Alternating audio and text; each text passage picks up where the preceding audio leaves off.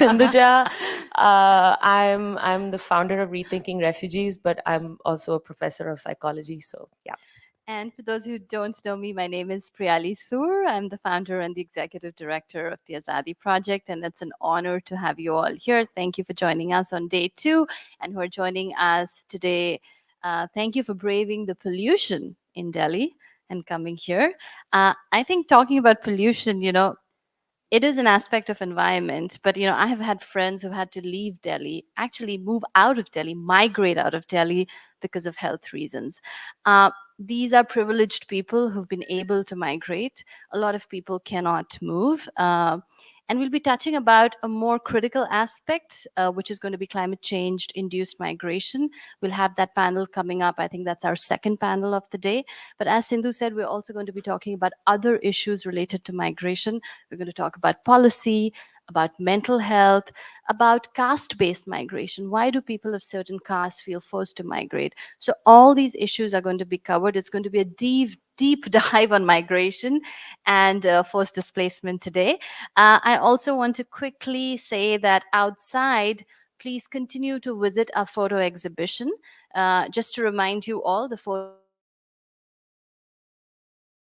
exhibition is in honor of all the migrants and forcibly displaced people, and in honor of Danish Siddiqui, who's a 2-time Pulitzer-winning journalist and was killed in Afghanistan when he was on assignment. So please do go see the photographs out on the photo exhibit. We have special pop-ups. In fact, a 15-year-old Afghan refugee girl whose name is Nagera, please correct me if I'm wrong, but yes, please go to visit her stall. She's painted these beautiful images of Afghanistan, women of Afghanistan. Go check out her painting. I'm sure she'll love the encouragement. And at the end of the day today, and I would request all of you to stay for that, because we're going to honor and award some of the change makers who are doing remarkable work in the space of displacement and forced migration. We have change makers in 3 categories. We just played the nominees for you, and we'll play it again towards the end. We have the 3 categories: a young change maker, a sustainable change maker, and long-time change maker. There have been 4 nominees in each of the categories, and through a careful process of selection and nomination through partners, these people were nominated, and all the partners voted, and then the finalists were selected. So we'll announce the awardees today at the end of the day, so please stay for that. Before I move into the first panel, which I'm going to moderate, just a quick word of thanks to all our partners: Mariwala Health Initiative, Asia Society, Danish Siddiqui Foundation, Fortify Rights, IMAD, Itihasology, who's actually curated the photo exhibition, Report for the World, and the News Minute. With that, let's move to the first panel of the day. It is policy and practice, migration in South Asia. I'm going to request our speakers to come up one by one. So Fazl Abdali is one of our first panelists for this. Fazl Abdali is a refugee rights lawyer and activist with over 10 years of experience in litigation for protecting refugee rights. He has been my 101 for refugee understanding. Every time I have a doubt, I dial Fazl's number. Fazl, please come and have a seat. And he is the Wikipedia on statistics and everything that I have wanted to know. So thank you for doing that, and it's great to have you here today. Our second panelist is Ravi Hemadri, who's the founder and head of Development and Justice Initiative, DAJI, a charitable trust working on issues of justice, human rights, and dignity for marginalized communities, with a particular focus on urban migrant workers, refugees, internally displaced people, stateless persons, and indigenous people. They do remarkable work. In fact, they're doing a lot of work in Haryana, Mewat, with the Rohingya population. Ravi, it's great to have you here. Please come, take a seat. And joining us online is Dr. Irudaya Rajan. He's the founder chair of International Institute of Migration and Development, who's also a partner on this event, and has over the decades extensively researched and written about social, economic, demographic, psychological, and political implications of migration on individuals, community, economy, and society. Dr. Rajan, can you hear me? Yes, I can hear you. Okay, great. So I'm just going to move my chair a little bit this way, but I think you all can. So We don't want to see your back, but we want to. Yeah, I think that. No, my camera person is our camera person is saying we will miss you. So I think you can come here. We need to see your face.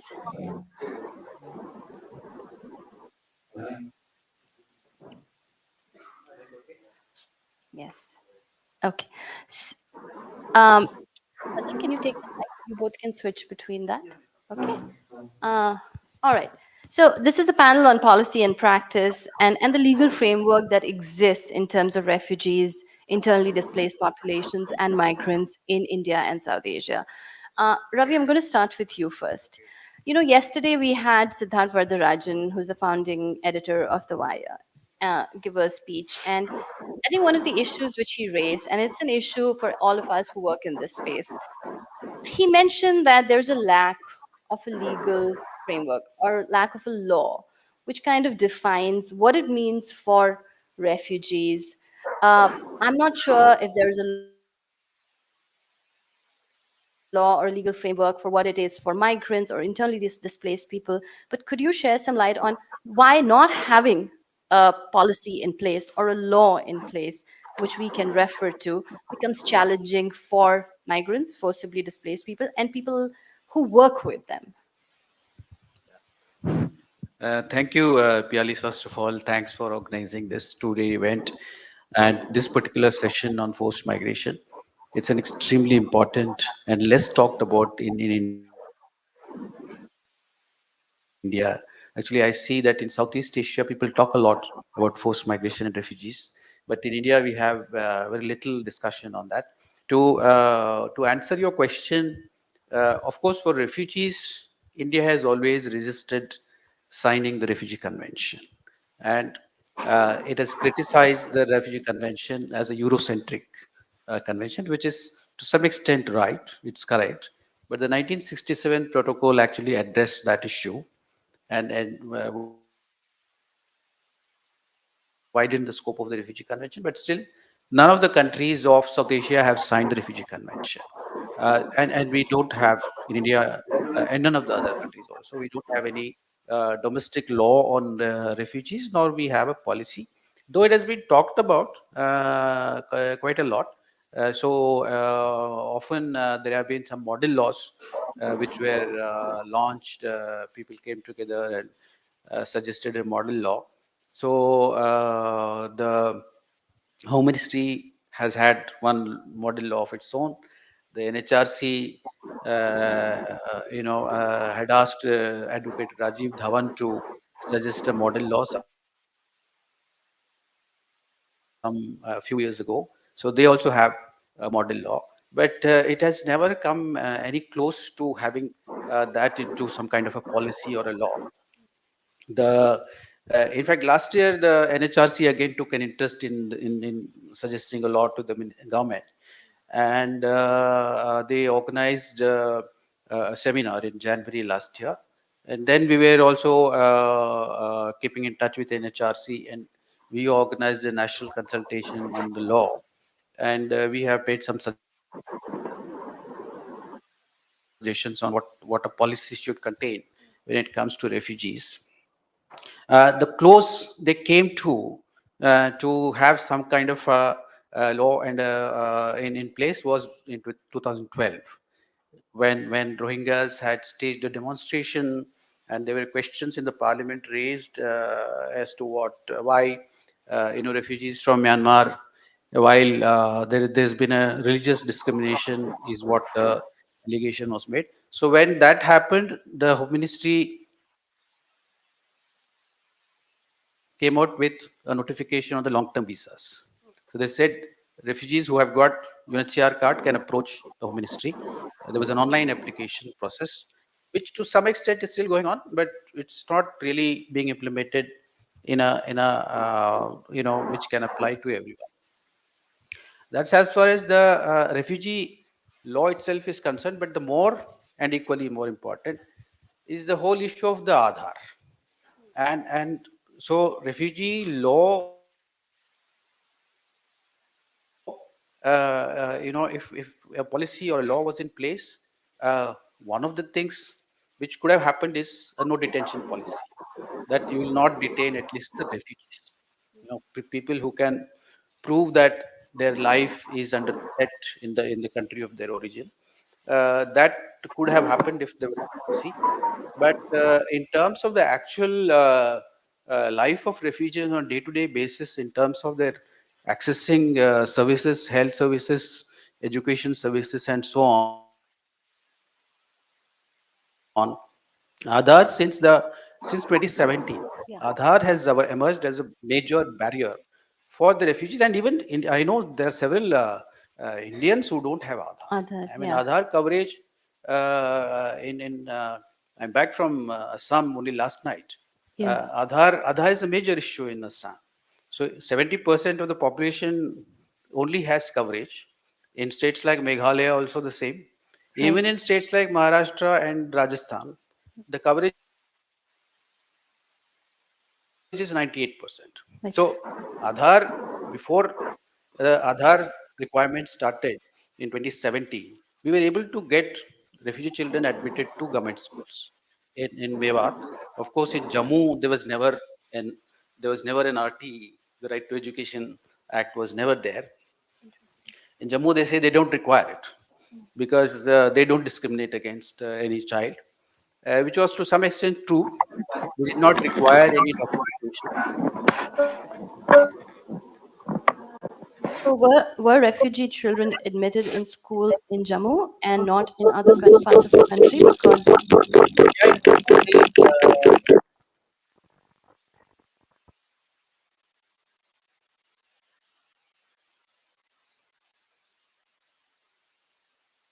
birth certificate. yes, They say that it should not be a barrier to children accessing. So that brings in, and also India is a signatory to the Child Rights Convention, right, and Child Rights Convention very clearly says children should not be discriminated on the basis of nationality. Nationality also cannot be a barrier according to the Child Rights Convention for every child to enjoy protection right. and Right. rights. I'll come back to you, Ravi, on that. But Fazil, just to pick on what Ravi has said, and Dr. Rajan, I'll come to you after Fazil. Um, Two things which really struck out to me. One is the lack of Aadhaar, and how does that limit services to refugees? And let me add here selectively. How that limits access to refugees selectively. The second one is detention, right? Because he said because there's no longer a place, arbitrarily and unlawfully, lots of refugees, and specifically Rohingya refugees, are being detained around the country. There are two detention centers in Delhi. In other parts of the country, they're detained in jails. So I want you to talk a little bit about what the lack of this law means in the lives of these refugees. What does it mean for them in terms of lack of access to services, the fact that they languish in jails? If you can kind of elaborate on that. So, talking about the Aadhaar, so the law is clear that anybody who is a resident of India and residing more than 182 days would get Aadhaar. So, prior to 2017, when the government come up and says that Rohingyas are illegal migrants in India, some of these Rohingyas got the Aadhaar card by giving their own refugee UNHCR card and proving that they were at the place for more than 182 days. So they were given that Aadhaar. Subsequently, after 2017, these Aadhaar were taken back, saying that they made a mistake, kind of a thing. Now, every scheme today is linked with Aadhaar, whether it is education, whether it is health, whether it is access to food. So you have to produce Aadhaar to get that services from the government. Now, when we filed the case in 2013, that is Jafrullah case, In 2018, the government came up and said that all the schemes under Article 21 is available to the Rohingyas as well, and largely for the refugees, if you can interpret that way. But theoretically, it is available. In practical sense, if you don't have Aadhaar, you'll not get it. You'll get admission to school, but to have benefits of getting free books, clothes, bags will come to your bank account. But you will not be able to open the bank account without an Aadhaar. So you're giving access to education, saying that I'm allowing you to study, but you'll not get other benefits. And that is also a barrier because right to education is until 14 years of age. So people or the students or the refugees who want to go to colleges, they can't. They'll ask for visa, they'll ask for student visa and all that, and other documentations. So Aadhaar has restricted directly and indirectly the services which is theoretically available for the refugees, whether it is right to health. You cannot have, in emergency situation, you cannot go to a government hospital and get medicines free because you don't have Aadhaar. And if you don't have Aadhaar, you cannot have a below poverty line card with you. I'm going to try and keep this a little bilingual, Hindi and English, for the benefit of all speakers. फजल आप detention for the benefit of all audience. फजल आप detention पे भी थोड़ा बताएंगे कि detention के बारे में because there is no law in place, or how people are detained under the Foreigners Act. And if you can just shed a little bit of light on that, and then we'll come to Dr. Rajan for internally displaced populations. तो मैं हिंदी में अगर आपको बताऊं, detention पे अक्सर देखते हैं, सब कहता है, मैंने बहुत बड़े बड़े नेताओं को ये कहते हुए देखा कि 1967 और रेफ्यूजी प्रोटोकॉल 1951 हमने साइन नहीं किया तो रेफ्यूजी प्रोटेक्टेड नहीं है हिंदुस्तान में, हमारा रेफ्यूजी से कोई लेना देना नहीं है. मगर अगर आप सिर्फ हिंदुस्तान के कानूनों को ध्यान से देखेंगे, जैसे कि कॉन्स्टिट्यूशन में रेफ्यूजी प्रोटेक्टेड है. दूसरा, गवर्नमेंट का अपना इंटरनल गाइडलाइंस है, जैसे रवि बता रहे थे अभी कि एमएचए की हैं गाइडलाइंस, जिसमें वो कहते हैं कि किसी भी रेफ्यूजी को या कोई भी आदमी जो अपने आप को रेफ्यूजी कहता है, उसको हम लॉन्ग टर्म वीजा देंगे. 2011 में वो आया, उसमें कुछ बदलाव करके 2019 में फिर से ये लाए और बहुत सारी सुविधाओं को हटा दिया उसमें से, जैसे कि उसमें एक क्लॉज ये था, मैं डिटेंशन की बात कर रहा हूँ इसमें, कि अगर आप 6 महीने तक किसी भी रेफ्यूजी को, या जो आदमी ये दावा करता है वो रेफ्यूजी है, उसको उसकी कंट्री में वापस नहीं भेज पाते हैं, तो आप उनका बायोमेट्रिक्स लेके उनको छोड़ देंगे. ये 2011 के गाइडलाइन में है. But this was changed. 2019 में इसको हटा दिया गया,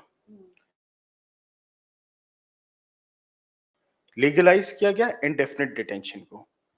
So just to, and I'll come back to you, Fazil, later. Just to kind of draw attention to what Fazil is saying is that currently, because there is no law or legal framework in place, it's very easy for refugees selectively to be picked up and put into detention indefinitely. There is almost no record of who's in there and for how long, and what's really going on, because it's not a criminal case in most cases, right? Exactly. There are two ways to get them detained. One is police arrest. Foreigners act लगाते हैं, एक छोटा trial होता है, फिर उनको detention centre में रख दिया जाता है. दूसरा ये है कि एफआरआरओ या गवर्नमेंट अथॉरिटीज कलेक्टिवली मतलब बहुत सारे लोगों को उठाते हैं और जाकर के किसी भी डिटेंशन सेंटर में रख दें उसको. जैसे आप जम्मू का एग्जांपल लें, को उन्होंने उठाया, एक सब जेल को खाली कराई और नाम दे दिया कि हमने उनको डिटेन नहीं किया, जेल में ही रखा है, ये होल्डिंग सेंटर है, ताकि उनका हमें पता हो कि कहाँ है, कैसे हैं, इसलिए हम उनको वहां रख रहे हैं. तो अगर जम्मू में बाकी स्टेट्स में तो डिटेंशन सेंटर भी नहीं है नॉर्मल जेल्स हैं। नॉर्मल जेल्स में। स्टेट में आप नॉर्मल जेल में एक बगल में एक ब्लॉक को खाली कराया, उसमें लिखा ये हमारा डिटेंशन सेंटर है। अगर आप लीगली देखेंगे तो ऐसा नहीं कर सकते।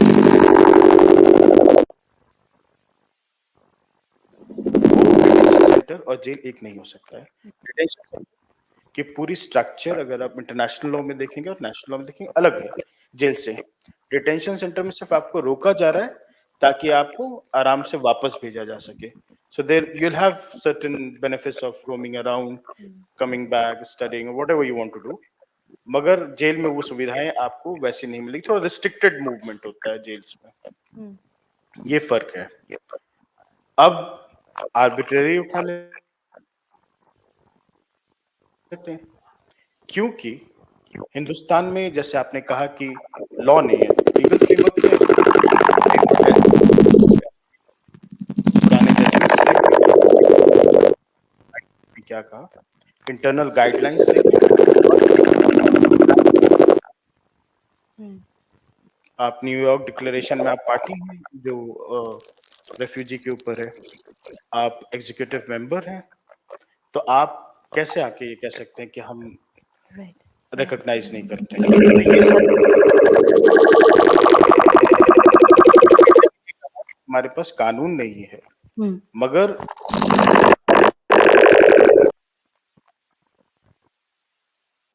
कॉन्स्टिट्यूशन से ये उनका अपना स्टेट। अगर प्रैक्टिकली अगर आप किसी इससे पूछे तो कहेगा फॉरेनर से आपके पासपोर्ट वीजा होना चाहिए, जो नहीं है तो हम अरेस्ट कर रहे हैं। तो थियोरेटिकली बहुत कुछ है प्रोटेक्शन, मगर प्रैक्टिकली Implement. नहीं करते हैं। Fazal, thanks for raising this very important issue. Dr. Rajan, coming to you now, we've been talking a lot about refugees, so trans-border people, right? But even within India, we see so much of migration, right? Internally displaced people, due to climate change, due to natural disasters, due to economic growth. Are there frameworks in place our countries, within our country, to kind of support these internally displaced migrants or people on the move? Do we have social safety nets? I know you've done a lot of.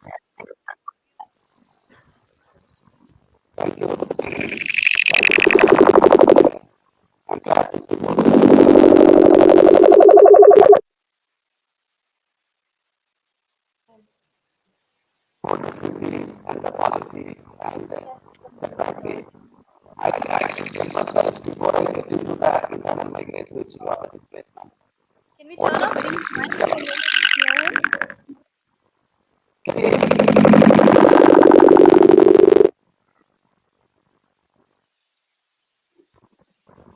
Dr. Rajan, maybe you can turn off your video and we'll have better net.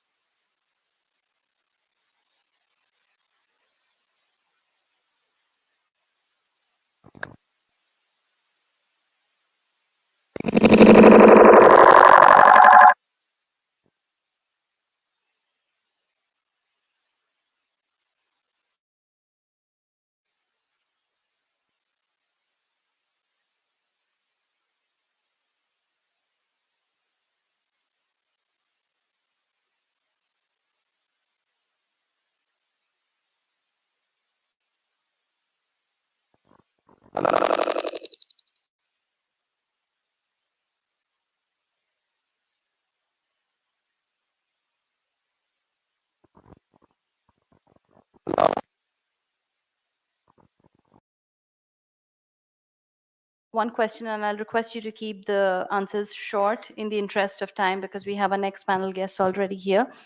Ravi, I know you all have done a lot of work in the space of public health in trying to make public health accessible to refugees who do not have Aadhaar cards or are not like received well in local government hospitals or public healthcare centers. Can you shed a little bit light on that, and what's the way forward? So a little bit of that and a quick take on what's the way forward. I mean, in terms of the larger policy, of course, one will be to advocate for access to Aadhaar as is there in the Aadhaar scheme. The problem there is that 188 2 days, as Fasal said. The problem is that as far as refugees are concerned, the government says they don't consider UNHCR cards as valid proof of their residence in India. But even others or also NRIs also not getting, that's a different matter. But coming to the policy and the practices question, I mean the question that you are raising in terms of the access to health and services, other services, uh, in my experience of more than 15 years working with the refugees, is that it's better to to take advantage of this little spaces in the system. There is a lot of flexibility in the system. Since India is such a huge country and there is so much of officers at the local level have a lot of autonomy on what they decide. So for example, in Mewat, what we have been able to do is that issue a separate identity card for the refugees, which is countersigned, which is signed by the medical authorities and signed by Daji, by me, and that card becomes kind of an Aadhaar card. So the superintendent, medical superintendent agreed to issue these cards from his site, which is signed by us also. And that kind of, the problem with health services is that, primary health care is not denied on the whole. I mean, if you see generally, but when it comes to specialized access to medicines and lab tests and surgeries, etc.,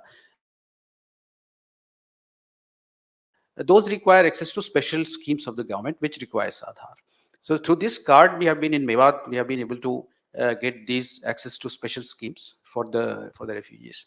So that is, just to share, I'm back from Assam, and Assam, they have this new detention center, and where there are about 100 Rohingyas and about 30 other Myanmar refugees. There are Bangladeshi nationals, and there are Assam's declared foreigners. So recently, we, along with a group of lawyers, we conducted a legal clinic, and we distributed humanitarian relief in the detention center this last this Thursday. And another organization approached higher authorities at the state level and the IG prison. The IG prison said, I don't have authority to give you permission to do this. I mean, to enter into the detention center. But we worked with the local district level, district legal services authority and the district judge, and they were able to facilitate this. So my experience has been that, you see, a person sitting in an office in Delhi doesn't see the person who's in front of, I mean, who's detained. But the jail authorities, those who are there in the district level, they see them on a day to day basis. So the official or the service provider who comes face to face and can see the person who requires support, has that sympathy and compassion, instead of person who's making the decisions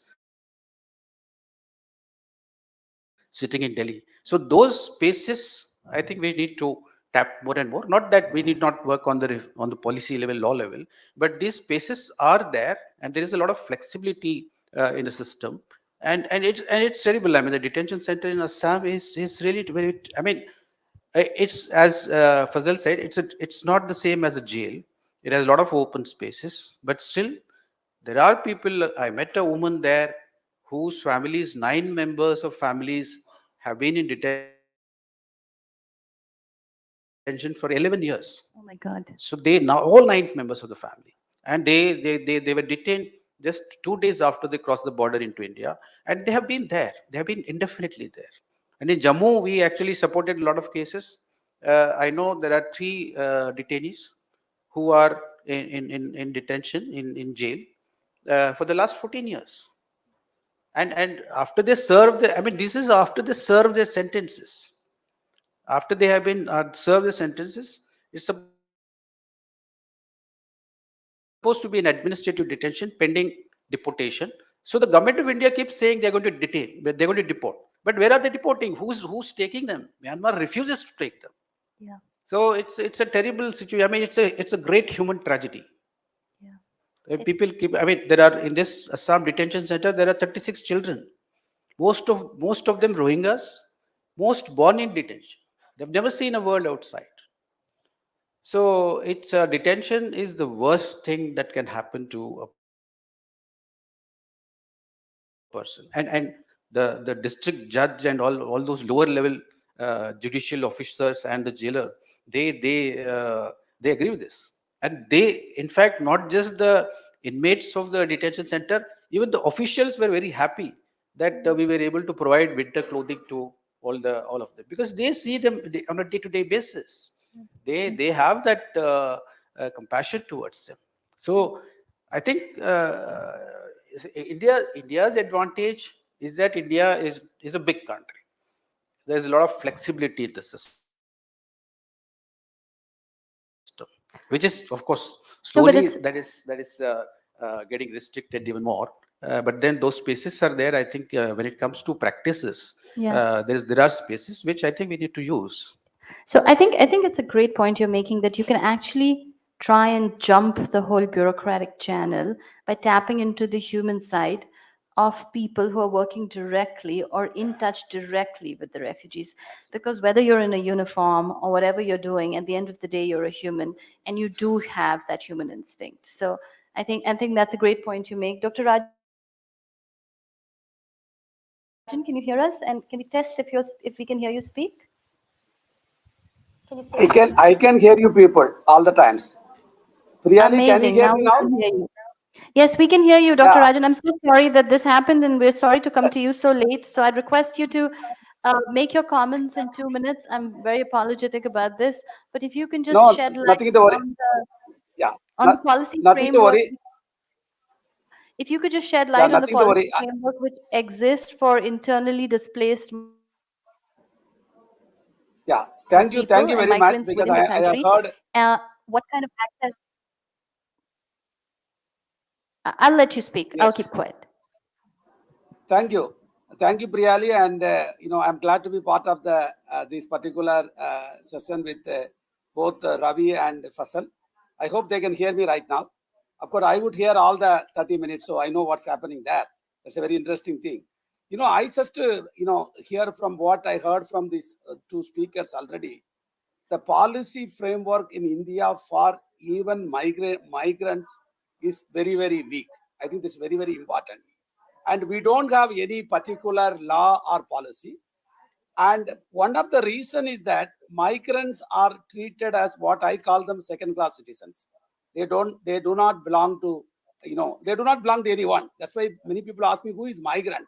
Who is migrant? I think the question of migration is very important.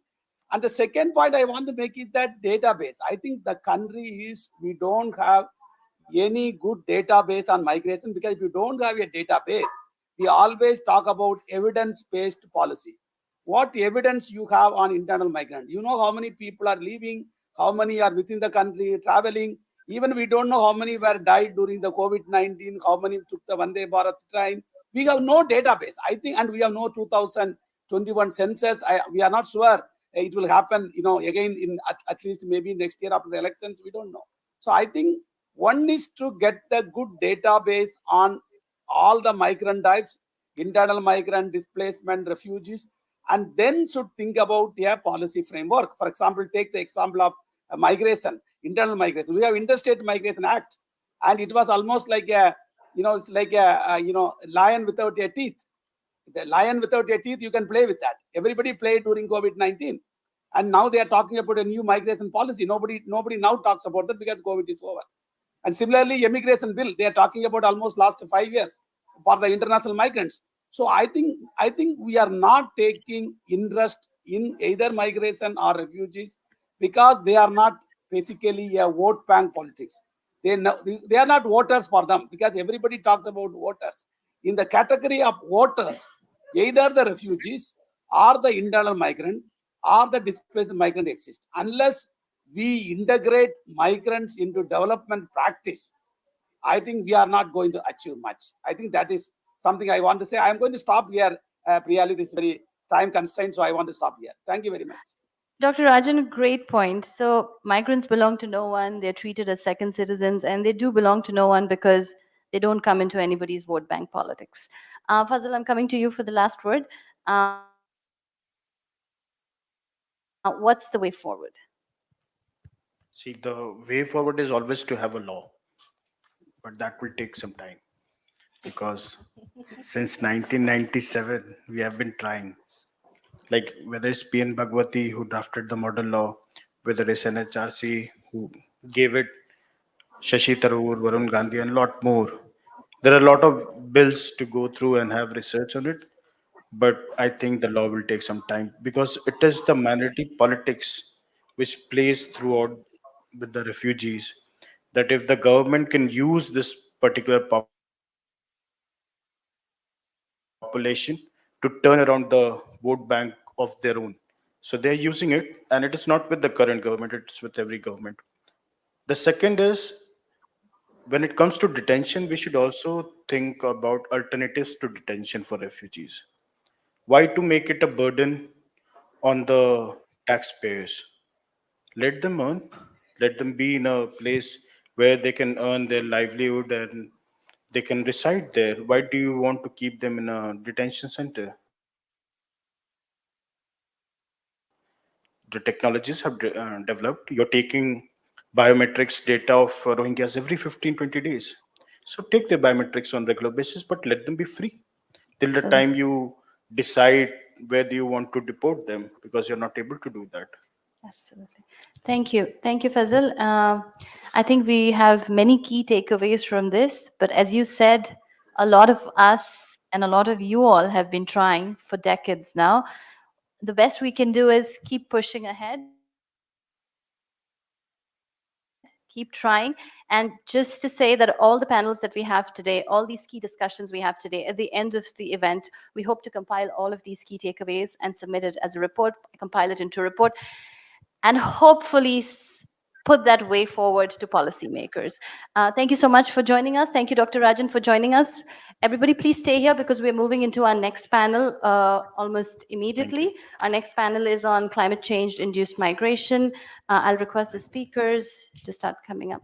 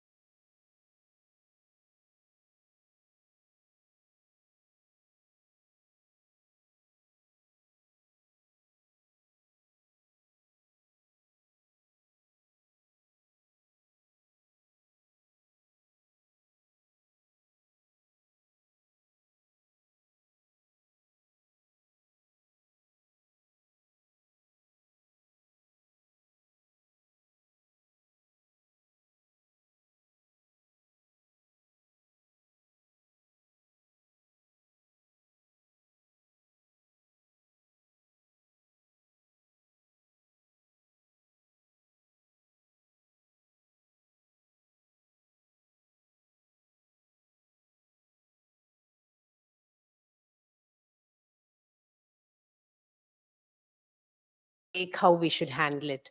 On our panel, we have Purvi Patel, who's with the Council on Foreign Relations. She's studying climate-induced migration and its impacts in the Northeast region. She's also been with the UNHCR for a while. Chandrani Sinha is a journalist, and she's based in Guwahati, but she's reported in the Northeast region of India for a long time, and especially focused a lot on climate impacts, citizenship, refugee migration, and all of that. And we've known each other for a while.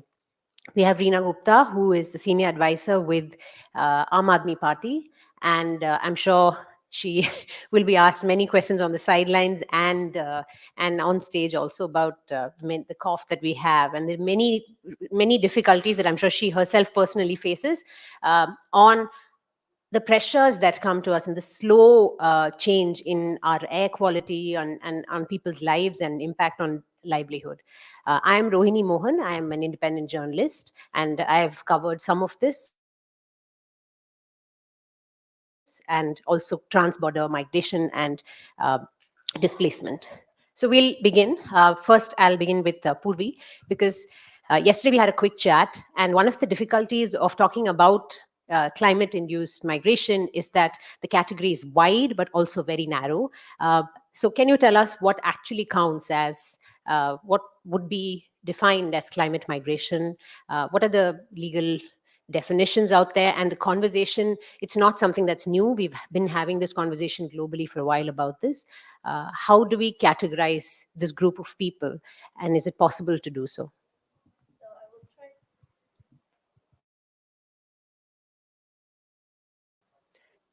Try it again. Here we go. Can you hear me? So I'll try to keep this a bit brief, but the short answer is there is no clear definition. And this is a big part of the problem. And what's happening, and one of the things I wanted to address was this use of the term climate refugee. And I understand why there is this tendency to want to use that term, because in a lot of people's heads, the idea of refugee is very much tied to this idea of someone who is forced to leave where they live and cannot go back. But I think, as the last panel was referring, as was mentioned, I've worked for UNHCR for many years, mostly in Latin America, and I came to India specifically to look at the overlap between sort of the traditional refugee displacement and climate-based migration, specifically in Northeast India, because it's a very interesting context. I'm sure you will agree for a lot of these topics. But the reason that the idea of climate refugee is a bit problematic is because, first of all, the definition of refugee is quite narrow in this sense. Maybe initially after World War II, the idea was to recognize people specifically forced to flee. But right now, the definition is, and I'm reading off my notes here, between the 51 Convention, which is specifically for refugees related to World War II, and then the 61 Protocol that was mentioned that expanded it to the rest of the globe. It are people who are forced to flee. They cannot return because of a well-founded fear of persecution based on a limited number of categories: nationality, religion, ethnicity, political opinion, and then something that's called membership in a specific social group. But that is now being defined very, very narrowly. So it could be a family, but to extend that membership to a vast number of people who are climate displaced people, governments have been very, very reticent to do that. And the last element is that the government cannot or will not provide protection to its own citizens under this definition. And so this dichotomy has existed for a long time, especially within the UN, but in the humanitarian sector, between groups that are forced to flee and cannot go home because of fear, and economic migrants, as they're termed, people who are choosing to leave because of a better life. And this is a very limiting dichotomy when we talk about climate change specifically, because climate displacement sort of blows up that entire dichotomy. You have people who are forced to flee, who cannot necessarily return home. They may not have a fear of returning home. They may, but they may not. They may want to return home. There's just nothing to return to. Or the climate change, and we've seen this in Latin America a lot. You have a family of 10 people who had a farm that was sustaining the entire family for many, many generations. And now the farm is only producing enough to sustain 5. So how do you support the other 5 members of your family? That's not necessarily, you may have someone who migrates because of that, but they're not choosing to, right? So it turns that on its head. And also because the government, not that they don't want to protect its own citizens in cases of climate, but they cannot, which is also part of the refugee definition. They simply cannot do what their role is to do. But on the other hand, while those elements are fulfilled, you do not have necessarily fulfillment under the 5 protected categories, and there may not be a fear of return. There may be, but there may not be. So it really doesn't fit this refugee definition, nor does it fit what governments have been trying to create a dichotomy of economic migrants. So what do you do there, right? And I don't think there's any consensus on this. There's a famous case that happened in New Zealand where an individual, I believe from Tuvalu, but a Pacific Island nation, was trying to claim status based on the fact of, his island is slowly disappearing. And the decision was not in his favor. I think there's some issue of also, okay, let's say that the decision said, okay, we can recognize some refugees, some status. Which status is it? Is it refugees or is it statelessness? Because if your island nation doesn't exist anymore, then do you still have that nationality? This is what everyone is struggling with right now, and there's no consensus. And I think this is what's making it very hard to define how to talk about forced migration related to climate change.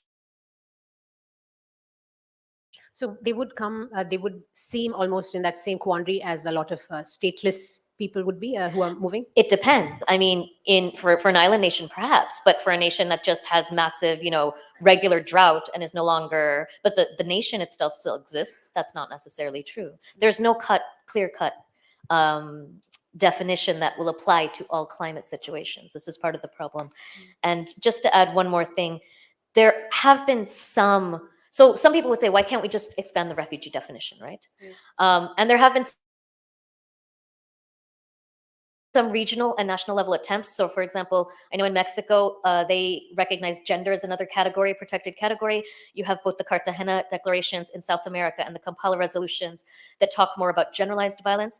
But even there, I know in Latin America, governments were very hesitant to recognize refugee status based on Cartagena and generalized violence until Venezuela happened, because the Venezuela crisis was so clear, it was so widespread. It was an economic meltdown, though, but they had to recognize some sort of status. So I know Mexico was recognizing refugee status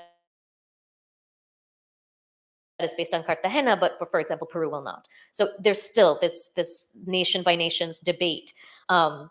And then at the global level, there's a general fear of revising the refugee definition. I know UNHCR, this is the agency I've worked for more than any other employer, but I will say I do think they are afraid of taking this up globally, because they think that if you start the conversation, not only will you not expand the definition, but given that so many even Western democracies are trying to limit who is recognized as a refugee under the current definition, they are afraid that opening up that conversation will result in a reduction of rights. And so this is basically where we're at. Reena, the things that Purvi mentioned, are these, and of course, we are in Delhi, which is at the center of all sorts of migration. People come through, whether they are coming in from other countries to seek some sort of permanent or semi-permanent status here, but also it's the hub of so many groups of internal migration. Also people moving out. Just this morning in the paper, I read about large groups of construction laborers who have to go back because the work has to stop because of the pollution. How much on top of mind are these things for government? You were also with the World Bank in the past. I'm sorry, I didn't mention it in the introduction.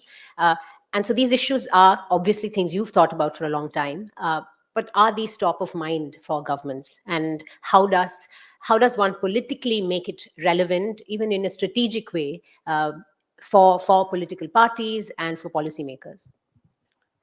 So I think the first time a lot of governments in the country woke up about this issue was during the COVID crisis. That's when we realized that, at least I'm speaking for Delhi, that we didn't have a real database of even the migrant workers. How does one identify where they are, and what kind of help do they need? So I would say a very serious effort started post COVID and during the COVID time, that the government needs to identify where are the migrant workers, and how do we give them identification. So in Delhi, we launched a big drive of giving labor cards to the migrant workers, and making sure that they have access to all the government schemes and government services. The labor card has worked very well. I think 13 million laborers in Delhi now have a labor card. And then in due course of time, the government of Delhi has started giving additional services with the labor card, free hospital services, health insurance, assistance for education. And also every year when construction stops, like you were saying, last year the government did a direct benefit transfer to all the laborers in Delhi because of extreme weather events when the construction stopped. So government in two tranches gave the money to compensate for that. So that's the answer for what the government is doing about migrant laborers. But I think this is again an issue which has to be dealt for a country as a whole. Um, Recently, we were doing a study for climate change adaptation in Delhi, and we studied a lot of the slum areas because that's where a lot of the migrant workers end up. And we found that we have workers from Pithoragarh who've moved here because of floods over there. They lost their households, they've lost their livelihoods. They moved to Delhi. Workers from Orissa, again due to extreme weather events, who've had to move to Delhi. Workers from Bihar who used to be traditionally farmers, but now because of climate change their yields have gone down, so they to compensate for their livelihoods, they've had to move to Delhi. So and a lot of times, in most cases, these workers end up in the slum areas or unauthorized areas of Delhi, which are not the best places for anybody to live in. And as a city state government, we also find it very difficult to be able to service this population. uh, I think what needs to be done is we need to have a plan for the whole country, because unless we invest in climate change adaptation and we identify the vulnerable communities, and make sure that they actually continue to live where they're living, but help them adapt to those circumstances. Because if you talk to any of these migrants, none of them want to come to Delhi. Who would want to live in these slum areas of Delhi? They would want to live in Pithoragarh, in Orissa, in Bihar, where their communities are. But they are forced to leave because they don't have a livelihood over there. So I think as a country, we have not invested enough on adaptation. And moving forward, I think that's where the focus needs to be. How do we ensure that farmers who are facing these events, how do they adapt? What kind of farming practices are required? What kind of seeds are required? What kind of technology is required to help them be able to sustain their livelihoods in the face of climate change? And also, I feel that and again as a country we don't have a plan. So first of all, I think there needs to be a plan, there needs to be a fund, a national level fund which state governments can tap into, because most of the state governments are cash strapped. They don't have the money to invest in adaptation. So as a nation, there needs to be a fund which the state governments can tap into. So for example, in Punjab, we are working with farmers now to introduce them to farming practices which will help them adapt to these changed circumstances. But we don't have enough resources to be able to implement everything that we want to implement. So the short answer is that as a country, we need to have a plan on how do we help vulnerable communities adapt to the changed circumstances, so that they actually don't have to migrate. Nobody wants to lose their community and their social networks and migrate to another state or another city. Given the audience we have here, who many of them are living here from other countries, in different stages of being a refugee. So, as a city-state government, you're also having to deal with a lot of people who are not your voters, a lot of people who live here. I mean, other than just even many Indians who live here are not your voters. So this sort of population is also your responsibility, and they are here for many reasons. So how much are they part of the conversation, and how much you did say that the Labour has offered a direct benefit transfer and healthcare and all of that. So how much can be done, and you have to accommodate them in housing, in relief camps. So quickly, can you just say how much are they part of the conversation? So they are part of the conversation. I mean, all the health services in Delhi, we've made a very conscious effort to be able to help them get admission in Delhi government schools. Health services are free for anybody. Nobody asks you for an identification. Anybody can go to the Mohalla clinic and access those services. As far as mobility is concerned, for all the women in Delhi, whether you're a refugee or you're a migrant, nobody is going to ask you for an identification. You can avail the free bus ride. Housing is very, very complex because land in Delhi is not owned by Delhi government. It comes in the central government, and everything else around law and order is again with the central government. So uh, we are making a conscious effort to make sure that you have access to health, education, and transport. Besides that, because it's a complex administrative setup in Delhi, a lot of things do fall between the cracks, between the center state kind of shared responsibility. Chandrani, your experience in reporting, a lot of policy that tackles climate-induced migration. I'm trying so hard not to say climate refugee because I'm very conscious now in a good way. You would find we were talking earlier. There are several gaps in addressing the demands and issues that people face, perhaps because of the different ways in which different groups are treated are thought of as deserving of help. And we, as journalists, also often feel the helplessness of writing about them because we can only portray their helplessness. We don't know what to write as their demand because they don't have not been able to yet frame it, or we don't know who are the people to answer these questions that we have. So can you talk about, with some examples of your reporting, your insights on what actually these people really want, and where you see things being addressed and where things are completely ignored? Uh, so I have been working out from Assam and also other northeastern states, and what I came across is that there are a lot of people. So they themselves can't define them as displaced people. So because like in the policies which we see, and you will also understand that while we write about refugees. So yeah, that's how, like, personally what I think, like, if we talk about, or if we use the term climate refugees, one day I feel like maybe UNHCR or the agencies who are working with them will accept it. So in that way, like, we also, our editors, and we also feel like, why can't we use the term and make it happen?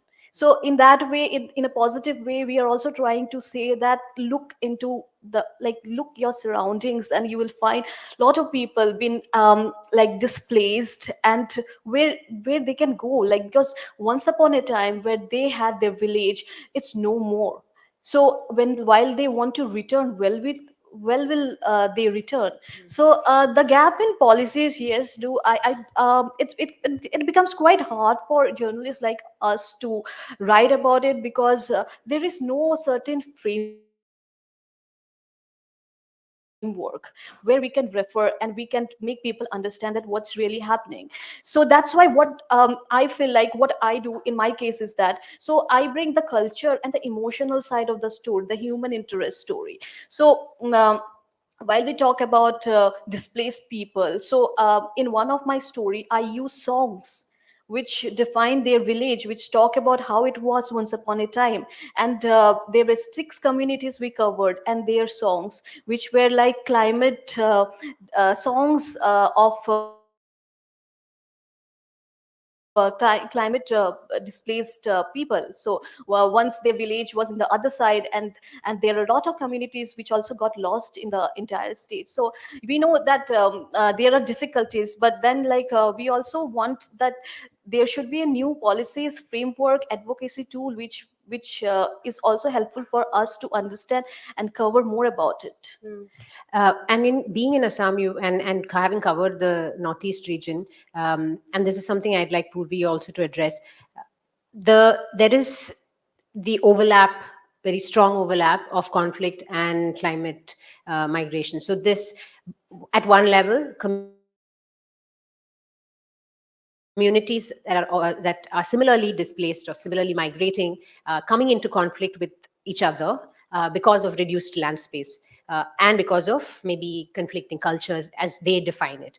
But as your song reporting, I was watching it, I was listening to it yesterday, the similarities to me struck more than the differences. But as they live close, cheek by jowl, the differences become amplified and there is conflict. And secondly, the conflict that comes from political capital being derived out of this. It's yesterday someone was Siddharth Vajrajan and some others also mentioned about the how there is much more to gain from vilifying certain groups than doing the hard work of addressing the difficulties of so many.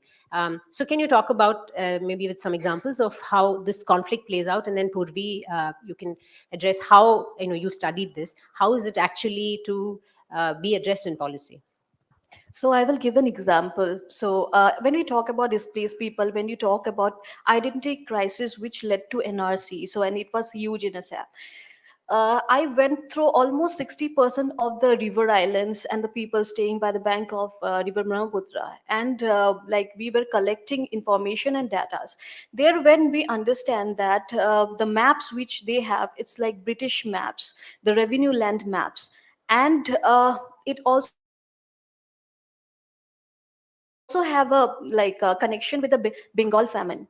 And in 1943, when the Bengal famine happened, the British, to recover from the crisis, they pulled people. They introduced a campaign called "Grow More Food," and they brought people from East Bengal and they placed in the in the banks of Brahmaputra so that they can grow food, and it later on came under the revenue land. And there was a patta land introduced by the Assam government during that time. It's called so that they don't never had to go close to the indigenous people and to restrict refrain them from conflict. Now what happened when 1950 Tibet earthquake happened, and Assam was at a loss. It was 8.3 magnitude, and the erosion started happening till 1960s, 70s, and all their lands were taken away. They had to push back, and that was the time when the need of NRC happened. It was being talked in the assembly, and then that's how the identity crisis started. And it was huge because a lot of agitation took place, and that was one of the reason why this entire conflict started. So when we went through all the banks and rivers and talking to people, they told us like how they have met Gandhi, and during the colonial times when they have campaigned with a lot of people, and now they are thinking about their identities. So the shrinking land and the identity crisis is one of the big factor, and it should be talked about more, because in coming days we all knows that how the globally the land is shrinking and a lot of things happening. So where do we accommodate the people? So it's necessary for us also to talk more about climate change and the identity crisis along with it, and write more about what policies should be there to also give them Right. peace. Right. Purvi, what policy should be there? I mean, there's so much in there to talk about. But one thing that strikes me Sorry, is before you just say, after her comment, we will come to you for questions, so start thinking. one thing that strikes me is really important. And one thing that struck me as very stark when I started reading about the Northeast is that it's when people, journalists, also academics, write about the Northeast, it's almost as if they're writing in this idea that the Northeast exists in a vacuum, right? It's completely separate from the rest of India, and it's also talking about either the Northeast or Northwest Myanmar, or talking about Bangladesh as if they're separate entities, when in all honesty, it is one continuous river basin and one region that historically you have entire communities that were freely moving within this region. And those political boundaries were set up by the British, let's be real, right? So looking at that, it's very important to keep that in mind when we're talking about the Northeast, including climate, including the way that the waters flow, including the way that farming is done, and how that dichotomy between the hills and the valleys is set up. It's very, very important looking at how that exists right now and how that potentially will change and create the population movement related to climate change.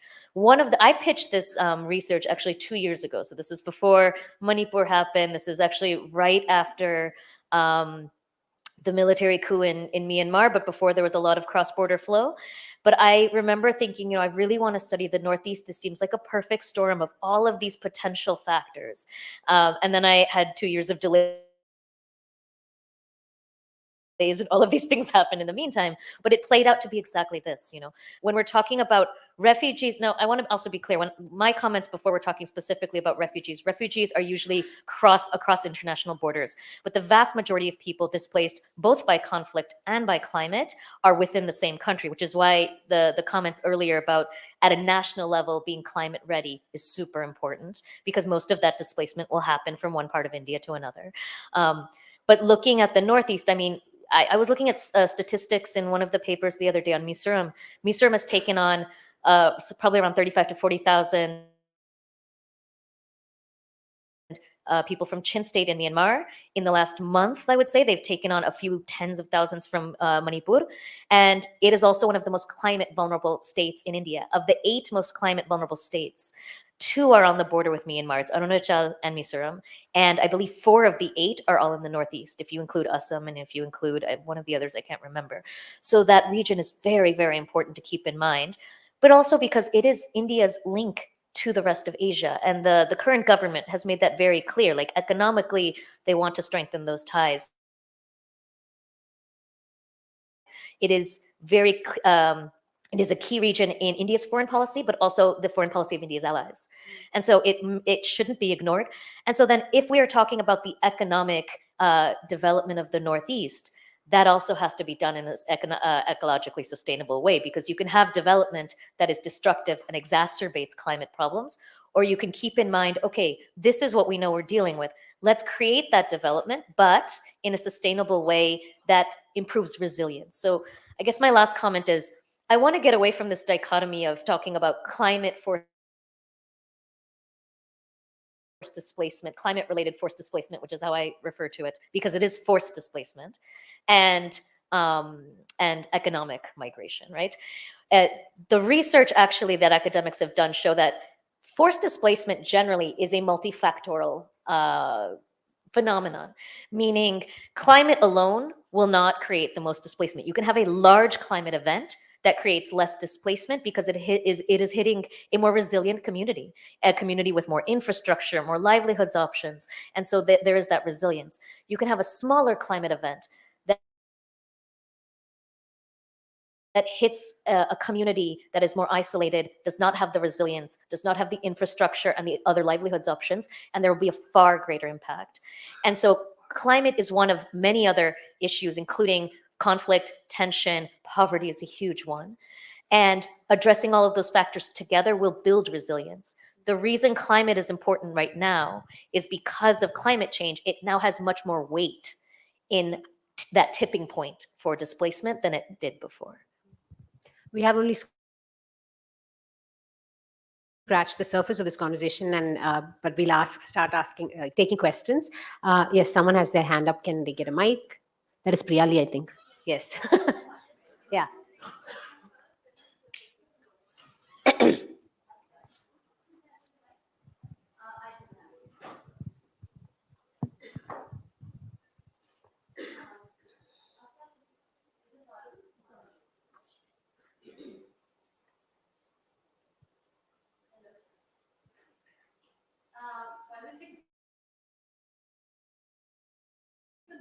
I'm just going to ask my question out loudly and then I'll come to the next question. My question is to Rina actually. I love the fact that you spoke about adaptation should be the way ahead. Since most of the climate hotspots, in fact, South Asia has a lot of climate hotspots, and within India, we have a lot of climate hotspots. And Purvi mentioned that we have so many people who are displaced because of climate change and natural disasters within India. What does that adaptation policy which you're talking about, what does that look like? Does that mean that between state governments, there should be an understanding that if people are moving from one state in the other state, they're given livelihoods so that they can actually empower the economy as well? What does that policy look like if it's cross border? So, I was also looking at some data. If you look at, I think there's been some ranking of countries in terms of climate-induced disasters. India ranks number 4 in the world. So, I think as a country, we should recognize that we are very vulnerable for climate change. And then each of the state governments actually have adaptation plans. But as of now, those adaptation plans are just on paper. There are no funds to back those adaptation plans. So, for example, Delhi also has an adaptation plan, and I'm sure most states would have an adaptation plan. So, the strategy would have to be differentiated between various states. Delhi is a very small state.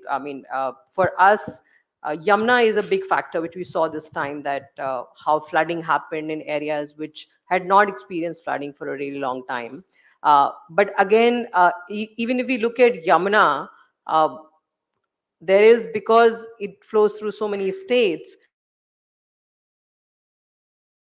so those states would have to come together. So there'll be, I think there have to be several kinds of plans. One will have to look at river ecosystems and make a plan for each of these rivers. And I do want to touch on to a comment that you made, but you didn't ask me the question about Delhi and pollution. So for example, if we look at Delhi and pollution in North India right now, Delhi's airshed is 300-kilometer radius, which means if you take Delhi as the center and you draw a circle, every event which happens in that 300-kilometer radius impacts the air quality of Delhi.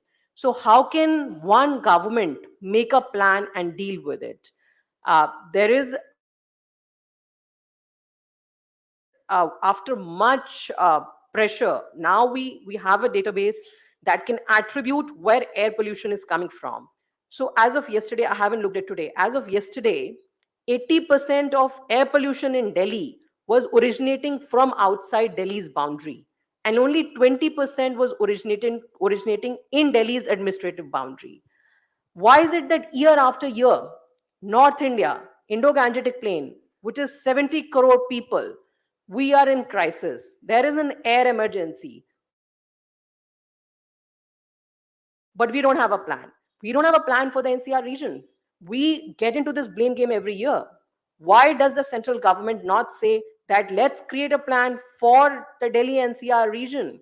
That plan, the way I see it, each state government should have targets. These targets have to be measurable, they have to be time bound. Delhi should be told that in the next 5 years, you need to bring your PM2 point level down to X percentage. If you do that, central government will give you additional funds. If you don't do that, we will penalize you. This is what China did. Otherwise, we will have these panels year after year, TV debates, nothing will change.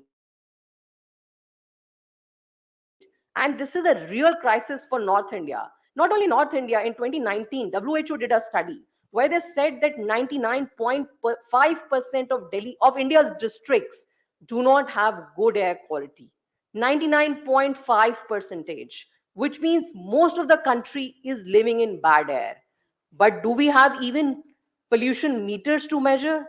It is because you have a few cities which have a few meters. Delhi has 40 meters.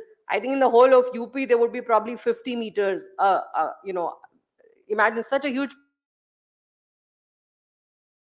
population, such few meters. So first, you're not even measuring it. Once you know the quantum of the problem, then you can address it. But if the whole debate in the country is about whether you're eating meat or what are you eating, then where does climate change actually come into conversations? It doesn't.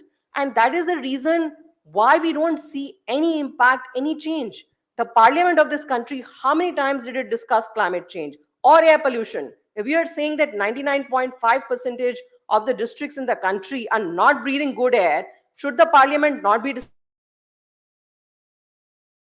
discussing it? I don't think there was even one session on air pollution in the parliament. So unless we make climate change, air pollution, all of these into political issues, I'm very sorry, we'll just have these panels where few of us will sit and discuss and nothing will change.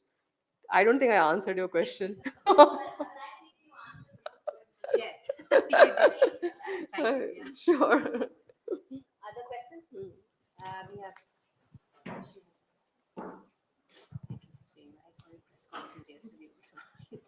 Hello. Uh, Good afternoon to the panel. My name is Pranita. So, my question was to Reena, ma'am. You mentioned that post-COVID, there was this drive done to ensure to collect a database. So, now that 13 million people have labor cards, that is a momentous thing that was done. So, what were the challenges that were faced? I'm just asking for a deep dive as to how this drive was done and how it was ensured that a lot of people were not left out. And I also have a second question after that. And okay, I can ask it now itself. So this digresses a little from climate induced. So, but it's in my head from a very long time. I would be grateful if the panel took up. So I originally come from Bangalore. So right now Bangalore is facing an influx of migrants right now. So all of them are first generation graduates and first generation, second generation graduates who are right now coming into Bangalore, hoping that the city life is the best life that anybody can live in. They might have 20 acres of land there. Their yield might be good, their returns are good, but they just do not want to put their hands into the soil again. There is this conundrum in their head. So how can we convince them that that work is also important, that work also propels the economy forward, and how can we convince them that that is also important? And even though there is so much recession that happens in software, they choose to come to the cities thinking that that is the benchmark lifestyle that anybody can live. So, two questions that I had. Thank you. So to answer your question, these drives go on every month, where we try to identify the construction workers, the laborers, and try to get them registered. Even otherwise, I mean, the communities that you all live in, all know of anybody who does not have a labor card. I mean, I would request you also to motivate them. We can share this information through social media, for as many people to be able to register them. And increasingly we want uh, to give more and more services.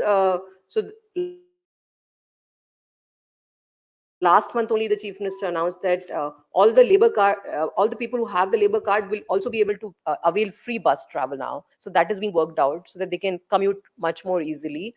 So these drives do go on, and I'll quickly touch on to your second question. um, I think, see, all over the world, urbanization is happening. So more and more people are moving towards cities. I don't think that we can stop. What we can do is we can make our rural areas better. Why is it that 75 years after independence, most of the country does not have good schools in rural areas, does not have good hospitals in rural areas?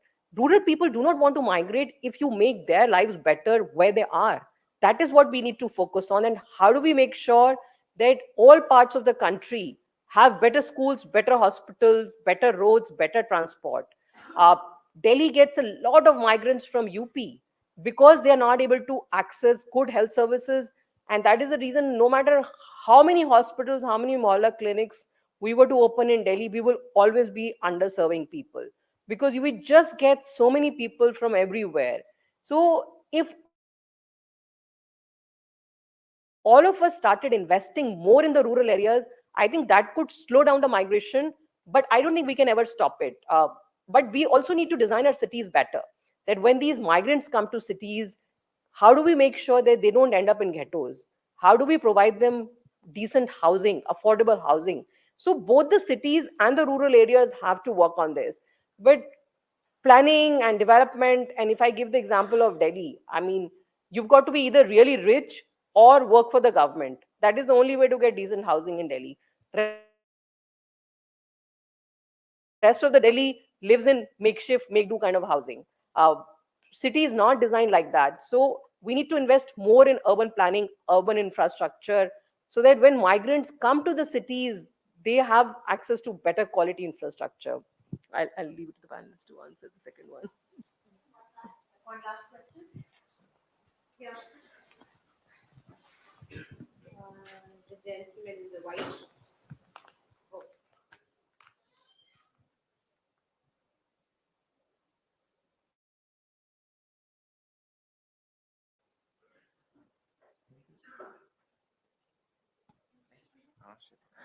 Thank you. This is Aman Sirat. So, as you know, Delhi is the most populous city in the world. As we checked before yesterday, it was the toppest. That's a big problem. So, you know, and the representative many times discussed about the pollutions and also about the climate change. But what's the problem? Is there or are there any problem in the policy or the applying the policy? This is the first question. And the second question, as you mentioned, this is a political issue. So is there any factors also available over there, or just a political issue for the climate change and the pollution in Delhi? Because we did 2-3 research related to the Delhi and about the pollutions, and also we did a photo story project, and so it's still it's not changed, and every day and day by day, and the pollutions increased, and nothing can change, just the policies approved by the representative, but after the years, and we see the same, and this is a problem, and I want to know about that one. Thank you so much.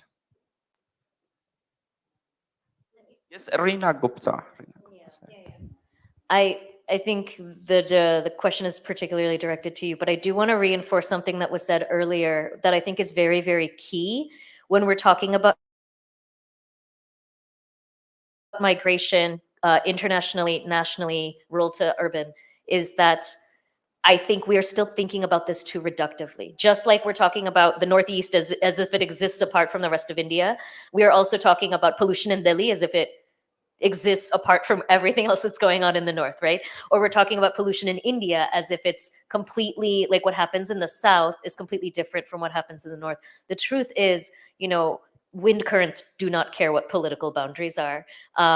Water and rivers do not care what political boundaries are. And so it's not enough to put the entire burden on one municipality or one state to figure it out. This has to be, not just in India, I would say everywhere, a national level sort of plan, but also regional, because again, between a number of countries that all share the same river basin or same ecological system, you cannot have the actions of one country not affect the other, right? So I think we need a mindset shift, that it's not just talking about what is my responsibility, what is my government's responsibility, but more larger solutions that require a complete shift on how we are conceptualizing this. But with that, I'll give it to you. You answered it. I mean, I'm not the policymaker here, so that's fine. So I think that question she did answer before, and you know about the implementation and the complex policies. So I think we'll sort of. Would you like to add something? Okay, so I think we'll sort of end here. Thank you everyone for attending, and thank you panelists for your honest comments, and good luck to all of us.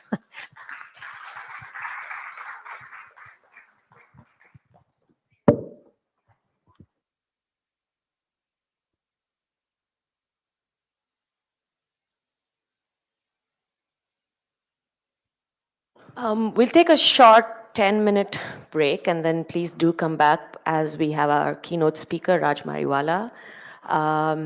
We are running about 15 minutes late, so let's try not to delay it further. Thank you.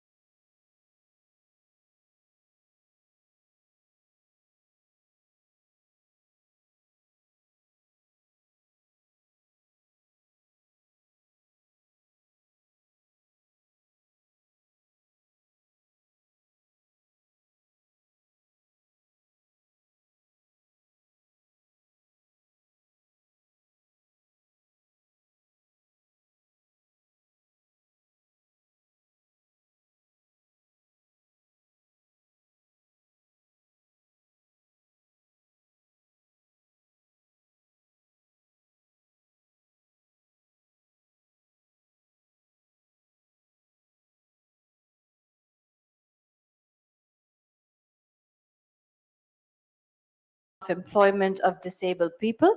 Raj is also a practicing canine and feline behaviorist. So I love a lot of the work that Raj does, but my heart is truly with the canine and the feline work that Raj does. I know that's not what we're talking about today. So Raj is talking today about a psychosocial support approach to migration, forced migration, and forcibly displaced people. Let's welcome Raj Mariwala.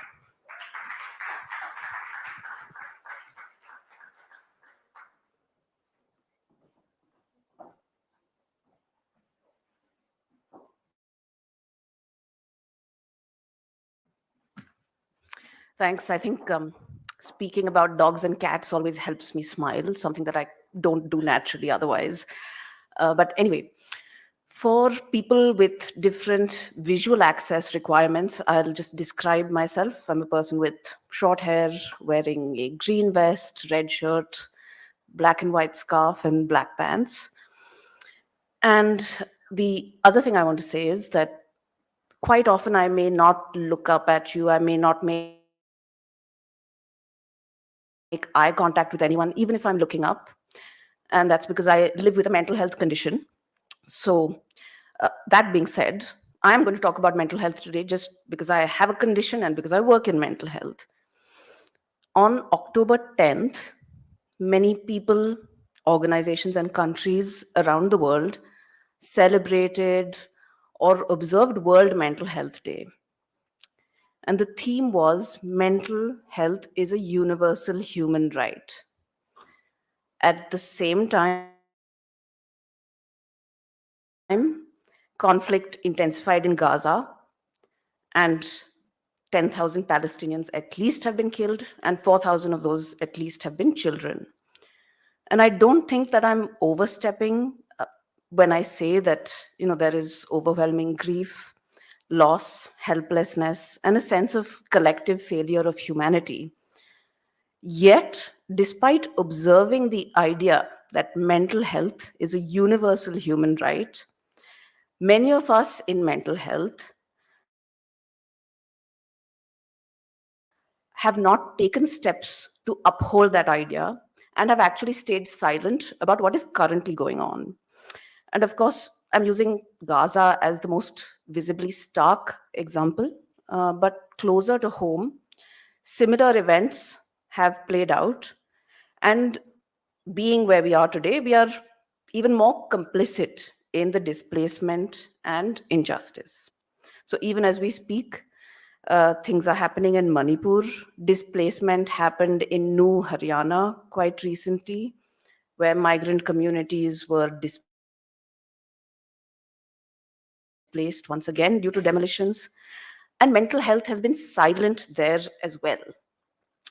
Now, unfortunately, the field of mental health overall is quite badly equipped when it comes to deal with issues of refugees, forcibly displaced persons, including internally displaced persons, asylum seekers, migrants, etc.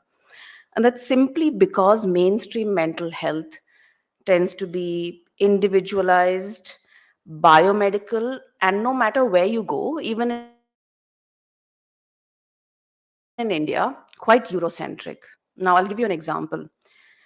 The idea of PTSD or post traumatic stress disorder. The mental health head of Palestine, Dr.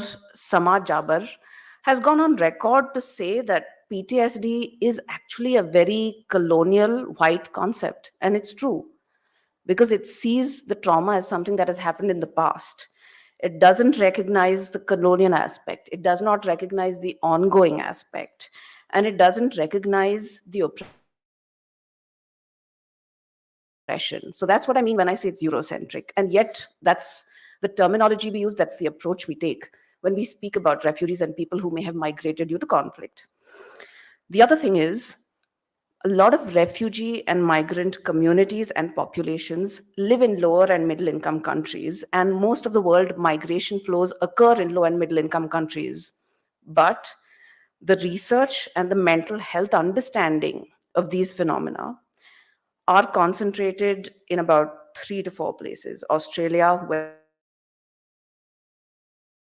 Western Europe, and the United States. And the reason is very simple. And due to the way that systems and policies are set up in these countries, the way that mental health is then envisioned is two things: talk therapy and psychiatry, right? Now, even if I use that as a starting point, it leads me then to issues of access. Many people need help. We don't have enough professionals.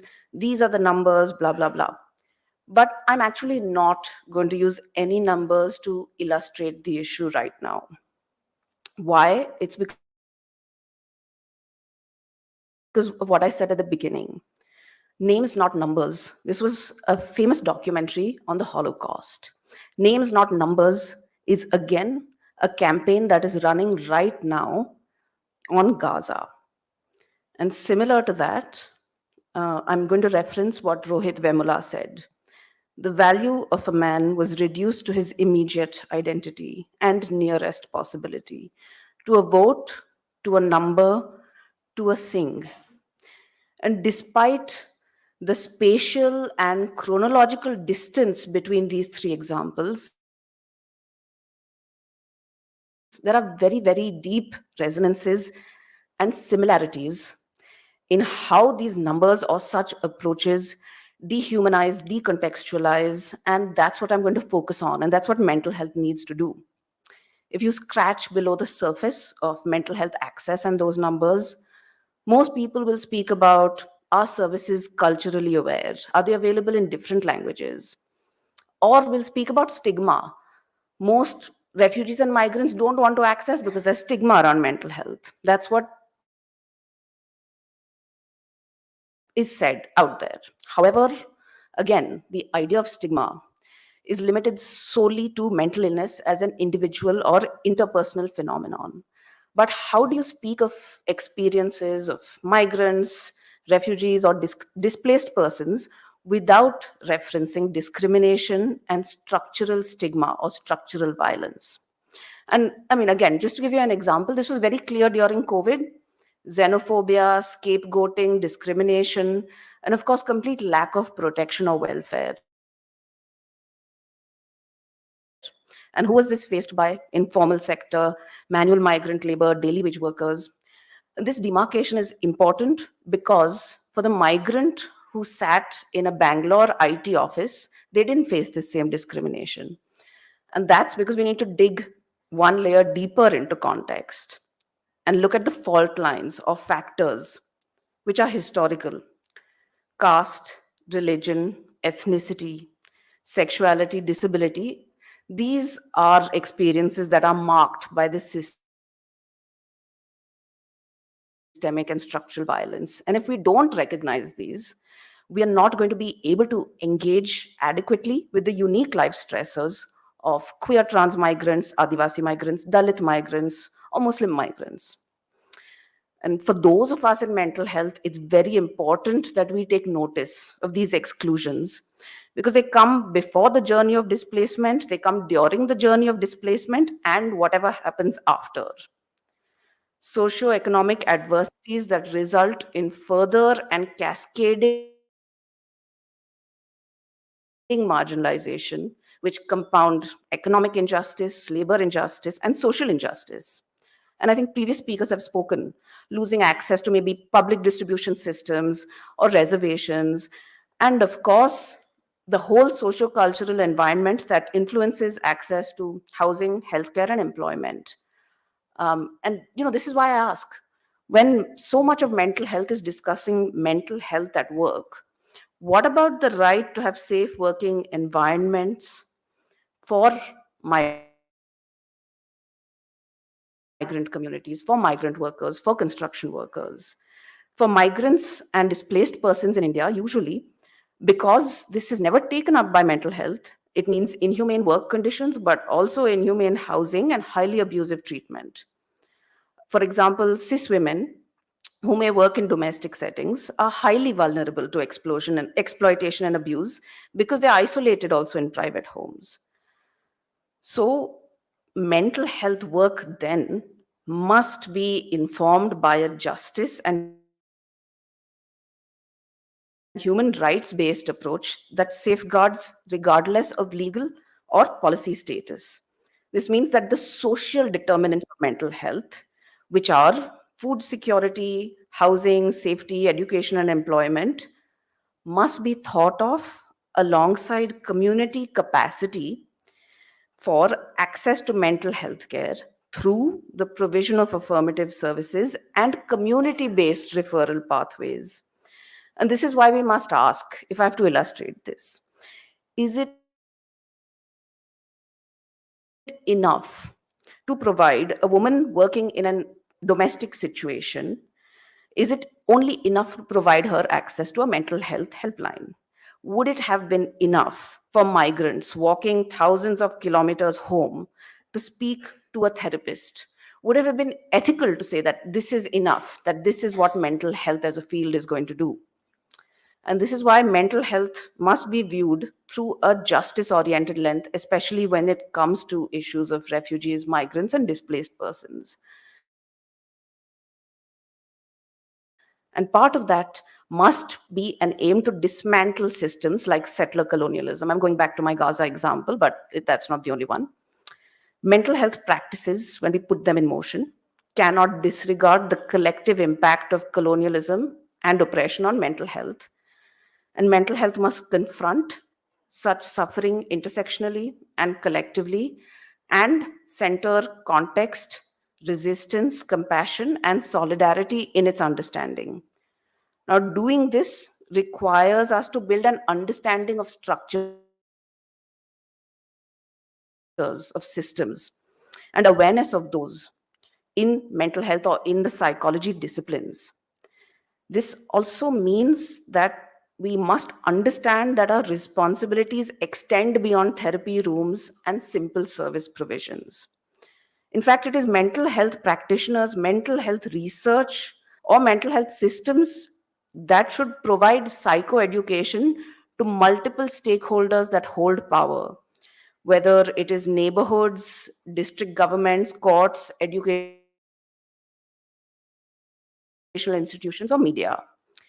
This also means that we need mental health to commit to a collective politics, allyship, and solidarity between movements of refugee rights, labor rights, anti caste rights, LGBTQI rights.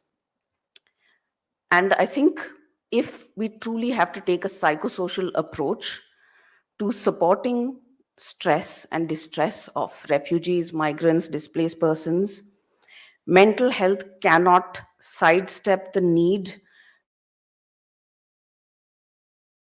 to address social, economic, and institutional exclusion that contributes to distress, which means that really widening our ambit beyond affirmative mental health services to affirmative mental health policy, as well as other linked services to demand freedom from violence, food insecurity, as well as better provisions of social safety nets, labor rights, LGBTQI rights, and human rights as a whole.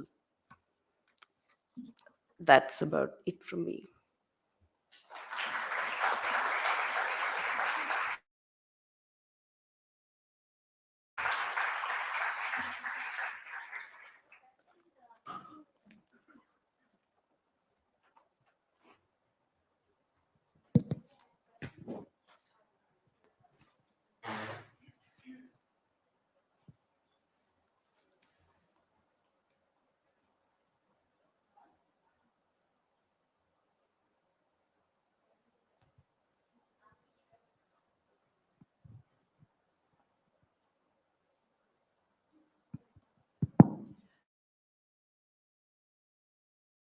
Hi, Raj. My name is Shreya, and I'm a researcher with Asia Society.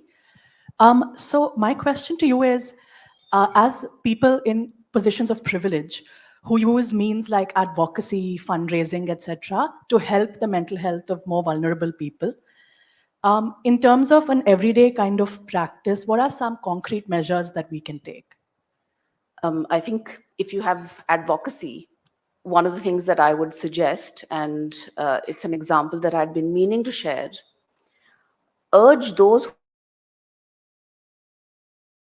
who fund mental health to fund protective measures. I'll give you an example, and we've actually done this in Manipur, where when the conflict started in May, we provided shelter assistance, cash assistance, cash transfers, food, everything else, so that people are not forced to leave, they're not forced to shift to camps.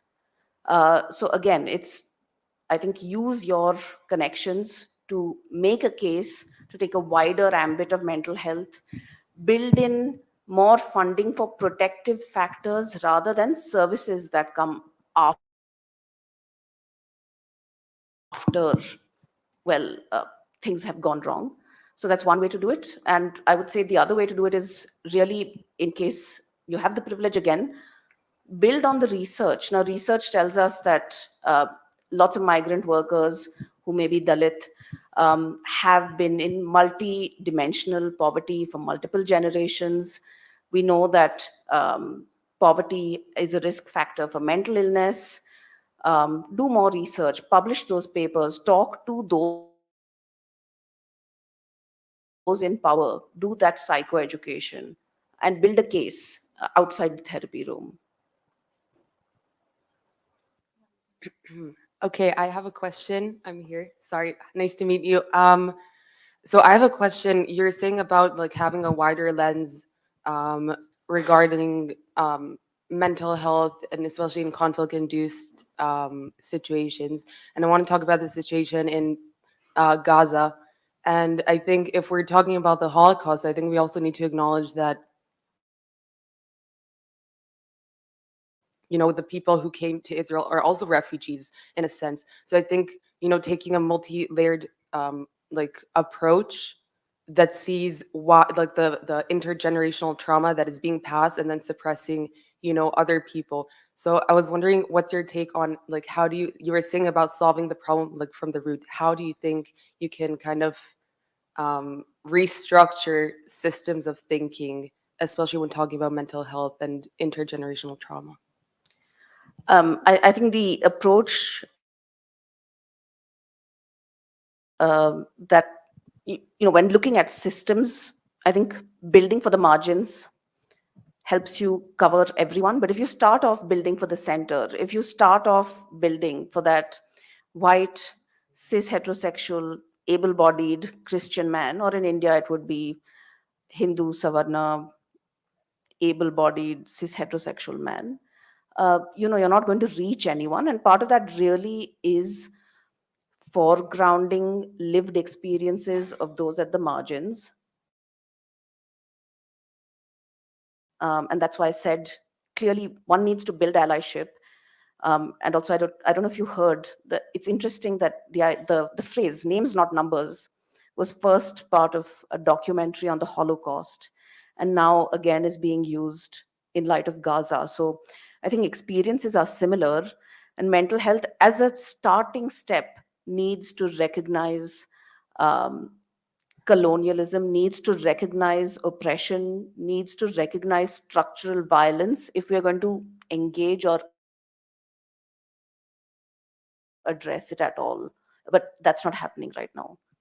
So this is not a question. This is just so my grandfather survived the Holocaust and he has the number, and then he came to Israel as a refugee and, oppressed the local population. I think it's just interesting when you talk about mental health and also the dichotomy of, categorizing one as an oppressor, one as an oppressed, where these things are a lot of times like intermixed, even like in abusive relationships, usually the abuser was abused themselves. So I think that's also interesting when addressing mental health and having kind of like the wider lens of why things keep reoccurring and somehow stopping this vicious cycle of violence that is being induced. I think my only answer is people's movements and solidarities and, I mean, resistance to, I think, structural oppression.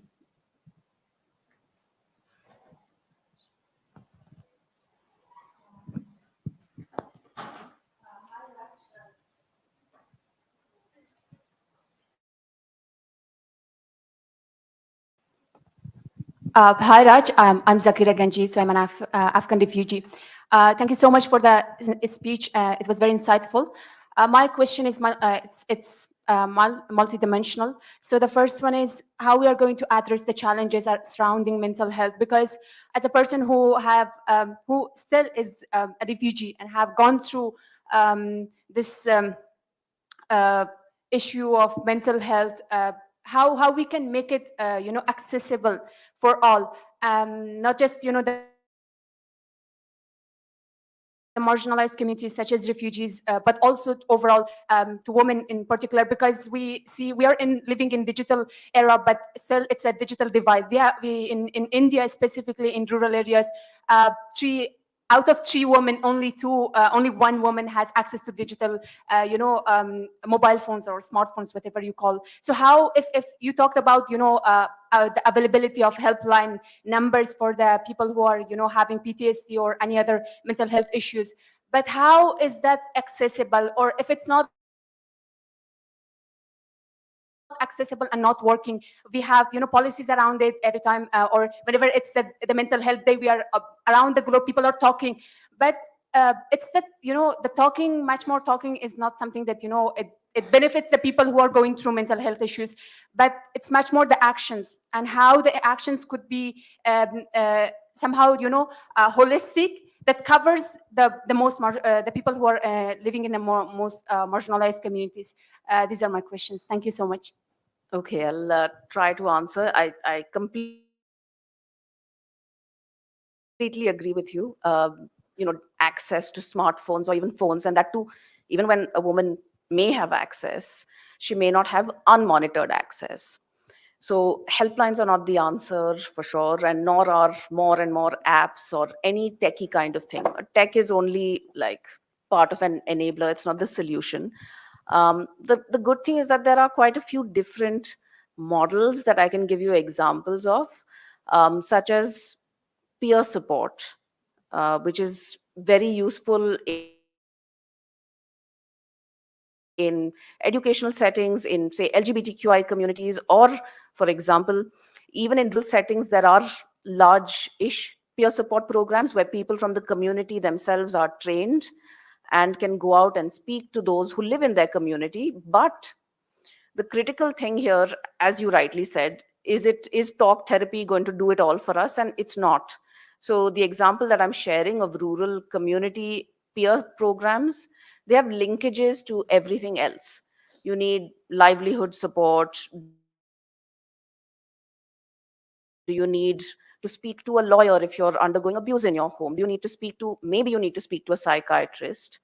How is that going to happen? Will you have to take half a day off to travel to the district hospital? Are you going to be able to afford half a day off? And we are not even talking about medicines. So all those linkages have to be in place. Unfortunately, this is not something that runs everywhere in India, but there is, I think, deep potential for a lot of community based mental health programs to make a difference, as long as we have other linkages to things like housing, employment, freedom from violence. And I'll give you another interesting example. In a couple of countries, I think it was in Indonesia and Brazil, where they actually looked at reducing the rate of death by suicide by providing just an income transfer to the person, which then stopped. So that was successful. So there are many ways in which to look at this issue, beyond just talking. And not necessarily that an expert like a psychiatrist is needed every time.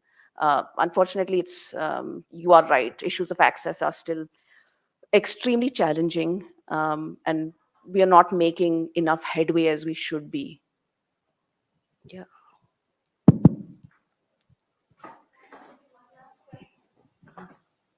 Hi, thanks for your inspiring talk. I'm Somi Das, and I'm the associate editor of a website named Health on Air. We work with community radios and do a lot of training and capacity building. So, the thing that stayed with me from your talk was the power equation that people have, the psychosocial education of those in power, because of a lot of the distress and stress that's caused is due to abuse of power. Do you have some models that we can use and empower our communities, share those training material and spread awareness in how do we interact with people who are in power and let them do the work? Why should it always be the vulnerable people who are the ones who are doing the work? people doing the work, yeah.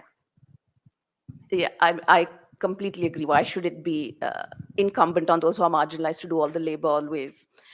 I mean, there are, and you are right, it is about power equations. And in terms of psychoeducation and advocacy, there are models out there. For example, I know that we have a youth advocacy toolkit, but in terms of tried and tested models, I mean, I don't think that there's one that I can recommend to you. I can give you some examples. And this one is from my organization because that's what I know best. But in 2018 or 2019, we said that there aren't enough services out there for LGBTQIA persons. And so what we did was we got together 4 or 5 queer trans mental health practitioners to make a curriculum from scratch based on the knowledge and lived realities of queer trans folks. Now, that curriculum went on to teach about, I think, 530 mental health practitioners all across India. We're actually doing one course right now. Part of that curriculum was building active allyship. And it was two of our cohort that actually went and testified in the Madras High Court about 1.5 years ago on a very progressive judgment. So that's one example of how advocacy can actually make a big change, but it has to happen, well, in the therapy room, but also outside of the therapy room. And as for others who are interested in mental health or health advocates, again, I would use, if they have networks of privilege, to make sure that mental health is centered in conversations and an intersectional approach to mental health. How food insecurity or homelessness and gender based violence, the effect that it has on women, what are the mental health implications? So, yeah.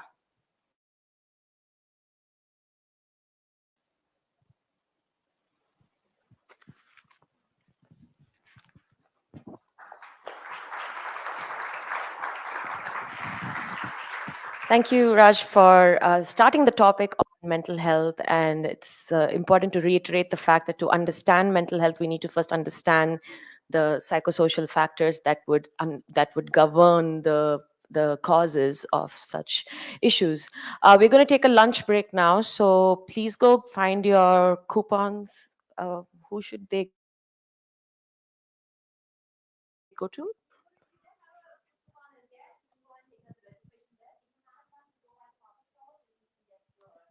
Yeah, you can get your packed lunch. Speakers, your lunch is being served at the green room. If you would like to know about the fact that we are live streaming this event, so please do go to Azadi Project's YouTube page, and you can find the link and just feel free to share it. We'll be back for our next session, and we will continue the conversation on mental health. We'll have 5 panelists speaking about the consequences of forced displacement and mental health. So have a good meal and do come back.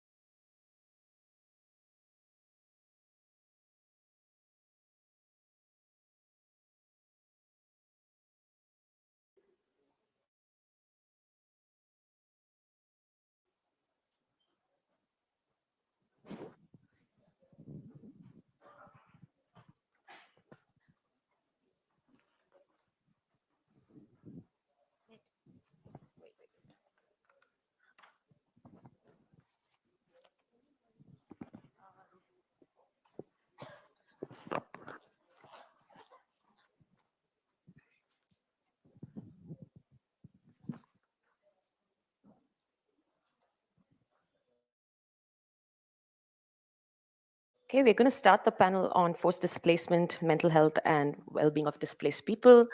I'm just going to check if our online panelists are here. We have Jordan, Dr. Greenbaum. Can you hear us? Yes, I can. Yes, can you hear me?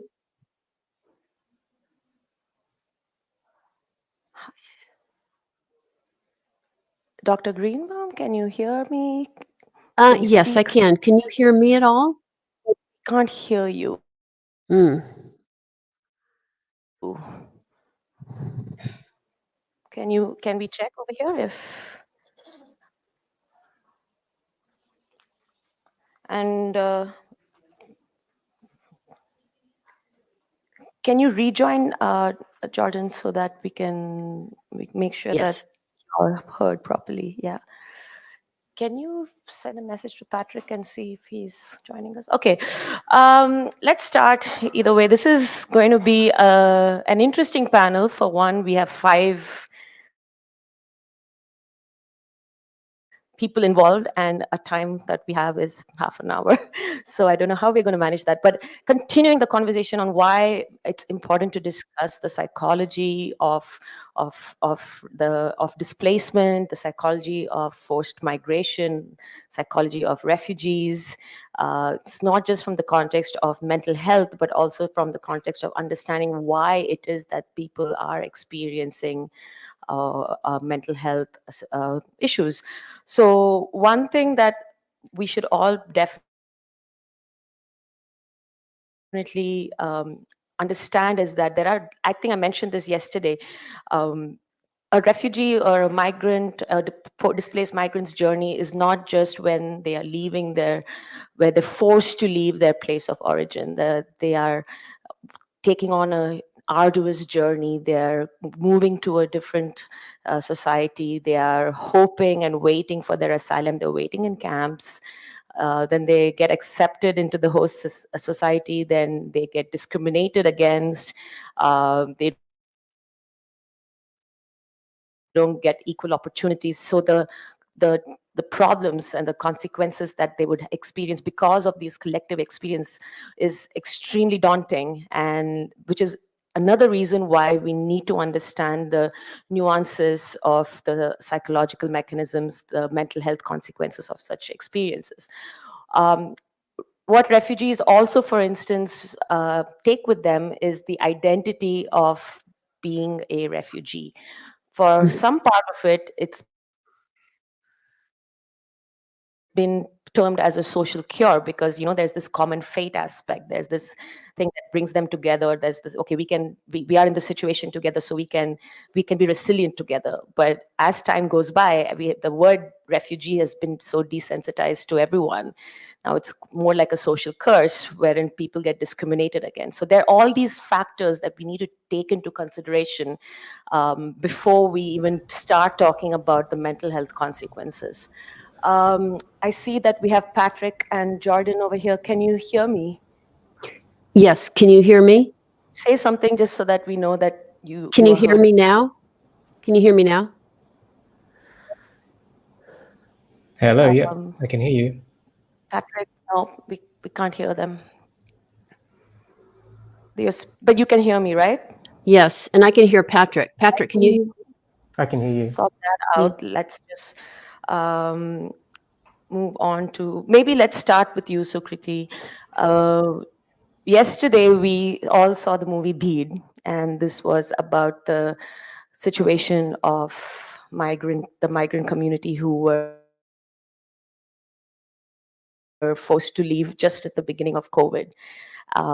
While the movie did not explicitly touch upon the mental health consequences of such traumatic journeys, perhaps you could shed some light on what it is that people who experience this forced migration during COVID would have experienced, and why is it important for us to have this conversation? Thank you so much, and a pleasure and an honor to be here today. I don't think by any virtue, and I know Raj touched upon the issue of privilege, I think COVID was very different for me than it was for millions of other people.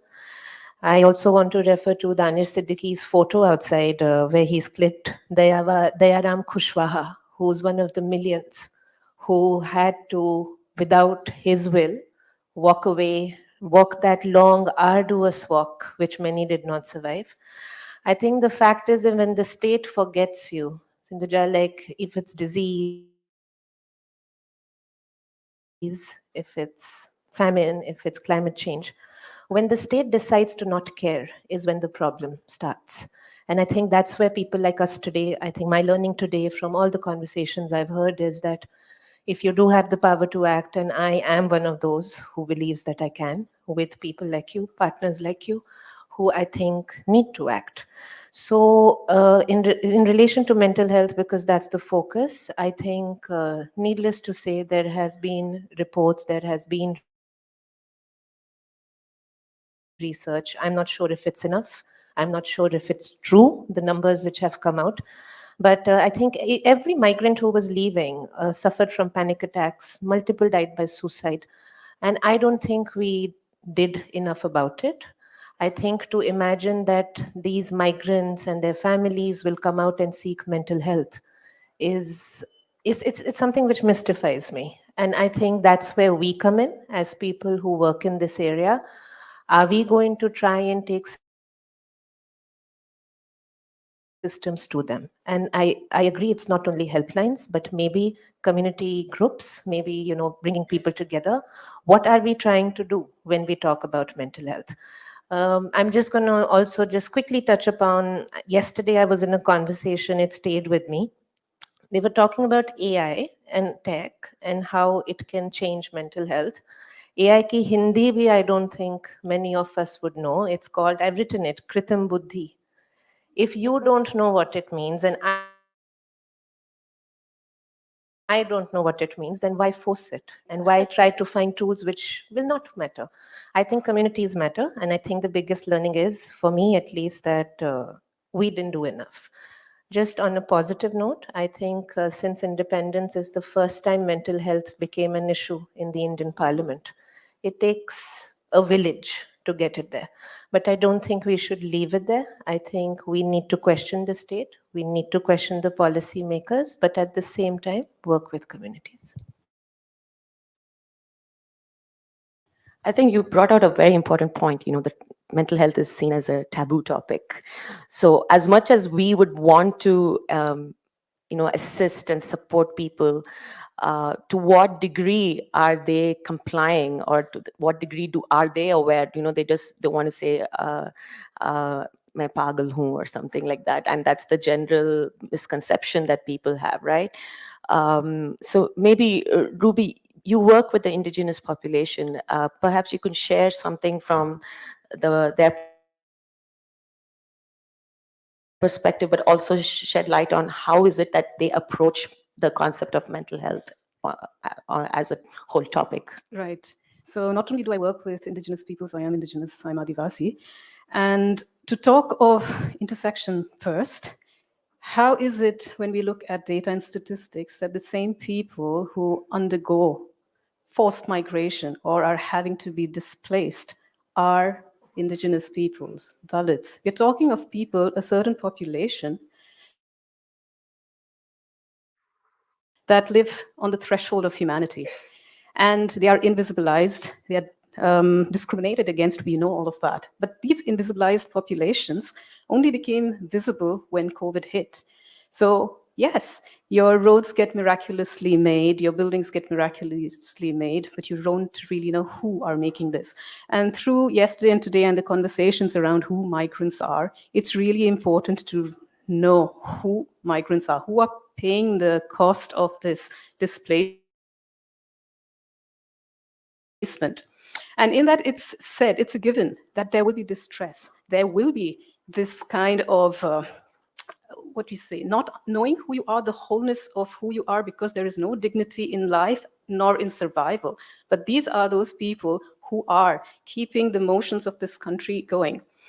Having said that, when you talk of forced displacement, and I don't want to stress on what's already been said, we're also having to look at people moving, but who comes in?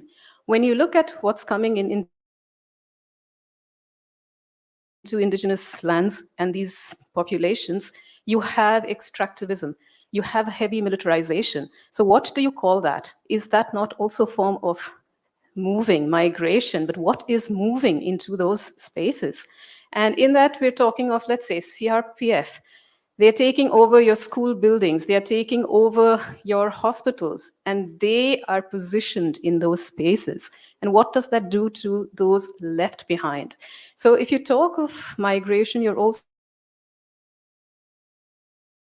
having to look at who's gone, but who replaces. And in that replacement, the costs are really high. And looking at what mental health is, the question you asked me, there is amongst indigenous peoples an articulation gap in what the world who has studied psychology, etc., and how they understand it. For us, our lifeways are tied to the land, and movement from that means a loss of so much more than just habitat. So you're not just an economic refugee elsewhere. You're an economic refugee who is having to dismiss your own life ways, where you become, like many speakers before have said, you live in these really hard places, not supposed to be, habitable for humans, but there you are. And what happens to, just one instance of how this dislocation affects your being, your well-being. So from something that was being in control of your time, being in control of relations, you are plunged into a system of competition. When you're supposed to be lining up for toilets, you line up for water. What happens to you? So there is this rivalry that suddenly, permeates your lifeways. So in that, your whole ecosystem of being is tossed upside down. So in many ways, when we look at migration, we have to understand who is going, who is replacing, and the aftermath of that. But in that, when you go with talking of quality of life, it's not just survival. And I don't know, maybe I'm taking a lot of time, but it's also, when you go, you don't know where to go. I was listening to one of the panels before, like you go to these big cities, but there are these middlemen, these people who know how to capitalize on vulnerable communities and where to take them. How does someone in a village in remote Jharkhand know where Delhi is, or how to go there, or how to go to Chennai? Or how do you know that there are these sweatshops or construction work to be worked at? There are these people waiting to plunge in and capitalize on humans, so exploit humans for whatever. And then you talk of gainful employment. When you work in the worst of circumstances, in the worst of health conditions and living conditions, what is there in the promise of a life outside which is better? There is no better. There is only survival, and you're struggling with even that. Yeah, when you are in the constant survival mode, and this is a chronic case, unwillingly and without any prior warning, people would have mental health consequences, and they might not even be aware of that, and how it might even affect your physical state. So again, you talking about that is one of the crucial examples of how we need to understand the context before really delving into the consequences. I'm going to shift focus now and speak specifically about refugees. I don't know if Patrick can hear me now, and Yes. can we hear you? Could you? Nope, Can you hear me now? we can't hear you. Priyali, we can't hear them. No. Patrick, Jordan, can you? I can hear you and I can hear Patrick, but you can't hear me. Okay, great.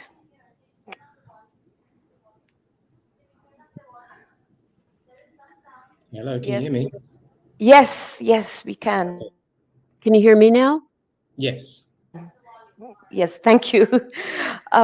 Patrick, perhaps you could share a few thoughts on the report that you spoke about with the mental health impacts of genocide and exile, particularly concerning the Rohingya population.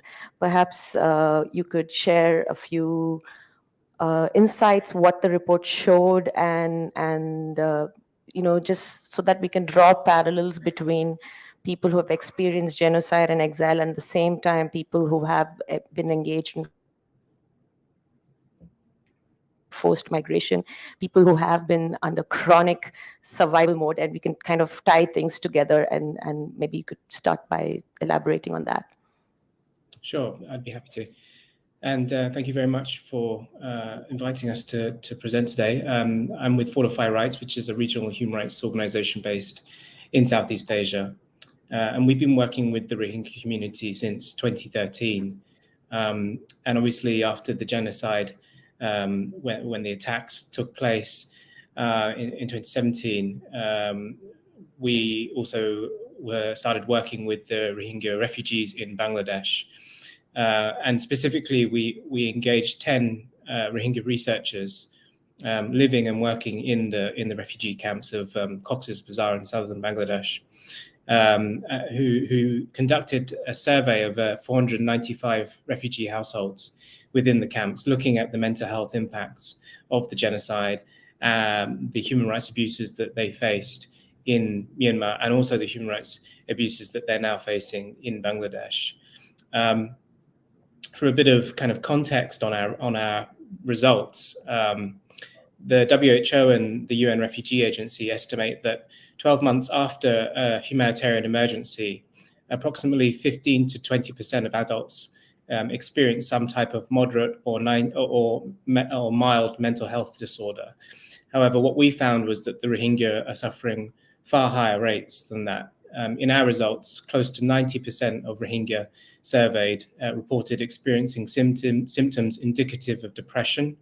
84% reported symptoms indicative of emotional distress, and some 60% reported PTSD.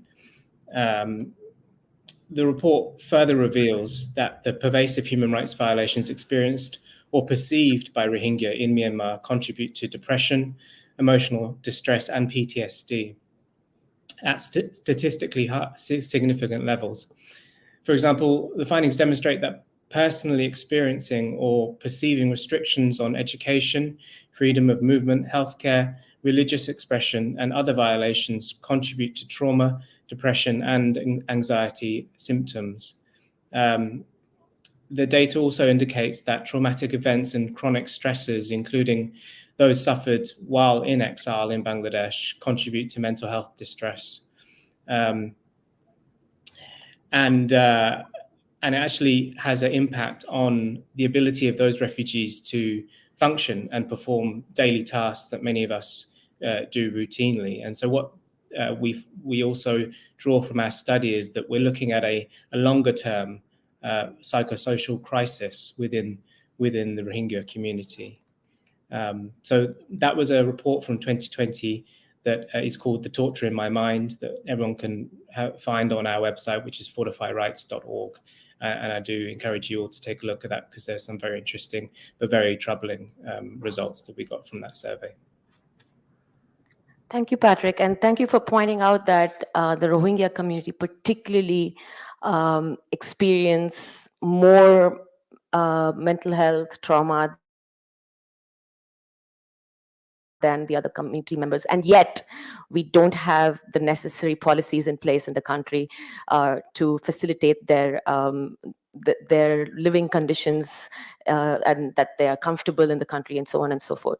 We have amongst us Yasmin, who is also a Rohingya refugee, and you work with Rohingya women. Maybe you could share a few words about how the Rohingya women that you have worked with, how they see mental health and how they cope with it. And Sukriti will translate that for you. जरूरत है translate करने की? आप question समझ गए कि मैं translate करूं? वो पूछ रही हैं कि रोहिंग्या औरतों के साथ जो आप काम करती हैं वो मेंटल हेल्थ को कैसे समझती हैं? क्या वो उनके लिए ज़रूरी है? क्या आपके काम में कुछ ऐसे रिजल्ट्स आए हैं? Good morning, good afternoon, everyone. Thank you, Pyali madam. कि मुझे यहाँ पे जो बात करने के लिए अपॉर्चुनिटी दिया है। और मुझे लगता है कि बहुत ज़रूरी है, क्योंकि अपनी जो कम्युनिटी है रोहिंग्या की, जो लेडीज़ है स्पेशली वुमेन्स जो है वो, उन लोग मानते हैं कि घर पे रहना और बाहर निकल के कुछ काम नहीं कर सकते हैं। औरत बाहर नहीं निकलना और वहाँ पे घर पे बैठ के खाना पकाने औरत की ही काम है, ऐसा सोचते हैं। इसलिए मैंने जब 2014 में यहाँ पे इंडिया में आई थी, जब छोटे-छोटे जो जगह में झुपड़ी बना के रह रहे हैं अपनी रोहिंग्या कम्युनिटी, और जब इतना सारा जो वहाँ पे हाइजीन के ऊपर प्रॉब्लम है, क्योंकि वहाँ पे टॉयलेट ठीक से नहीं था। जब वहाँ पे सेफ्टी नहीं था, क्योंकि जो बाहर टॉयलेट है और बाहर से और कुछ है नहीं, रात में अगर वॉशरूम वगैरह जाना है तो बहुत सेफ के लिए वो बहुत प्रॉब्लम होता था, और लेडीज़ के ऊपर भी। जब उन लोग मानते हैं कि ये हमारा ज़िंदगी यही है हमारे लिए, क्योंकि हम यहीं पे रहते हैं, क्योंकि हम लोग रिफ्यूजीज़ हैं, बर्मा से आए, हमारा कंट्री नहीं है, इस तरह सोचते थे। जब मैंने सोचा है कि मैं जाके मतलब कुछ काम करूँ अपनी कम्युनिटी के लिए, कुछ स्किल डेवलपमेंट के लिए बातचीत करूँ, हेल्थ हाइजीन के ऊपर और मेंटल हेल्थ के ऊपर, जो टेंशन में रहते हैं हमेशा, जो बर्मा छोड़ के यहाँ पे आया है और घर छोड़ के, सब माँ-बाप छोड़ के जब यहाँ पे आए हैं, उन लोग बहुत टेंशन में रहते हैं कि हम लोग रिफ्यूजी से, हम लोग क्या है यहाँ पे, हमारे लिए कुछ नहीं है, ऐसा सोचते थे। फिर मैंने उन लोगों को काउंसलिंग इस तरह काउंसलिंग करते कि मैं भी एक रोहिंग्या कम्युनिटी से हूँ, लेकिन हम लोग ह्यूमन बीइंग्स हैं, हमारे लिए भी हक है जीने का। यहाँ पे जितना भी हम लोग रहे, लेकिन अच्छा से रहें, और हम लोग ये ना सोचे कि हम लोग आगे नहीं बढ़ सकते हैं, ऐसा नहीं सोच के रहना चाहिए। हम लोग भी आगे बढ़ सकते हैं, हम औरत हो तो क्या है, हम लोग कुछ भी कर सकते हैं। फिर हम जेंडर इक्वलिटी के बारे में उन लोगों को काउंसलिंग किया है, क्योंकि औरत क्या नहीं कर सकते हैं, और कि अपनी जो बर्मा के माहौल के हिसाब से नहीं कर सकते हैं, लेकिन कहीं भी मना नहीं है औरत काम नहीं करना और बाहर नहीं निकलना और पढ़ाई नहीं करना, वो सब कुछ गलत है। इस तरह हम समझाते थे। और जब इन लोगों को, आपका तो जो ज़िंदगी यहाँ तक आ गया है, लेकिन आप भी कुछ लैंग्वेज स्किल के लिए हम ट्रेनिंग दे सकते हैं। कुछ जैसा कि हॉस्पिटल जाने के लिए जो नंबर पूछते हैं वहाँ पे, मतलब वार्ड नंबर, वो रूम पे जाइए बोले तो उन लोग नंबर तक पता नहीं है उन लोग को। इसलिए थोड़ा बहुत हम लोग लैंग्वेज स्किल के बारे में उनको बताया है। जब वहाँ पे 50 वुमेन्स पढ़ाई के लिए रेडी हुआ है। जब मैंने जाके ऑर्गेनाइजेशन में, जब कुआ ऑर्गेनाइजेशन बोल के था, वहीं पे बातचीत किया है, अपनी कम्युनिटी में पढ़ना चाह रहे हैं हम लोग, कुछ ना कुछ हम सिखाना चाहते हैं, क्योंकि उन औरतों को हमको कुछ ना कुछ स्किल सिखाना चाहिए। और वो लोग सोच रहे हैं कि हम लोग जी के फायदा क्या है, जिएंगी तो ऐसा भी जिएंगी क्योंकि हमारा कंट्री नहीं है, ऐसा सोचते हैं। मैंने बोला मैं भी एक औरत, तो मैं देखो बाहर आके आपके सामने हूँ मैं अभी, अगर आप कुछ सीखे तो आगे जाके कुछ कर सकते हैं। कि हॉस्पिटल पता नहीं है, जब हॉस्पिटल में जाते थे आधार कार्ड मांगते थे, इसलिए टेंशन में थे। और पढ़ाई के लिए, एजुकेशन के लिए मना करते हैं, आधार कार्ड के बगैर नहीं पढ़ सकते हैं। फिर मैंने उसके ऊपर भी काउंसलिंग किया, अवेयरनेस किया है कि पढ़ाई कहीं भी रुकावट नहीं है। राइट टू एजुकेशन जो है वो हर इंसान के लिए है, कहीं भी जो आप, फिर हर इंसान का हक है वो। हम जाके बात करेंगे बोल के, मैं जो मेरा जो हायर ऑफिसर है उनके साथ जाके स्कूल में भी बातचीत किया है, हॉस्पिटल में भी रिफ्यूजी किया है, रोहिंग्या रिफ्यूजी किया है। और ये कार्ड जो है, रिफ्यूजी कार्ड जो है, वो इससे हम लोग पूरा इलाज कर सकते हैं। इस तरह हम समझा के 2015 में 15-16 में जब थोड़ा बहुत एक्सेप्ट करना शुरू किया है स्कूल में भी, तो उसके बाद जो है वो 2017 में पढ़ाई 10 तक पढ़ने के बाद इजाज़त नहीं लिया है 10 एग्ज़ाम देने के लिए, क्योंकि गवर्नमेंट पेपर है बोल के। जब हम लोग जाके एजुकेशन प्रोजेक्ट में जो एजुकेशन के ऊपर काम करते हैं, वो सर से बात किया है, जाके उनके साथ जाके हेडक्वार्टर से बात किया, जो अपने यहाँ तक आया है पढ़ने के लिए, क्योंकि हम लोग पूरा देश छोड़ के आया है। एजुकेशन अगर हमारे पास रहेंगी तो हर सॉल्यूशन है एजुकेशन के अंदर। फिर हम अपनी कम्युनिटी को पढ़ना जो चाहिए वो बच्चों को आगे बढ़ाना चाहती हूँ, अपने लिए हक है वो।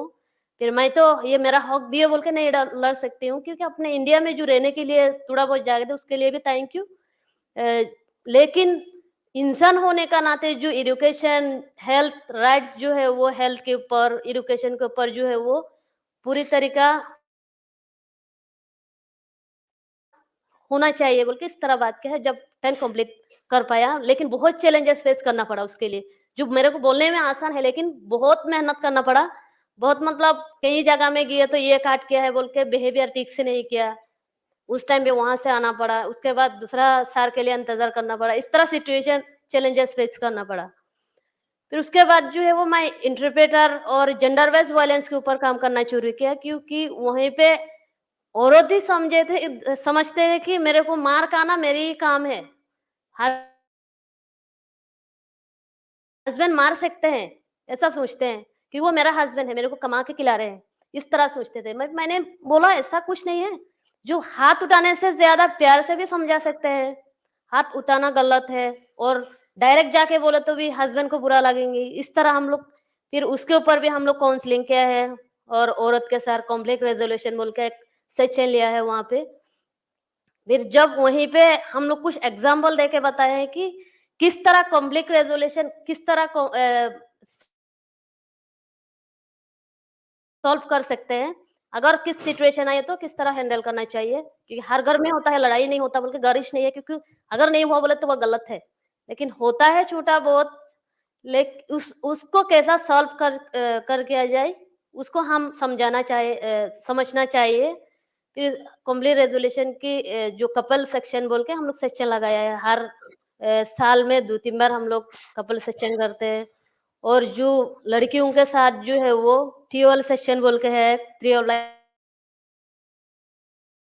सेक्शन अपनी सेफ्टी का बारे में, जो बच्चों को क्या चाहिए और कहाँ नहीं जाना चाहिए, और अगर किस मुसीबत आए तो किस तरह सेव करना चाहिए, अपना आप को प्रोटेक्ट करना चाहिए।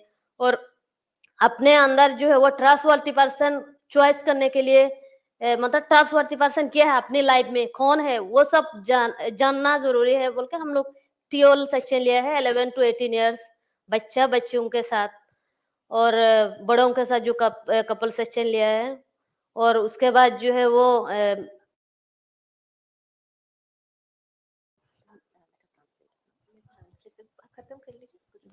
फिर उसके बाद जो है वो फिर पैरालीगल वॉलंटियर ट्रेनिंग किया है हम लोग, क्योंकि जो वहां पे थोड़ा बहुत जो पढ़ के आगे बढ़ रहे हैं बच्चों के साथ, उन लोग आगे जाके कहीं कोर्ट में और पुलिस स्टेशन में जाके बात कर सके आगे ठहर के, क्योंकि पुलिस में जाने के लिए डरते हैं, कुछ अगर इशू हुआ तो, पुलिस इशू आया तो, क्योंकि ज्यादातर पुलिस तक जाने के लिए हम लोग मना करते हैं, क्योंकि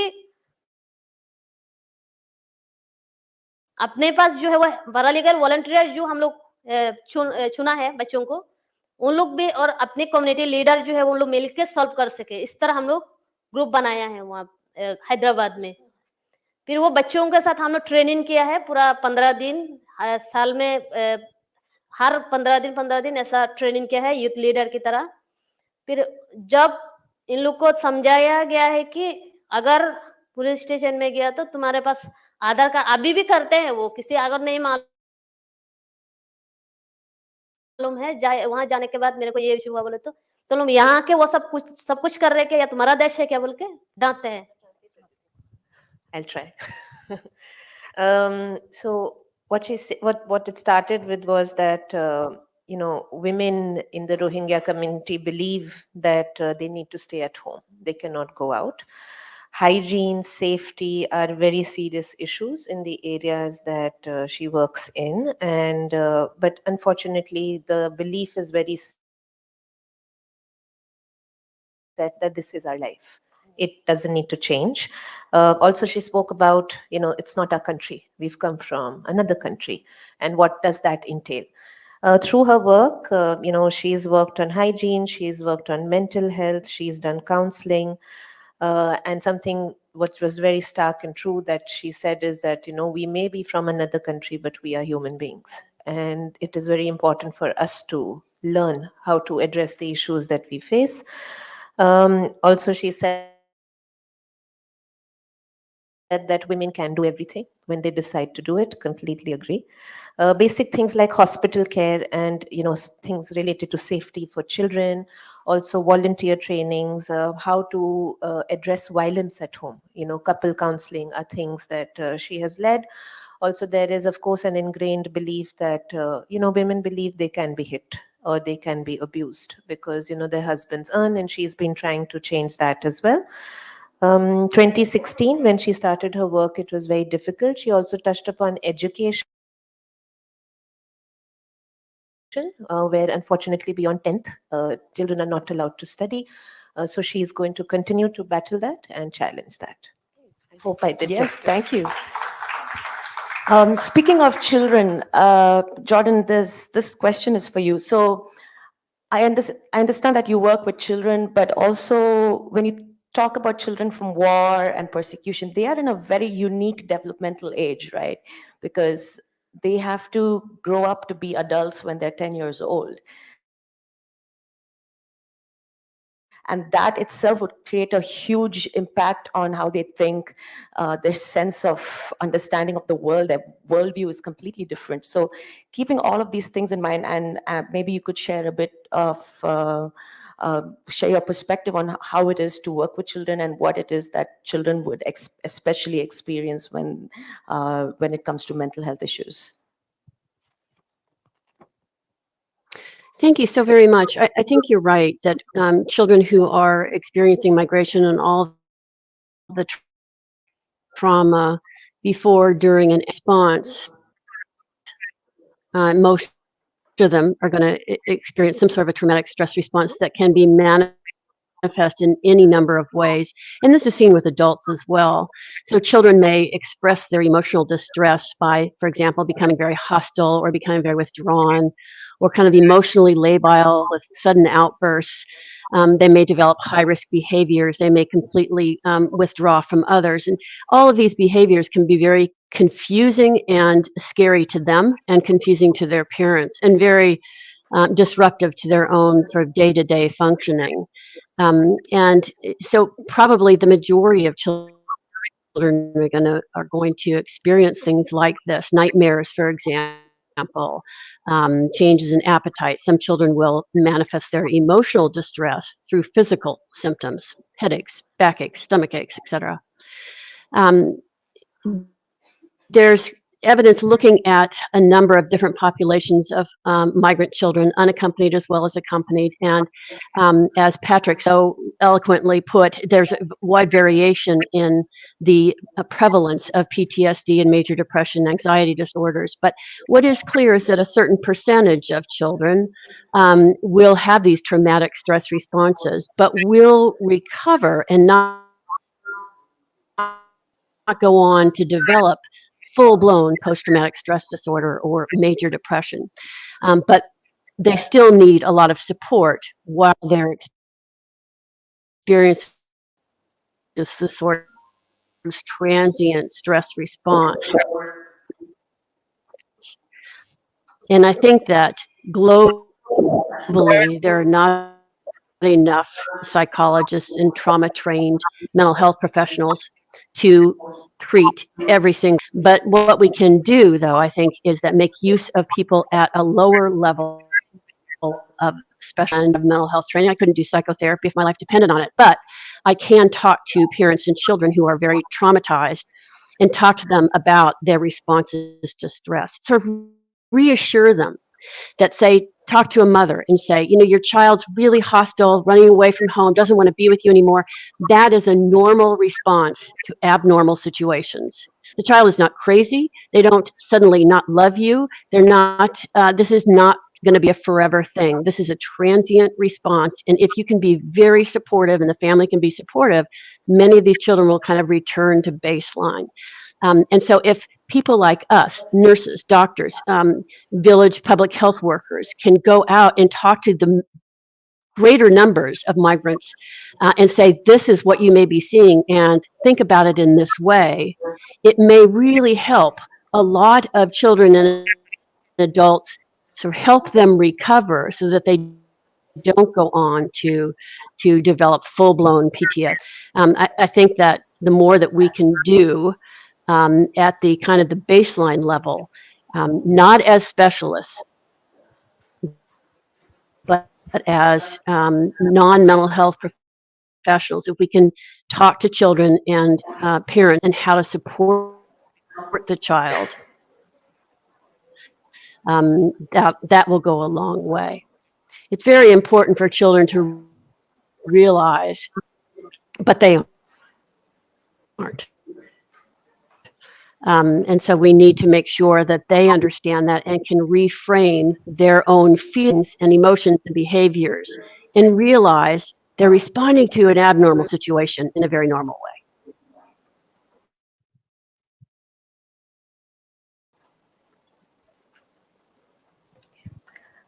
Thank you, Jordan. I think we will have to wrap it up right now, and there's so many questions that we can be discussing at this point. But one thing that really struck me was, yes, we do not have enough mental health professionals helping people in the field of forced migration and with refugees.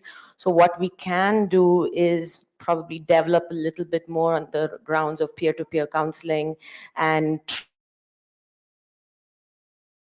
train non-professionals in simple ways where we can support each other in every possible way.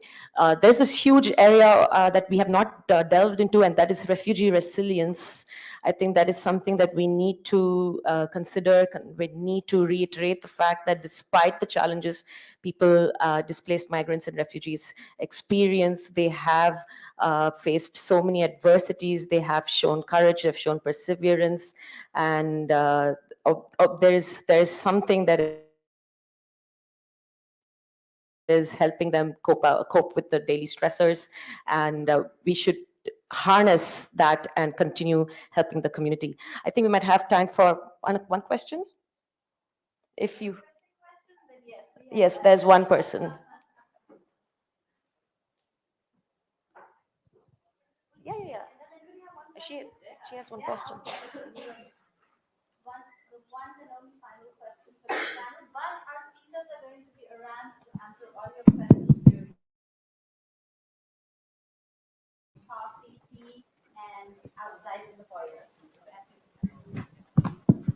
Hi. We've between yesterday and today, we've talked about problems in terms of access to mental health care. We've talked about stigma. So if that's one half of the problem or just one part of the problem, I was wondering, when you're dealing with refugees from different countries and when you're dealing with internally displaced people, is language a barrier? Because there's also the aspect of lack of vocabulary outside of maybe English. So like, for example, when Yasmin was talking, she said, tension hota hai, which is, you know, that's how we speak colloquially when we're talking in other languages. Is that, do we even get there, or is that like a level 52 problem? And do we deal with the basics first? I was wondering about the vocabulary part. Thank you. No, thank you for that. No, that is a real question, because when you're dealing with people from different backgrounds, communities, it's not just language, but, you know, culturally appropriate practices and responses. And when you talk of psychosocial help, you're talking about holding space. And how do you hold space, one, when you have disdain for certain types of people, when you don't even invite them in to your lives or don't know much about them? That's one. But then you're not even culturally competent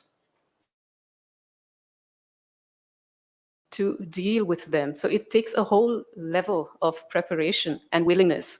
So why then do we not have people from the community doing all of this? Those are some other gaps more than articulation or access. And those are things that the mental health community needs to be discussing and talking about as well. I'll just quickly add, I think you have to break your own barriers. You have to shed your skin first and then learn from the people who you want to help. And that's what I've learned in my work. Don't assume that one knows everything. So yeah. Okay, so thank you very much. I'd like to thank our speakers, something I forgot to do while we were starting this panel. Ruby Hembrong, who's the founder director of Adivani, Yasmin Mirza, who's a Rohingya refugee and a counselor working at Mari, Dr. Sukriti Chauhan, CEO of, is it ETI or ETI or ET? Okay, ETI Services, Patrick Fongsathorn, I hope I pronounced your name properly, who's the senior advocacy specialist at 45 Rights, and Dr. Jordan Greenbaum, who's the medical director of International Center for Missing and Exploited Children. And I'm Sindhuja. I'm the founder of Rethinking Refugees and a professor of psychology. So thank you all very much, and move on to the next session.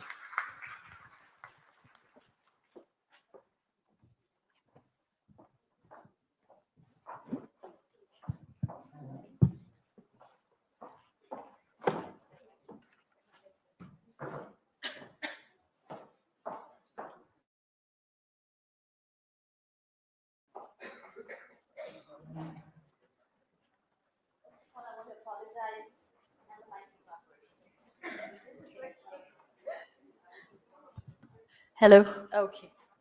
Oh, this wasn't on. I'm becoming very technically challenged. But yes, I want to apologize for all the tech issues. Thank you for bearing with us.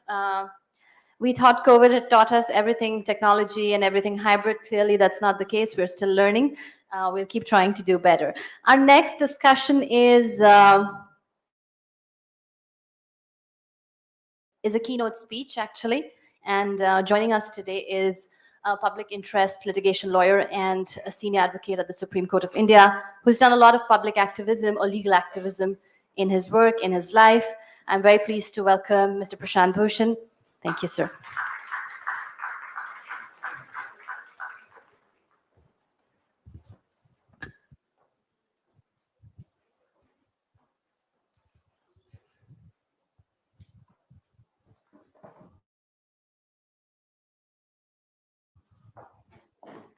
Mr. Bhushan, thank you for joining us today.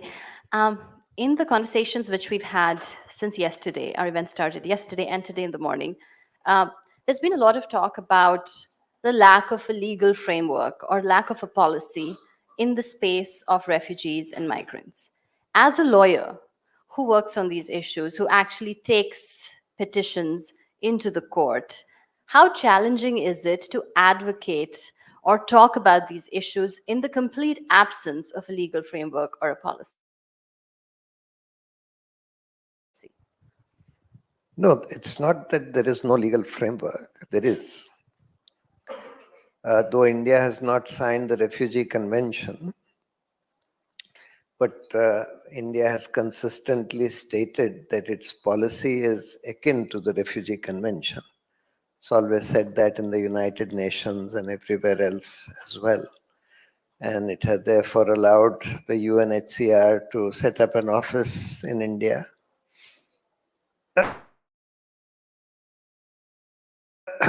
There are also various other international conventions which India has signed. The Human Rights Convention, which India has ratified, the Human Rights Convention, the International Convention on Civil and Political Rights, the Convention Against Torture. So there are a large number of international conventions which intersect with the issue of refugees and living conditions of refugees and the issue of refoulement of refugees, etc., which India is a signatory to, and therefore those also provide a legal framework. Apart from that, the Indian Constitution gives the right to life and liberty to every person, not just a citizen of India, and therefore even refugees who may not be citizens have the right to life and liberty, and life and liberty has been liberally interpreted by the Supreme Court to mean the right to live a dignified life. And therefore, the basic right to get food, water, basic health care, basic education have all been held to be parts of the right to life and liberty. So that also provides some framework of how the country can deal with refugees. Can I reframe that and say the absence of a law? We don't have a law which looks into this. And I'm just going to bring attention to your most recent petition in the Supreme Court of India, which is actually petitioning the government to release all the unlawfully detained Rohingya refugees in India. Could you talk a little bit about that and the fact that they all get, a lot of them get actually detained just under the Foreigners Act, and that there is no particular law which we can kind of refer to? Yeah. So yes, there is certainly no specific law dealing with refugees, and there should be. There are broadly three kinds of issues that arise with refugees. One is the issue of allowing them in or pushing them out, known as refulma.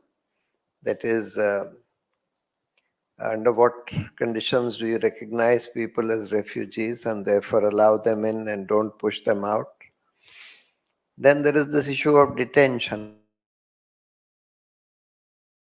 because that's the issue that has been raised in the present petition that has been filed by you, that a number of refugees in India, particularly from the Rohingya community, have been detained in various detention centers across the country. And some of them have been under detention for more than 5 years. Some of them have been detained under the Foreigners Act, and they have been sentenced to some few months of imprisonment or even a year or 2 years of imprisonment. They have gone well beyond the period of imprisonment, and yet they continue to be detained. And the conditions of detention are also not very humane for these people. However, this is what this present government has been doing to Rohingya refugees, because the present government feels that these are Muslims and therefore they can be characterized as terrorists, they can be victimized, they can be thrown around, pushed around, and it fits into the larger narrative of the government of Muslims being terrorists and Muslims coming in and eating up our resources, etc. So, I mean, this is a particular and peculiar problem that this government has created for the Rohingya refugees. Otherwise, so far as many other refugees are concerned, whether they are from Sri Lanka or Afghanistan, their conditions in general are much better, and they are not subject to this kind of victimization that the Rohingyas are being subjected to. So essentially, you're saying that the Islamophobia that this government, and in a panel before, they said it's not just this government but it's successive governments. But just to reiterate what you said, that the Islamophobia that is become the politics of this government has led to the condition or the detention of the Rohingya refugees, and in the way it is being done, right? In 2017, we saw a massive change happen, right? A lot of people, Rohingya refugees, started getting detained, and I think that's when, correct me if it's 2017, that's when you first took up this case, right? Could you tell us a little bit about this and what really prompted you to take this up and petition this to the Supreme Court? Actually, the first petition of Salimullah is not so much about their detention. It's more about the threat of being expelled from India. At that time, the government was issued several statements that we are going to throw out these Rohingya refugees. That's what prompted us to go to the court. There were some other connected petitions which had also been filed. some of which dealt with their living conditions and their access to education, food, healthcare, etc. Now, the initial order of the Supreme Court, unfortunately, I mean, the Supreme Court has not found time yet to hear that petition properly, and it has only heard in bits and pieces. Initially, they issued an order saying, all right, provide them with at least some basic healthcare and education facilities. At that time, they didn't pass any interim order against their refulma, against their being sent back. But they said that you could approach the court if there is an imminent threat.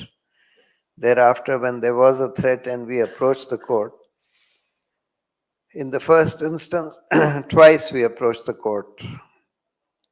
In the first instance, by the time they gave an order, it had kind of become a fait accompli. Some people had already been sent back, and the government said that these people have agreed to go back, and therefore they are not objecting to their going back. We were trying to tell the court that at least send some observers to check from them whether they have voluntarily agreed to go back or not. But unfortunately, the court didn't bother. Second time when we went, that time, I mean, the court gave a really, the Supreme Court gave a really terrible order, interim order, though it's still an interim order, saying that, essentially saying that there is no protection for these refugees in India, and therefore, and we don't care, we are not bothered. It was a totally insensitive response by the Supreme Court to that application for against sending some of them back. And of course, Can I just interrupt you there? yeah. Mhm. And since you're a lawyer and an advocate, we have for the longest time, and in my career as a journalist, in the past, we've always looked up to the Supreme Court and said that, come what may, the Supreme Court is there. In India, the Supreme Court is there. It's going to have an unbiased judgment. Today, we don't, the general idea and the feeling is that is changing. Do you think the courts are getting compromised? Well, yes, to some extent that is true. It's it's not that the courts are completely compromised. I mean, there are still some cases where they stand up and give independent judgments and give judgments against the government. But in the last, at least since 2016 or so, we have seen a progressive collapse of the Supreme Court. There are many reasons for that. We have seen that in virtually every important case where the government was seriously interested and some political interests of the government were at stake, the court completely went with the government and against the citizens or against human rights, etc. There are many examples of that: the Ayodhya judgment, the Rafael deal judgment, the judgment of that Birla Sahara diaries involving corruption at the highest places, involving the Prime Minister, etc. There are several reasons. If you want, I could enumerate the reasons why this has happened. So there are primarily three reasons. One is an old reason which existed from before this government came into place. That is the lure of post-retirement jobs. We have seen, like, the former Chief Justice Gogoi, soon after giving the Ayodhya judgment and the Rafael judgment, was made a member of the Raj Sabha. There are also chief justices and judges who have been made governors in the recent past by this government. There is also this case of Justice Arun Mishra, who gave any number of judgments in favor of the government, including on the Land Acquisition Act, several judgments in favor of Adani, giving Adani virtually a bounty of more than 20,000 crores.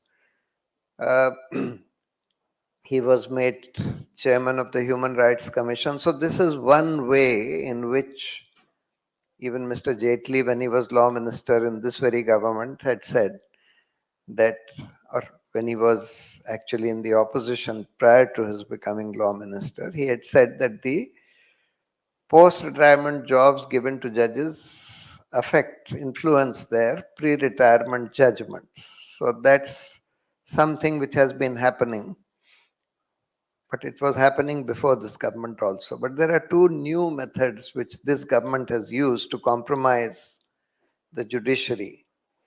One is that they do not appoint independent or inconvenient judges, though the law says that the selections of judges will be made by a collegium of senior judges of the Supreme Court. But we have seen that when the collegium recommends judges who are truly independent and who are expected to stand up to the government, this government very often just refuses to comply with the selection made by the collegium. So they just don't sign the notification, and they just keep sitting on the recommendation. Sometimes they send it back. The law says that the government can return the recommendation once, but after that, if the collegium reiterates unanimously, they have to appoint. We have seen a very large number of cases where more than 100 cases where the government sat on the recommendation for more than a year. We have seen dozens of cases where even after unanimous reiteration, the government refused to appoint, has not appointed. So that is the That's not second. legal, right? That's not legal. So the Supreme Court is well within its rights to issue contempt notices to the law minister and send him to jail. But unfortunately, it has not done that. But the third method, which is a very, very dangerous and lethal method which has been used by this government, is to collect dossiers by using all the intelligence and other investigative agencies to prepare dossiers on judges. And if they find any weakness in that judge or any close relative of that judge, they use that information to influence that judge. They say that we have this, and therefore, please remember that we have this on you. So, this is a very, very dangerous method which has been used by this government. And all these have resulted. So now, you see, you require, in order to stand up to a very strong and almost fascist government like the present one, you need judges who are not merely absolutely honest, because who have no chink in their armor which can be exploited by the government, but you also need judges who are robust, who are strong. There are a number of judges who are very honest and who do not have any chink in their armor, but who are not robust enough to stand up to a strong fascist government like this present one. And that's why we have been seeing this phenomenon. But of course, I would say that the present situation today under the present Chief Justice is somewhat better than what it has been for a long time. I'm going to come to a last question and then I'm going to open up to the audience. This is going to be a little personal. So I have visited you in your office and have seen glimpses of how you work. And I have seen that despite seeing the challenges, knowing that benches might not approve or not put the decision in the favor in the way you want it, you remain invested And you, in fact, get emotional. I have seen you get emotional and say, how long are these people going to remain in detention? We have to do something. What keeps you going? Well, the thing is that you have to, when your sense of justice is aroused and you feel that some people are being very unjustly treated, then obviously you want to do whatever you can. You can't do everything, but whatever you can. And you have to work within the system. So all that I can do is raise my voice. Fortunately, at least my voice is heard because uh, my social media account is a somewhat significant account. And secondly, I can go to court, but in the court, I have to work within the system. Of course, one of the things that we also do is run this campaign for judicial accountability and reforms. And to the extent that we can do something to put pressure on the judiciary, on the government to bring about judicial reforms, we try and do that. But mainly we just try and do through PILs. And one knows when one goes to court that chances are that you will not succeed if you're going against the government or going against very strong vested interests. Chances are that you will not succeed, but occasionally you do succeed.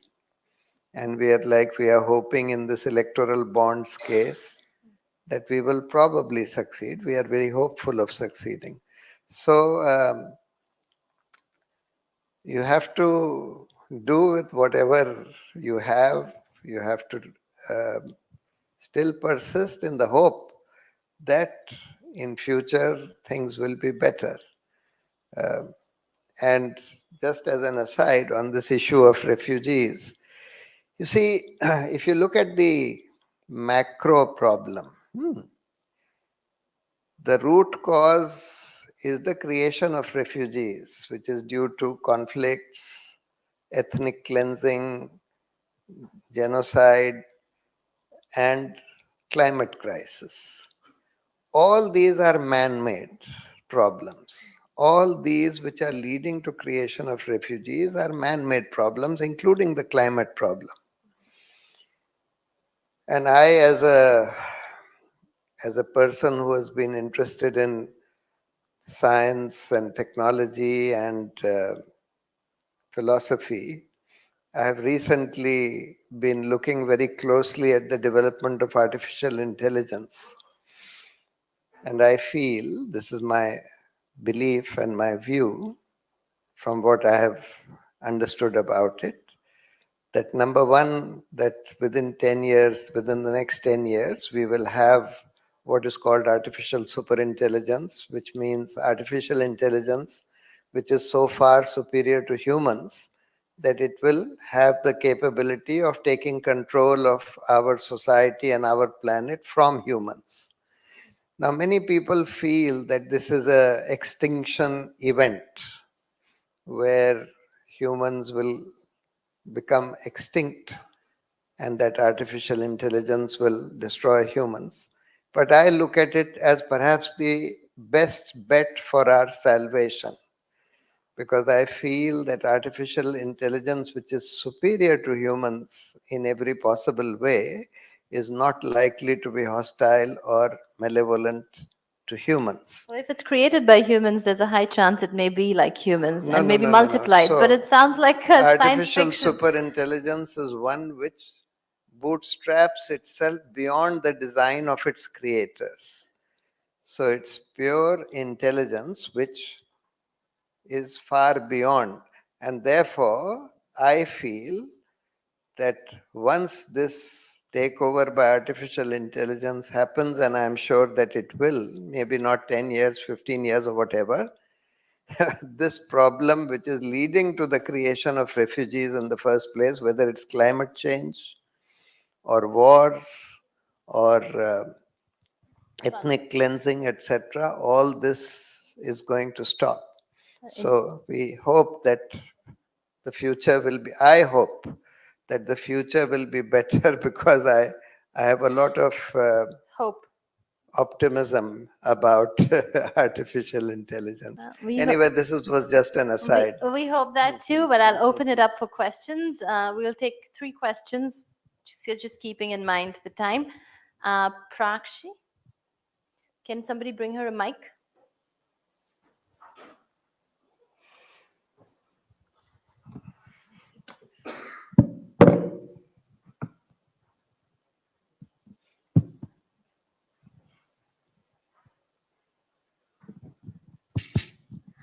Thank you. Firstly, it's such an honor to actually hear you speak here. So when you were talking about, and this is not in refugee context, but just how judiciary functions, right? I'm a fifth-year law school student, and I wanted to become a lawyer because I thought that's how you create change. Only when I stepped into law school, I was so disillusioned by how systems work. So just to give an example, in cases of gender-based violence, we have seen how judgments come out depending on the subjective assessment of the judges, right? If they think that clothes are important or whether the person has drank alcohol, where there's sexual history. So why, I mean, it is how it is, but is there a way ahead that it stops being so subjective and based on human assessment or their cultural context? Because in issues around gender and issues around abortion we see, or so many other issues where their biases play such a huge role in granting them rights. So is there a way out of it or through it? Well, the way out of it in our present system is to have a better system of selecting judges. Unfortunately, the selection, even through the collegium, is not a very good method because it's quite arbitrary and nepotistic. The sitting judges, senior judges of the Supreme Court hardly have any time to devote to the job of selecting judges, and therefore there's a lot of nepotism which flourishes. Then there's also a deeper problem of education and propaganda. So today a lot of judges have become kind of communal, and that's because of the communal propaganda which is spreading. And that's why I say that I place my bets on artificial intelligence. I feel that artificial intelligence will make much better judges than humans. Next question. Yeah, somebody at the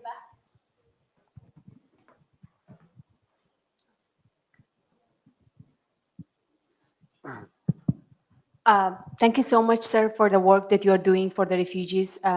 My question is, since you have talked about the laws and policies in India regarding the refugees, what do you see the role of the organizations that are working directly with the refugees, and how they can, smoothen the way in terms of the advocating for the refugee rights?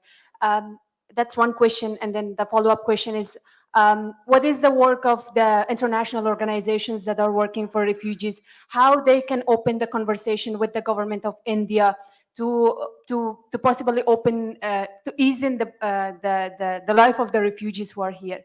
Thank you so much. Yeah, so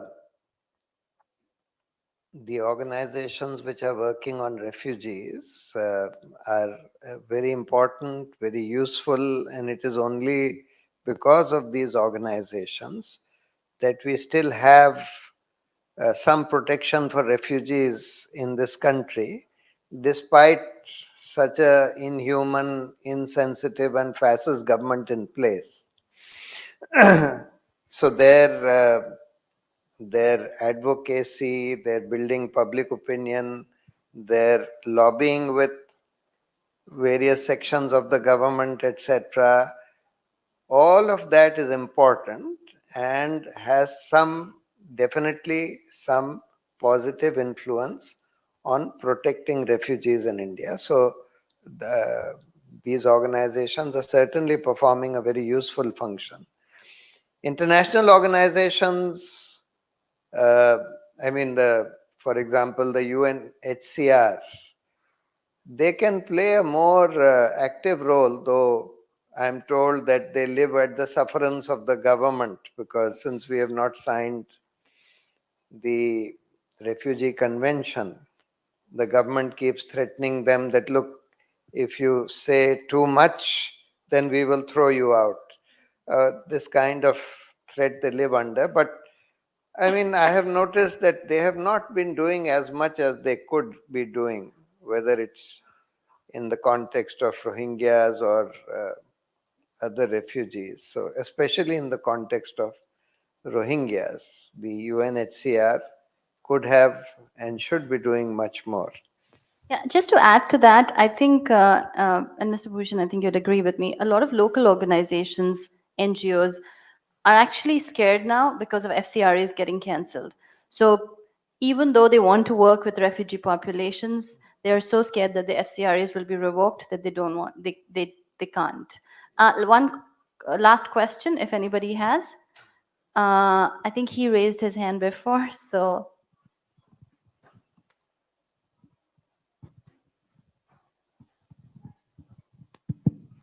So first of all, thank you for addressing all of us here. And my question is, personally, if you don't like it, you can stop me. My question is, you are meeting with this refugees, you're reading about them, you're going to courts, and you have to deal with so much hopelessness, and you're getting a zest of the lives of these people. And I wanted to ask you, does it affect you personally? How does it affect you mentally, and how do you deal with it? Good question.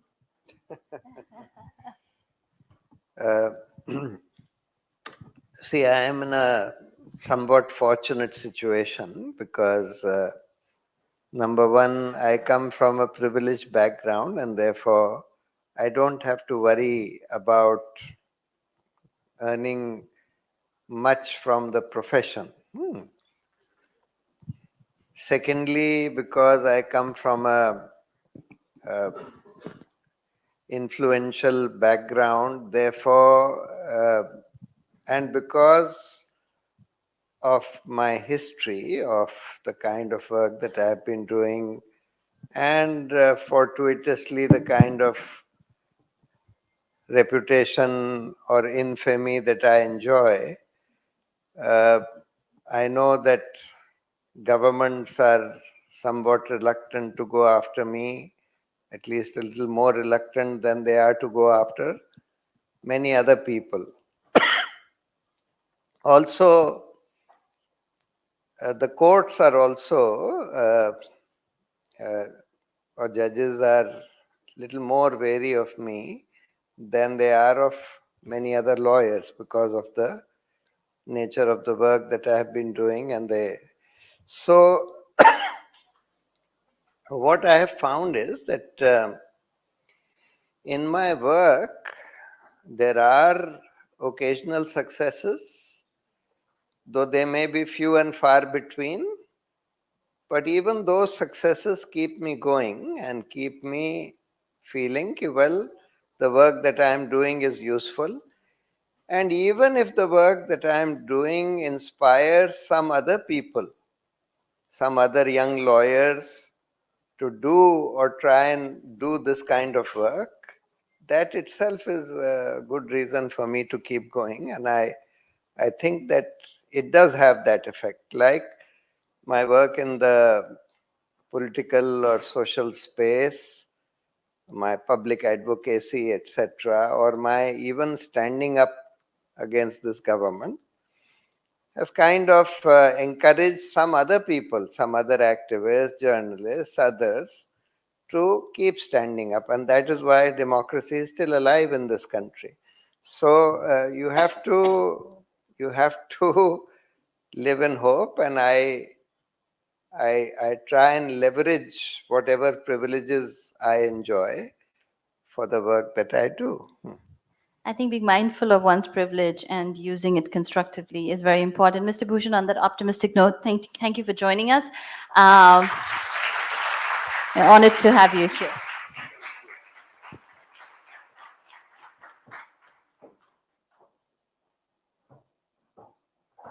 We'll just move into the next panel now.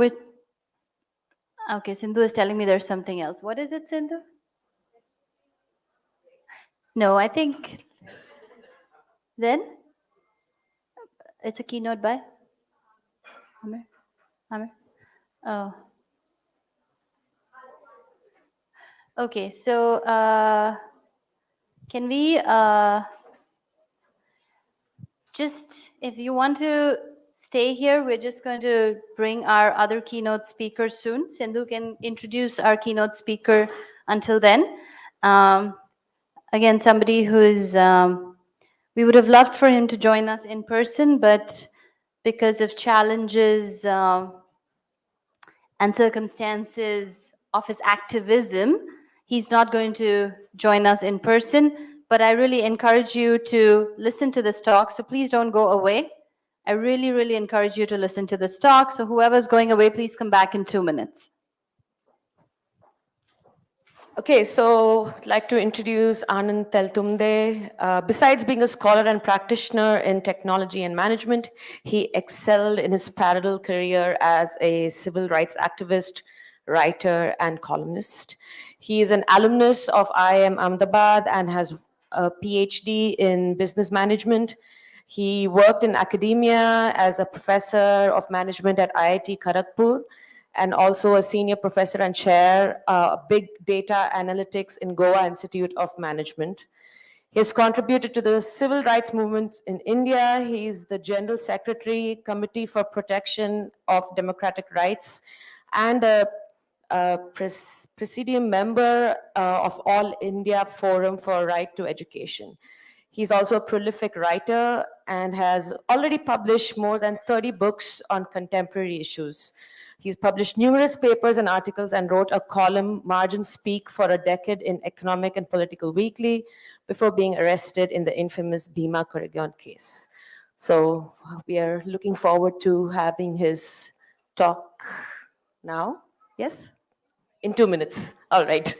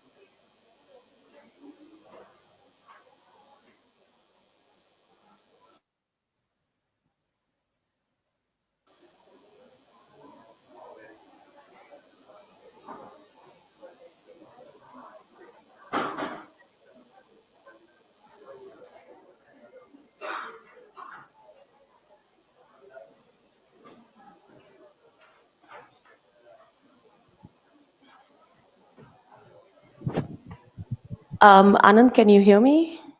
Yeah, I do. You speak so that we can. Could you speak so that we can check if you're being heard? Hello, can you not hear me? Hello, Yeah. hello. Yes, yes, yes, we can hear you. We're just adjusting the volume at this moment. Okay, okay, yeah. Yes, perfect. Thank you very much. And the floor is yours. Mhm.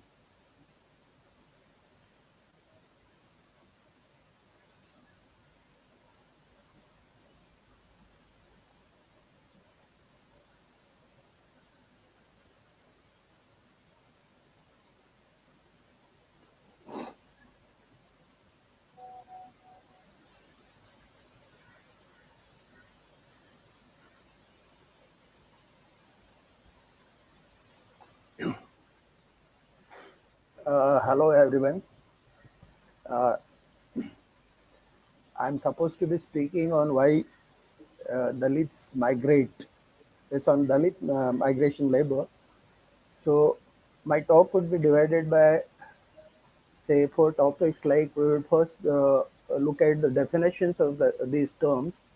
Then we could get some facts clear and from our perspective, and then deal with what is the state of rural Dalits, white, and then come over to white Dalit migrate.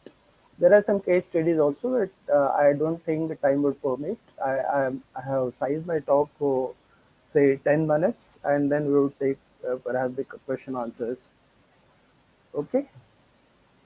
So dealing with definition, migrant is a person who actually moves away from his usual place of residence, either within the country or across the boundary of the country, temporarily or permanently for various reasons.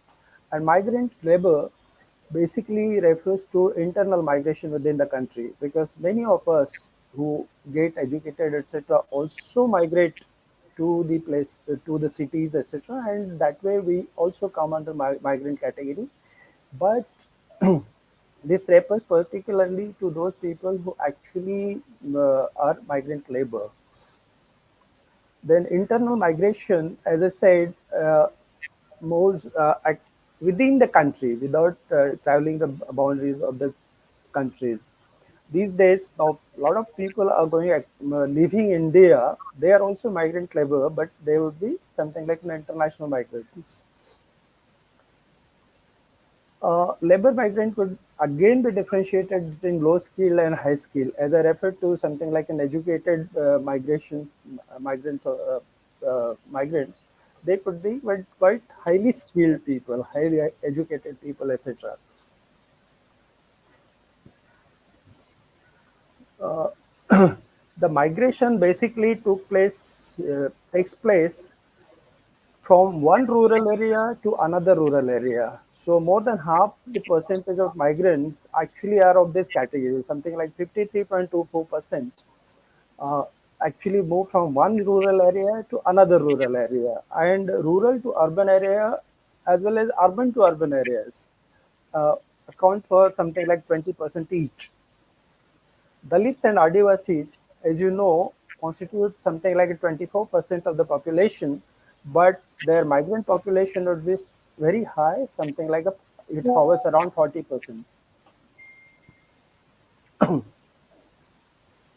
Uh, Talking about Dalit particularly, this is very similar to any other indices or something like a present population or preponderance of Dalit or very any negative kind of indices where Dalit actually have these kinds of marginal increase over the normal population.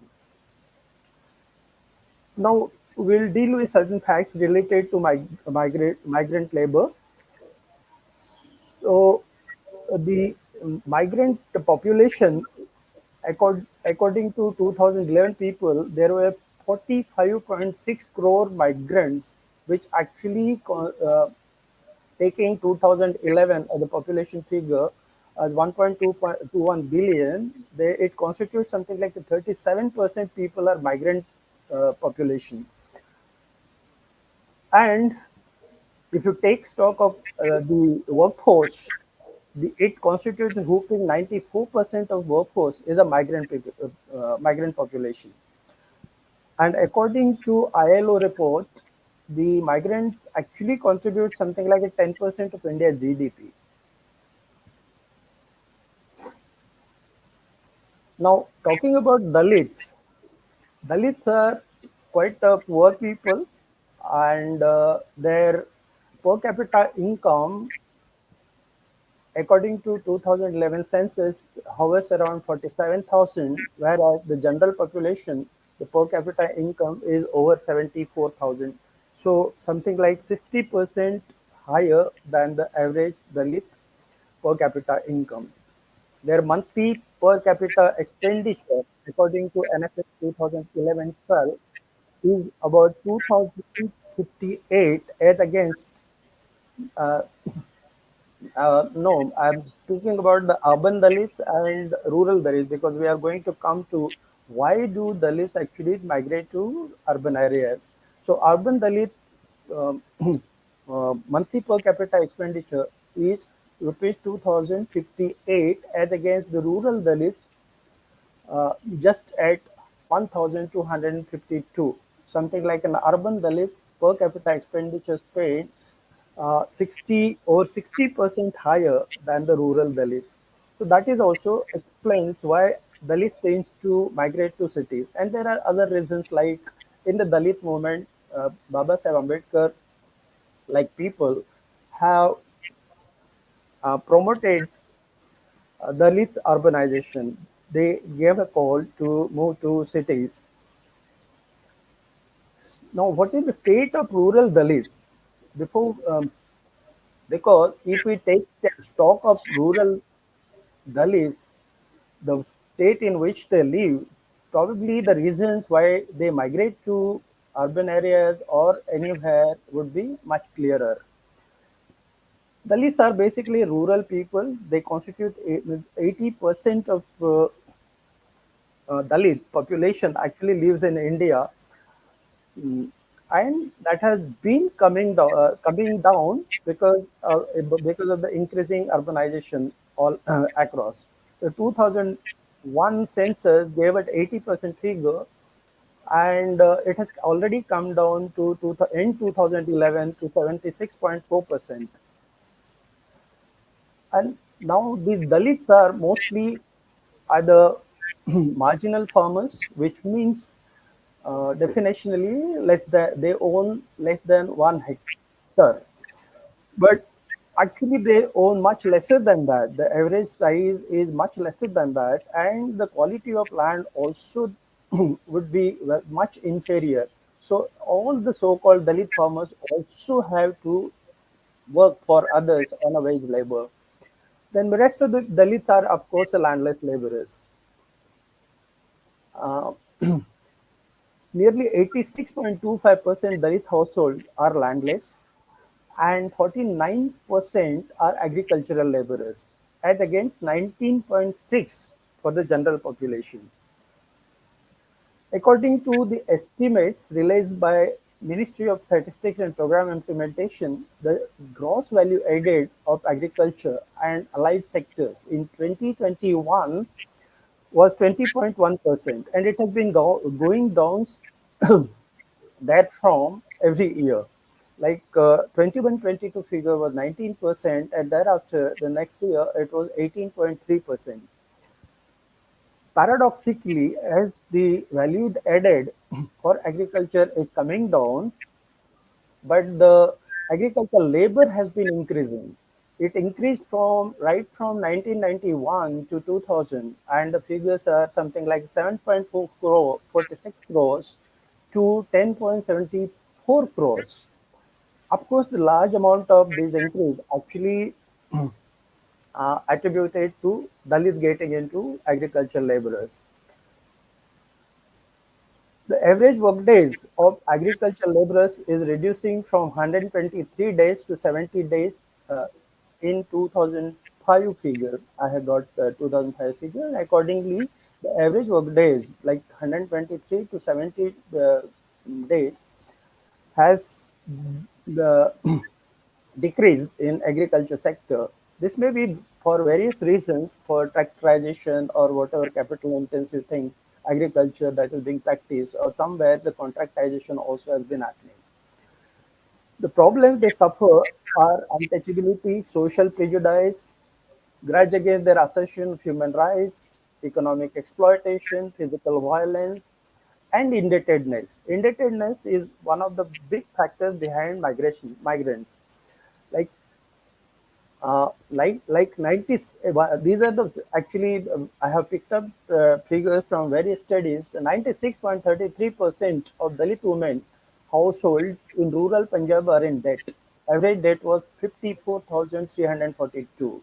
And if you take a per capita income of Dalit, something like 47,000 rupees, you can see the the extent of the debt that they incur more than their annual thing. 93% of rural Dalit families are below poverty line. 88% Dalits have shown increase in loans. 40% rural hamlets did not get work under Manrega. 9 out of 10 Dalit location. Actually, this was a study conducted by the Praxis, a non-profit organization based in Delhi, and reports were published by India Spain. 9 out of 10 Dalits during the pandemic, something like in April June 2020, they incurred the increase in loans to the extent of 78%. Probably these figures are clear enough to understand why Dalits migrate. Why do Dalits migrate? Because there is a lack of work at their native places. As I said, uh, the intensity of agriculture, something like it is going down. The work is going down from 127 days to 80 days, etc. So there is a less work available there, and that is why they have to seek a work. Then again, the kind of income that they need something like moving out. There is a system of advance payments in migration phenomenon. The system of advance payment is there. Some contractor comes in, advances some money, and Dalits always do need money because they do not have a savings. So they would take an advance and get something like enclaved by him to work under those contract conditions. Prospects of better earning in seasons. There is a logic because nearby something like whatever work is available locally, they do discharge and they seek work again. So there would be something like in Maharashtra, in Western Maharashtra particularly, there is a sugar cane cutting season. So there that labor would be that work would be available and they would shift easily. There is a phenomena because of their social ostracization. There's a phenomena of discrimination in family or local because they are known to be Dalits, etc., and they would get uh, discriminated against in many ways. Migration being something like a caste anonymous, so that tended to dampen their caste factor, and because of that, Dalit people prefer to migrate to unknown areas. Migration to capitalist sector from feudal locale again brings in little more incomes, and they would try to go there. I would just briefly narrate the very famous case by now of a migrant labor from Beed district of Marathwada, the Dotpon district of Marathwada, and Dalit Banjari is a backward caste and a Muslim labor, actually migrate to these sugar cutting farms in Western Maharashtra in a large number. The number is something like a 10 to 15 lakhs that this seasonal migration takes place. The sugarcane cutting season goes from middle of October to November and runs up to mid-April to May. Uh, and what happens is that the contractors visit these people in villages, they advance money to them and get their undertaking to migrate to the farms um, for sugarcane cutting. The unit is something like a koita. They call koita. Koita is something, what would you call, sickle, but it constitutes of something like husband, wife, and children.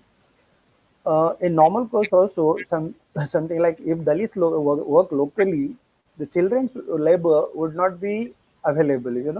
Children would tend to be this thing. But if they actually undertake work outside, then the entire family works all the days, and their incomes actually tend to rise. Now, this is after they leave, after they migrate, there is so much of an intensity of work and exploitation that they in 2019 the phenomena shocked the world. Something like a 13,000 female sugarcane cage migrant laborers from Beat had undergone hysterectomy operations. The women were forced by their families, doctors, and contractors to undergo surgery to avoid complications of pregnancies and periods while working in the field. The contractors did not want women workers to take time off for self-care during menstruation. Women were afraid of losing their daily wages. Over 45% of women had undergone hysterectomy in this manner and later experienced so many problems, mental as well as physical distress, like difficulties in sleeping, depressed moods, nihilistic thoughts, and aching joints and back pain, etc. So there were many studies like this phenomena was duly published. Recently, an ITEC affiliated union called Lal Bhavta Ustoni Kamgar Mukdam and Wahadgar Union, in English it translates something like Red Flags, Sugarcane Workers, Mukaddam, and Transporters Union, actually projected certain kinds of development that has been happening in this sector too. In Maharashtra, there are about 220 sugar factories, and out of that, 105 actually are owned by private owners, and most of them are the political bigwigs. There is no law, and this sector is again it's not a scheduled thing, so government doesn't bother about determining the minimum wages for that, and there is absolutely no social security as anywhere for the migrant labor, as a matter of fact. So what is happening is over the years, it is these union people attributed it to climate change, but for whatever reason, the productivity of sugarcane has been coming down from 45 to 55 metric tons per year per acre to something like 30-35 metric tons per acre. And as a matter of crushing days have been reducing from 180 days, now they hover around 120 odd days. And in that, when the days are actually coming down, the sugar factory owners or the farm owners actually are deploying the cutting machines. Now they are, and government also is promoting cutting machine. They get lots of credit for getting the cutting machines, etc., and they are already employed. The funny part of it is that there is a discrimination when the machine cutting takes place. The remuneration paid to the machine cutter is 400 to 425 rupees per ton, whereas the the remuneration for the laborer actually is stagnated at 273 per metric ton. Then they fail, the most of the labor, migrant labor actually fail to pay back their loans, and there are very repressive kinds of methods deployed by the contractors to extract the money. Something like physical violence, etc., is very rampant, but there are the sexual abuse cases also being reported. So these are the kinds of things, these are the reasons for that. The problem is quite acute because the migrant labor are required for many things. Now, India has a preponderance of youngsters, there is about two-thirds population actually is below 35, and there is not much of an incentive to stay put in villages for farming, and everybody, all youngsters actually try to migrate to cities for any kinds of job. They would be helpers, and now the gig economy is coming, and they would actually be delivery boys, then as security guards, and all kinds of things they get into, and in the hope of getting something, like they stick to the urban areas as slum dwellers. So nobody pays attention to that.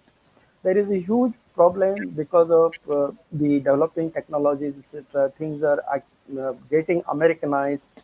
So even the domestic servants, etc., would also be replaced in course of time by the in middle class homes, and that kind of phenomena also is coming up. And I do not know what kind of future lies ahead for these kinds of very marginal people.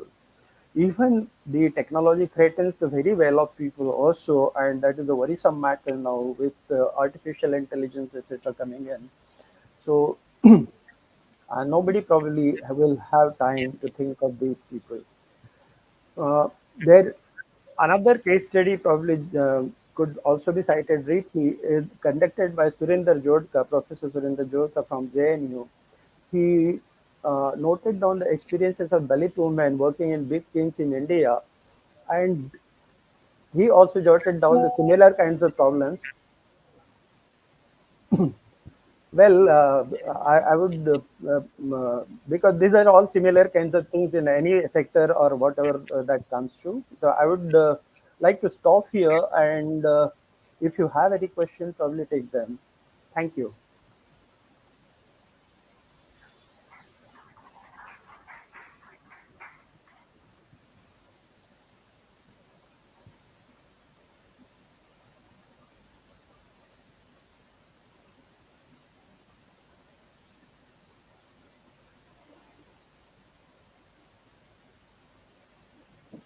Thank you so much, Anand. Unfortunately, we're running about an hour late, so we will have to skip the questions this time.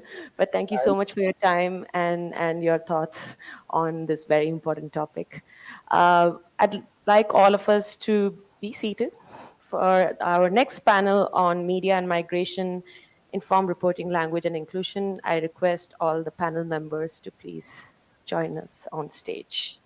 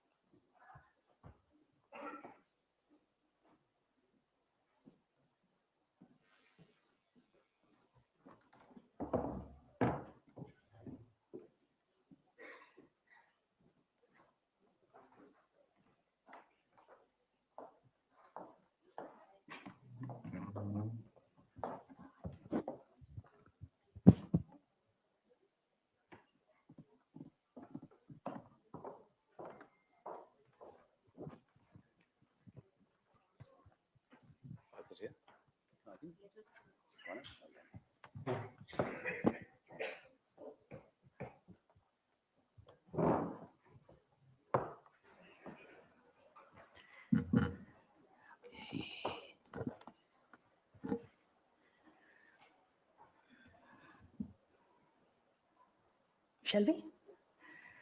Hello and good afternoon. My name is Sangeeta Barua Pasharuti, and so media and migration. The topic of this, this panel discussion is rather interesting, I find, in the times that we are in. And so migration, be it during peacetime or wartime, has been one of mankind's, oldest realities. But in the last few decades, it has gripped the globe so much that the world media just can't ignore it as another civilizational reality.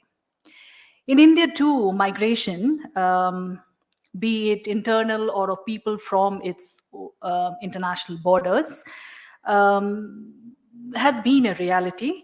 And so our media has also, therefore, have not been able to keep away from it altogether.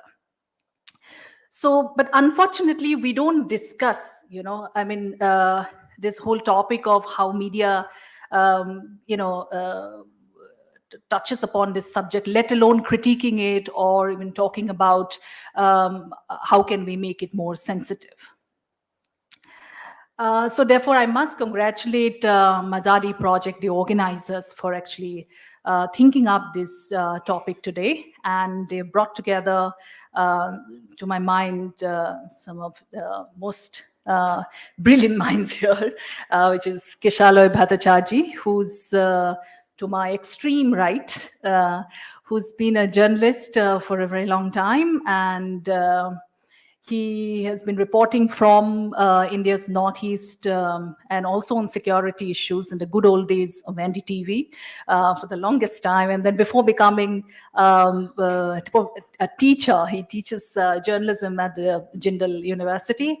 Then there is Rohini Mohan, independent journalist. So many awards that she has got is a proof that, I don't need to say anything more about it. And then there is Pradeep Mandal from, he is associated with Quint and another multi-awarded journalist, and they all have been, keeping an eye on migration, and particularly in Indian context. So I, not as a moderator, is also looking forward to, hearing from them, as I'm sure the audience are. So. Without further ado, I think we should all start. And okay, so I need to start with a disclaimer though. This has suddenly become very Northeast heavy panel. I come from the region, and so is Kishaloy and Pradeep. But Rohini, I want to assure, is not by design.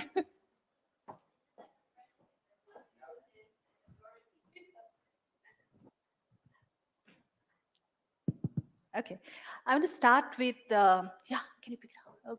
If anybody who can, I think that's the only, yeah. Hi, leave it there. Okay, I want to start with Rohini. Because let's start with the basics. We have these so many kinds of migration. We have this internal migration. We have people coming from across the international borders. There is emigration. There is immigration. There is also return migration, where people go back to it. So how much do you see in our reportage, in Indian context, reportage, articles, opinions, this differentiation, this difference keeping, and say in terms of terminology also, do you see any difference, or you don't? I would run it to all the panelists, but I'll start it with you. I do think that when journalists are pitching stories or thinking of stories, we are thinking maybe what is the specter of my story, and I don't think we are most, at least good reporters, are not thinking of differentiating between the different kinds of migration, except in the scope of what we have to do to cover it, really. And I think we may use the word migrants and the word before it and after it. I think over the years, many of us have learned not to say illegal migrants, to write the writing undocumented. So we also learn. So, but when we look at them, we think of how are others looking at this. So what can I say as a reporter to cover it? For example, so I grew up in Bangalore, and even in the early, in the first year of my working as a journalist, I had to confront this idea that some pockets of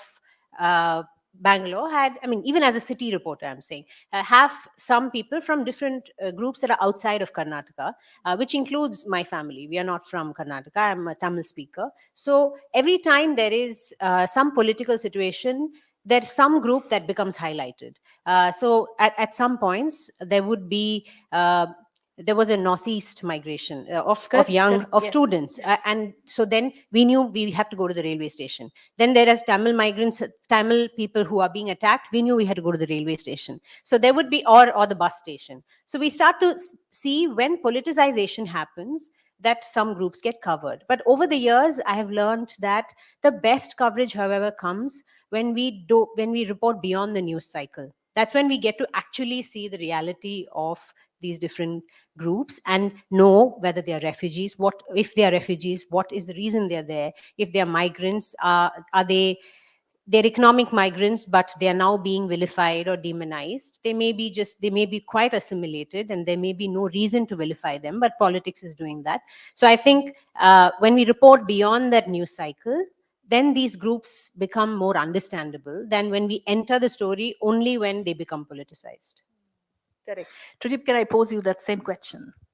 Yeah, you wanted about the No, I term. just want to understand. I mean, like, from your point of view, you've been associated with journalism for so long, and do you see these kind of, difference keeping of these terminologies? Like, say, if you're an internal migrant, like what we saw in Manipur recently, people are using this word refugees, in terms of Mizoram. But Mizoram has like refugees of two kind now, like the people from Myanmar, which are across the international border. But this is internal migration also we see. Do you see this kind of, difference keeping, this kind of in the use of terminology? Yeah. In terms of usage of terminology, we have to say that we at Quint, we were corrected very recently, because when the Manipur conflict started and the cookies started moving, a lot of them came to Delhi. We started with a story where the initial terminology we started with cookie refugees, but we were corrected along the way, and we then started using IDPs.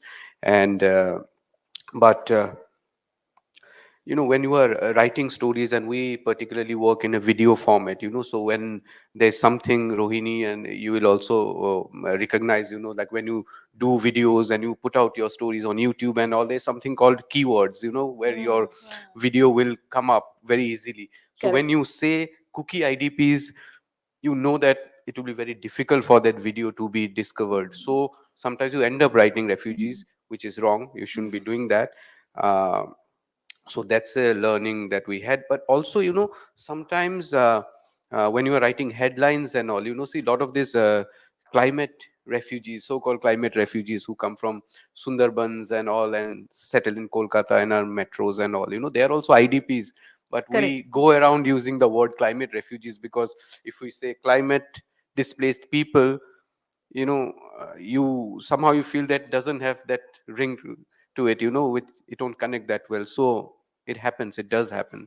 But we also correct ourselves along the way. Sometimes we'll successfully do it, sometimes we aren't able to do it. Kishalo, you want to add anything to it?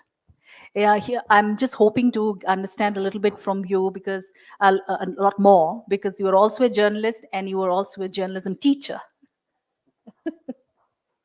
Yeah. I mean, when Sangeeta introduced us and said, use the word Northeast, now, to me, Northeast is a very problematic word because it doesn't really convey or embrace the number of ethnicities, or even geographical, cultural, historical. There's nothing, absolutely no similarity between anybody living in Arunachal Pradesh and anybody in the town that I grew up, Shillong. My childhood was idyllic. It was a storybook childhood till about class 6 in 1979, when the place started burning. A history that's completely forgotten. The country is forgotten. There was no journalism happening. And I was suddenly seen as an outsider. I knew that the word outsider means what? I mean, someone standing out. That would be an outsider in the 70s and 80s. It didn't mean what it means today. The word identity was only an identity card.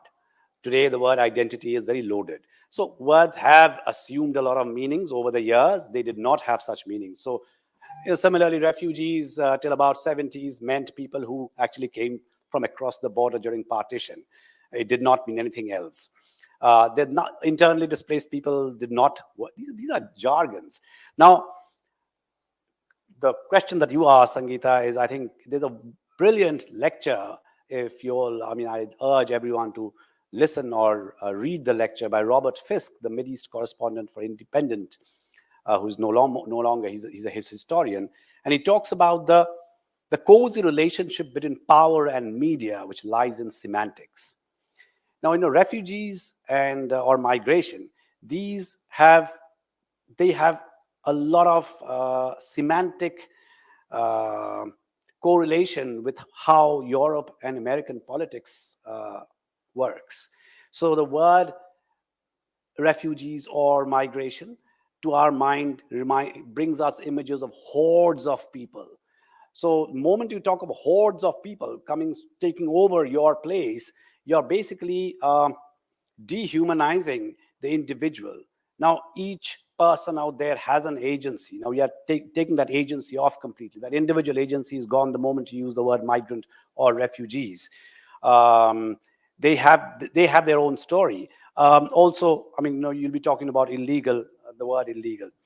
Now, I think we all four of us would be agreeing in everything that we are talking about. So it'll be more like an echo chamber out here. I don't think anyone is going to really oppose that. If I can stop you there. I just, no, but it's not just agreeing. It also is reiterating, I feel, that, holding it up is also so much more important than just agreeing. Sorry, yeah, and quickly, because I know that we have a time crunch out here, 2 points that I'd make. One is about the newsroom. I have spent more than 30 years in newsrooms. Newsrooms essentially are semi-literate. We don't have literacy about, forget about refugees and migration. We do not have sensitivity or literacy about most things out there, and that's a problem with journalism. I'm guessing that journalism is going through a transformation, if I'm optimistic, to be able to get better reportage, more sensitive reportage, more literate reportage, if anything at all. As a journalism educator today, I am surprised that students are actually enrolled for journalism courses. I am very happy. That keeps me going. Their level of commitment, at least some of them, are truly inspiring. What we've done is that, I mean, at least in my school, I can say that we had the luxury of designing a curriculum right from scratch, which doesn't happen in many places. And I saw the gaps of newsrooms and of journalism education. So we try and give a more holistic liberal arts education, in which we actually have a core course on migration and refugees. And interestingly, I'm very proud to say that even in the first batch, we had a girl. I suddenly remembered about her here while watching the pictures outside, because she starts her dissertation at LSE. She finished her master's there with Danish's pictures, and she talks about the picture and then goes to Alan Kurdi on the shore and talks about agenda setting and talks about media representation of refugees. And she's a girl from Chandigarh, and she was introduced in the course to actually go and do about migration refugees. She picked up an assignment to go to the Rohingya camps, and she has been over the last 7 years just following Rohingyas everywhere across the world. So I think there is merit in introducing these in the curriculum. Yeah, thanks. We'll go to all of that, the points that you have raised. But before that, let me just come back to the word illegal. Like why I'm coming back to it is like we see that in Manipur, what's going on. Migration is a major one of the factors that we see is because the strife, ethnic strife between two communities. So there also we are seeing the use of this word illegal immigrant. It's not just by one community against the other, but it's also politicians and therefore the media. We're just seeing this. I come from Assam, and I grew up at a time when this whole world, this illegal immigrant thing or illegal migrant thing was very common. And in everyday conversation, politicians, we actually had a law in India, which Parliament had passed, saying illegal immigrants, that Determination Act, IMDT, but that was in the 80s. And now there is a lot has happened, in terms of using the right terminology. But yet again in India now, as we talk, we're seeing actually this use of this. So I want to ask you, Rohini, what is it when we use such terms, what is it that is taken away from the person against whom it is used? What is it that is taken away? I think a step before that is whether we as journalists have the ability to know which term to use, right? For who? And often, especially in evolving situations, politicians may use certain words that may not be the right words. Like someone may kindly, out of the generosity of whatever their heart or liking some group, may call some groups climate refugees. but there is no such terminology. So should we be repeating that? They may be doing it, but at the same time, like earlier today, Chandrani Sinha, she said that maybe we should use those words in order to make sure that they get some help, right? So there is division among people also whether we should do this or that.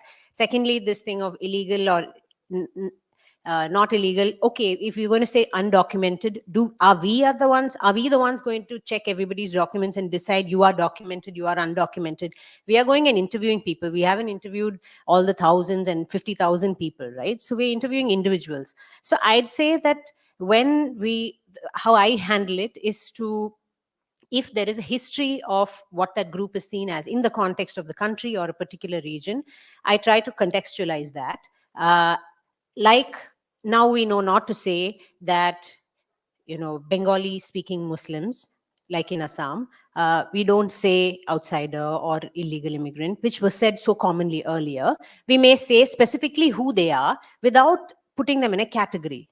Bengali speaking Muslim or Bengali speaking Hindu is not a wrong, that's exactly who they are. So we don't have to say whether they are from outside or inside or any of that. So I think I actually avoid the terminology because I don't think we as journalists should wade into those waters at all. And secondly, also because of the other very practical point that Tridip mentioned, is that some of the terminologies are just clunky and they don't mean anything to people on the ground, people who are readers. So this is how I sort of navigate it. And I think it is good that we get told off often by people who are practitioners in migration and refugee policy, often that we should use term or that term. We can know why they're saying it, the context of it, but as media people we make our decisions, and I think the safest decision is that. So just one thing to add to that is we're talking about Assam, and I think so when I covered Sri Lankan refugees from Sri Lanka, India, often there was a time when you could not say people who were Indian origin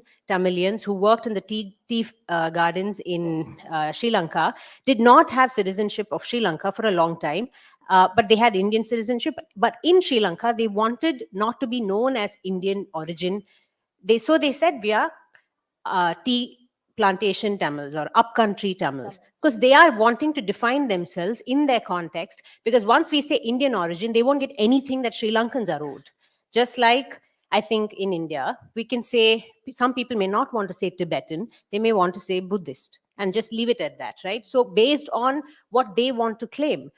This I realized actually only when I was interviewing a Sri Lankan Tamil asylum seeker in the UK, who did not want to tell me some details of his background when he was in India and in Sri Lanka. For example, that he was trained in the militant, in the Tamil Tigers, in the LTTE, because in India and Sri Lanka, that will throw him in jail.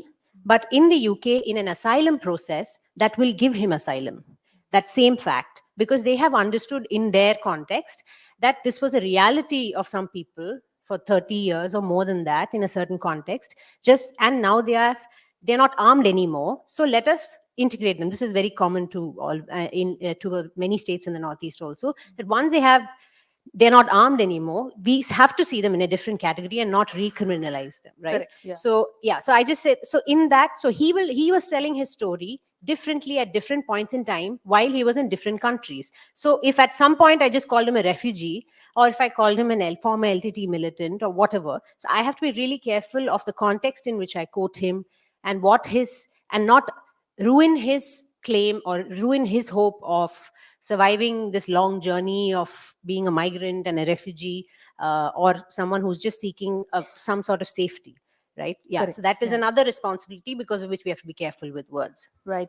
So what you were generally, pointing at is the nuances that we need to be careful about when we report. So Tridip, I'll come to you for something else. It's like, I've been sitting here and hearing a lot of these conversations, and so what I hear is also words like, say, Rohingya, migrants, refugees, and there are so many certain when you think of refugees, like there's certain words now that or this community, that community, for any reason, it's just coming up. But then there are so many other stories that also are worth talking about. But we don't, well, like I'm talking about, say, national media attention and all that. We don't get, like, he was referring to, Kish was talking about growing up in Shillong as a Bengali. Okay. So there may be migration happening, okay, because of multiple reasons and all that, basically the ethnic issue only. But it's in a trickle, but it's in a trickle for multiple years. And then when you look at it cumulatively, it's actually a huge migration. Then there is another thing that I see, particularly about the Chakmas. They were told, the Supreme Court had told Government of India multiple times that these are now Indian citizens, give them citizenship. But till date, it happened in the 1960s, not been given. They're still, I don't know in which category they're in. Okay, they're still considered illegal. So I want to hear from you, why does this happen, that we just, we look at some stories as migrant stories as important and we give attention, but certain things just fall through the cracks? Yeah, I think as Kishaloy had also pointed out, I guess that's how newsroom functions these days, or for that matter, it has always been functioning like that. They always go for stories which needs immediate attention. So suddenly when you talk about migration, Rohingya, the stories of Rohingyas will always find prominence. Instead, if you want to say a story about the Brus or the Chakmas, or that the slow trickle of non-tribals out of some of the states in the northeast, so because a story of a Rohingya, or for that matter now the cookies, they're the most obvious stories, and they know that these are the kind of stories that will get them readership, that will get them eyeballs. So that's the reason that the editors push for these kind of stories. No, I don't think the editors are ready to spend that kind of money or resources to send a reporter That's a to very important point. Arunachal Yeah. Pradesh to do a story on the Chakmas. The explanation would be, who is interested in this story, who would read a story like that. So that's how it plays out, unfortunately. So I'll come to Kesh. I want to draw attention of the audiences also to one issue which I've noticed even in my state. The media, the local media, almost becomes the opinion builder. Becomes the mouthpiece or of a particular community. I've seen that across Northeast. Also, you mentioned about Tamils. A lot of Tamil papers take this as become mouthpiece. And I was mentioning him to him some time ago that there was a report done by the Migration Observatory at the University of Oxford, and this was for a decade of study in the of British media. And then they said that this was also the role that played by British media, that they wanted to shape the migration policy, they wanted to shape the migration conversation over migration and all of that. So why does this happen? I mean, this is like a worldwide phenomena, and what are the fallouts of that actually? Well, Sangeeta, I started by invoking Robert Fisk and the cozy relationship that media has with power around semantics. So we very casually say spike in violence. Spike is a word used by American Army. There's no one uses ceasefire, peace process. Right now we're talking about what's happening in the Midwest. Sorry, it is actually in West Asia where the word peace process got popularized by the American press and the American politicians, and we've been using it in our disturbed areas. The moment you hear the word peace process, it's the end of peace. There's no, because what is the meaning of? Can you just think about peace process? I mean, is it a process? I mean, either there's peace or there's no peace. So now ask us. yeah. So I mean, so for example, the Naga peace process was started by one gentleman, Padmanabhaya, not very far from here in North Block. I was reporting in Delhi that time. After that, I went out there, spent a decade, came back, left journalism. I'm teaching. I'm about to retire. The Naga peace process is going on.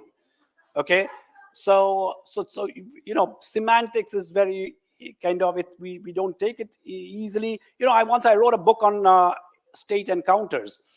And I didn't go behind bars after that. And which my publisher was absolutely sure that I would end up going. It was called Blood in My Hands. And so my editor, one of the editors, Ajita, is wonderful, but there was another copy editor who was Australian, and he called me up and he said, "Oh wow, so you've written a thriller, mystery thriller." So I said, "No, no, no, no. It's non-fiction. It's I mean, well researched and all that stuff." I felt really bad that I wrote a mystery thriller. I said, "But why did you think it's a mystery thriller?" And he actually told me something which never occurred to me. He says the word encounter in English language means a romantic encounter. Oh, damn. In India, the word encounter entered our lexicon by, the police and the army killing you. Okay, so that's encounter. So we do have a problem worldwide with language, and I think this is something that we are not. Also, just to add to what they're saying. And make a little clarification that a lot of these changes that we can make can happen in print when you have a copy editing, when you have that time. The broadcast, I'm a lapsed broadcast journalist, okay, and an accidental academic. So in broadcast, particularly after 2000, everything went live. The nature of beast is such that you don't even have time to think, or your editor or someone telling you that okay, this is not a right word to use, you should be able to change that. You're already on air. So I think it's also important, not also important, I think it is important that right from schools, the kind of language that is used in textbooks and education, I think they need, because you get hardwired. By the time they come to college, they're already using words that I can't not let them use. So I would go back to the school. I mean, may not be the most popular way of doing things, but I think they need to be educated right from there. If we want to use the vocabulary, everyone says we need a new vocabulary. I'm saying that the new vocabulary has to be introduced at the level of schools. Yeah. Okay. No, but the related thing, what I'm just thinking when you were saying was that, when the local media, like we saw that in Manipur also now is happening, become the mouthpiece, of a particular community, one community or the other, it also the focus goes away, I think, from this whole, the legal thing about it, what are the legal rights of a person who's accused of being an immigrant or illegal or whatever, then, and focuses more on how to control it. Do you agree? You have Sorry, covered. I missed that point. Yeah. Do you want to? Okay, because I don't know. 15 seconds, I'll tell you. When you're saying local journalist, I think we also you're using local journalists in a different connotation. For me, a local journalist are the people, stringers or the fixers. International media use the word fixer, sounds awful. We used stringers, made it sound a little better, but I think we exploited and used them. They were my first point, the first responders to one of my biggest stories came from stringers. You know how much we paid them? Like 800 rupees a month for a story. They can't even pay their phone bills with that. Okay, so they got embedded with the local army, police, politicians, and at the end of it, we didn't know whether they were double agents. So just like in Kashmir, they are usually, you have these surrendered militants who work as the double agents for the government and for the army. A lot of these sources in the local level worked for the government, for the police, and I don't know how many stories were planted through us, really. One question I have for you, Tridip, is like, all of you, both of you have covered NRC update process. How much of you belonging to that place helped you, and you not belonging to the place helped you? Okay, or came as a problem? Tridip, before we go to the last. Yeah, one, I think it's a very interesting question, because into 2015, rather 2016, even I was one of the first few who applied for the NRC, because there was a big question mark on my identity also, whether I had to prove that I am not a foreigner in Assam, So that story was more of a personal story for me, and somehow I found it comparatively much easier to report on that, because I knew the issue inside out, and also the fact that the familiarity with the language of knowing Assamese and Bangla really helped me to understand the nuances of the story. So, and it was a very, very personal story also.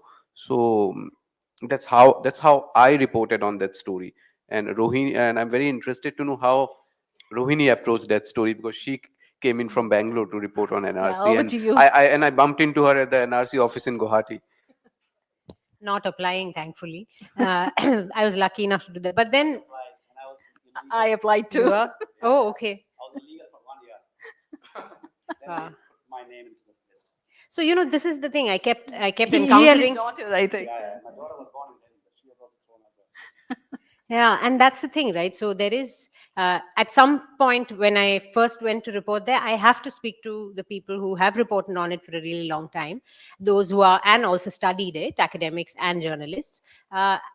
And there are journalists who will explain it well. There are journalists who will have biases, similar, but the academics even more so, I thought.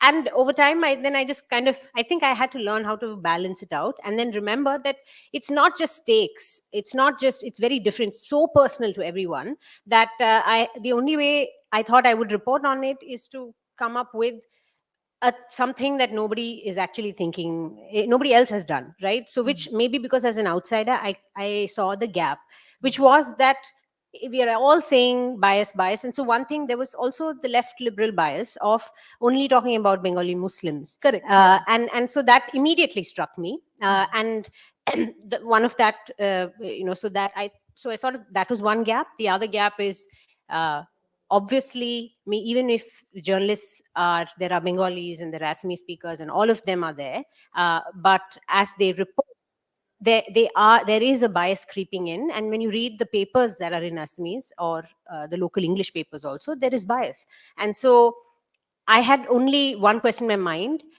how does this bias seep into the systems? So the only way I could go about it is with the data thing, which is why I Correct, yeah. applied the RTIs to see if there is a pattern of bias in whether somebody is determined as a foreigner or not.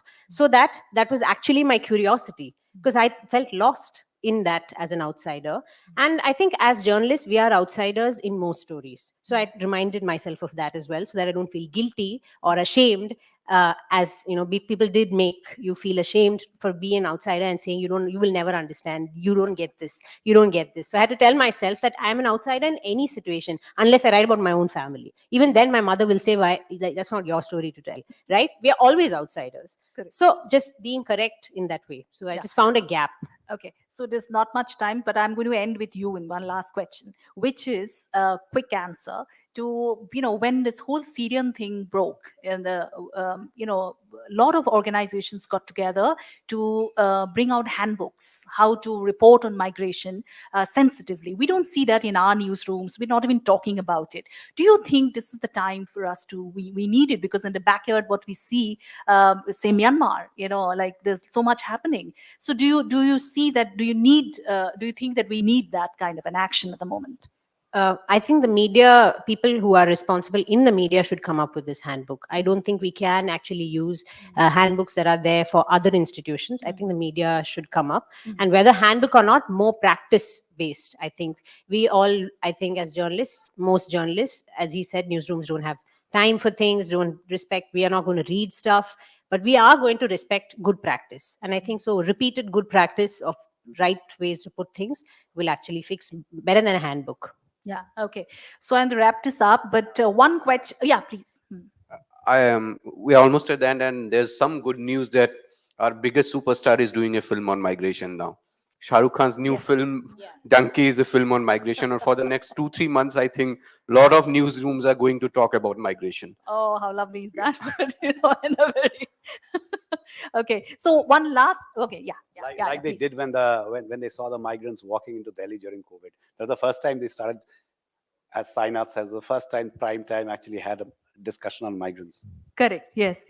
And one thing I would have liked to touch upon, but we don't have time. Where I just want to mention that India has been host to so many migrants from so many countries. We have always heard of those migrants being referred to as Afghan migrants, people coming from Tibet, people from say, Myanmar, Chin State, all that. But now what we are seeing more and more, particularly with the Rohingyas, is that they're identified more with their religion than with the country they come from. So this is like, and we saw that pattern happening also in the recent Manipur thing, where they are being looked as like Christians and okay. So it's not just where they are coming from. So this is something we need to note both as journalists and also people who are interested in migration. Thank you very much for listening to us. There's not much time for questions, so sorry about that.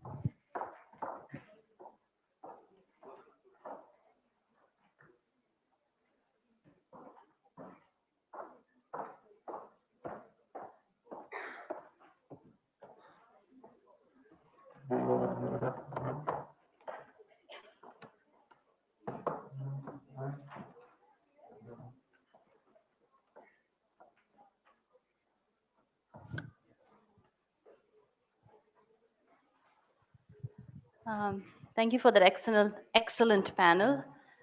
If you all want to connect with the speakers, I'm sure they are hanging out. They will be hanging out for some time. So please feel free to go and ask your questions. We are challenging ourselves to a completely virtual panel. And the only person who is going to be in person is me out here moderating it. And it's wonderful to see that we have all our panelists online. Let me quickly introduce all of them. Akar Patel is joining us from Bangalore. He's the Amnesty India chair, a journalist and author.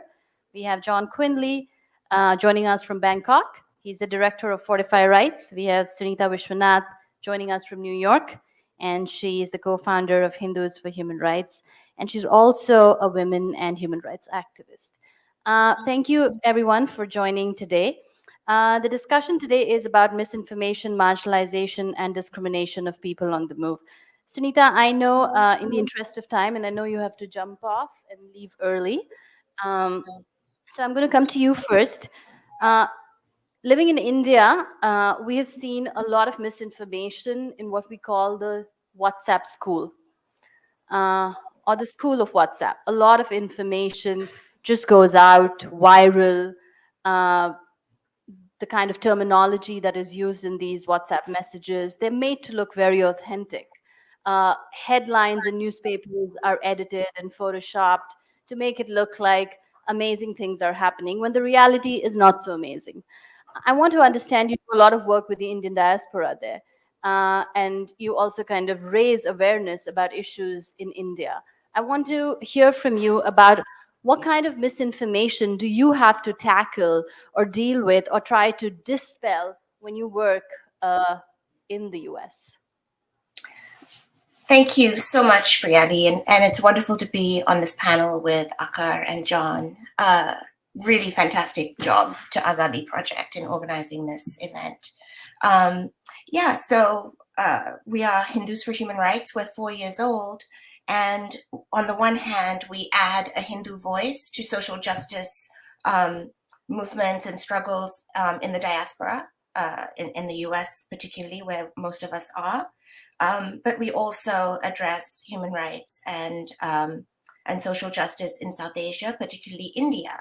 And we go into the Hindu community to address social justice issues and bring them up in the Hindu community. That is a big part of what we do. The reason we do that is that what we see as the dark direction that India, the country that most of us are from in Hindus for Human Rights, is going in, it is number one, imperative that those of us who are Hindus of conscience speak up and do something. But also there is to your point, there's so much misinformation coming out of the Hindu right, and it lands right in the Hindu community. The Hindu community sort of swallows it, just drinks it in, hook, line, and sinker. So when we go into, it's Diwali time right now. When we go into Diwali gatherings, for instance, I went to one. If I talk about what's happening in Manipur, I find that a lot of people don't really even know. They don't even know. And it's astounding to me because these issues are, what's happening in Manipur has been on the front pages of international press. It's amazing to me that people don't know. So it's not just about misinformation. It's also about this thing of which news feed is reaching who. So we are trying to get into news feeds, WhatsApp channels of our families and our community members with, if not, if not with the news, with questions. If we raise Manipur, maybe some people in those channels will go and find out, what is she talking about, and access some news. So it's misinformation, and it's just lack of news reaching certain parts of our community. And in terms of misinformation, I don't need to tell you all the dire consequences of the misinformation. We learned that right now, we know that Israel is carpet bombing Gaza.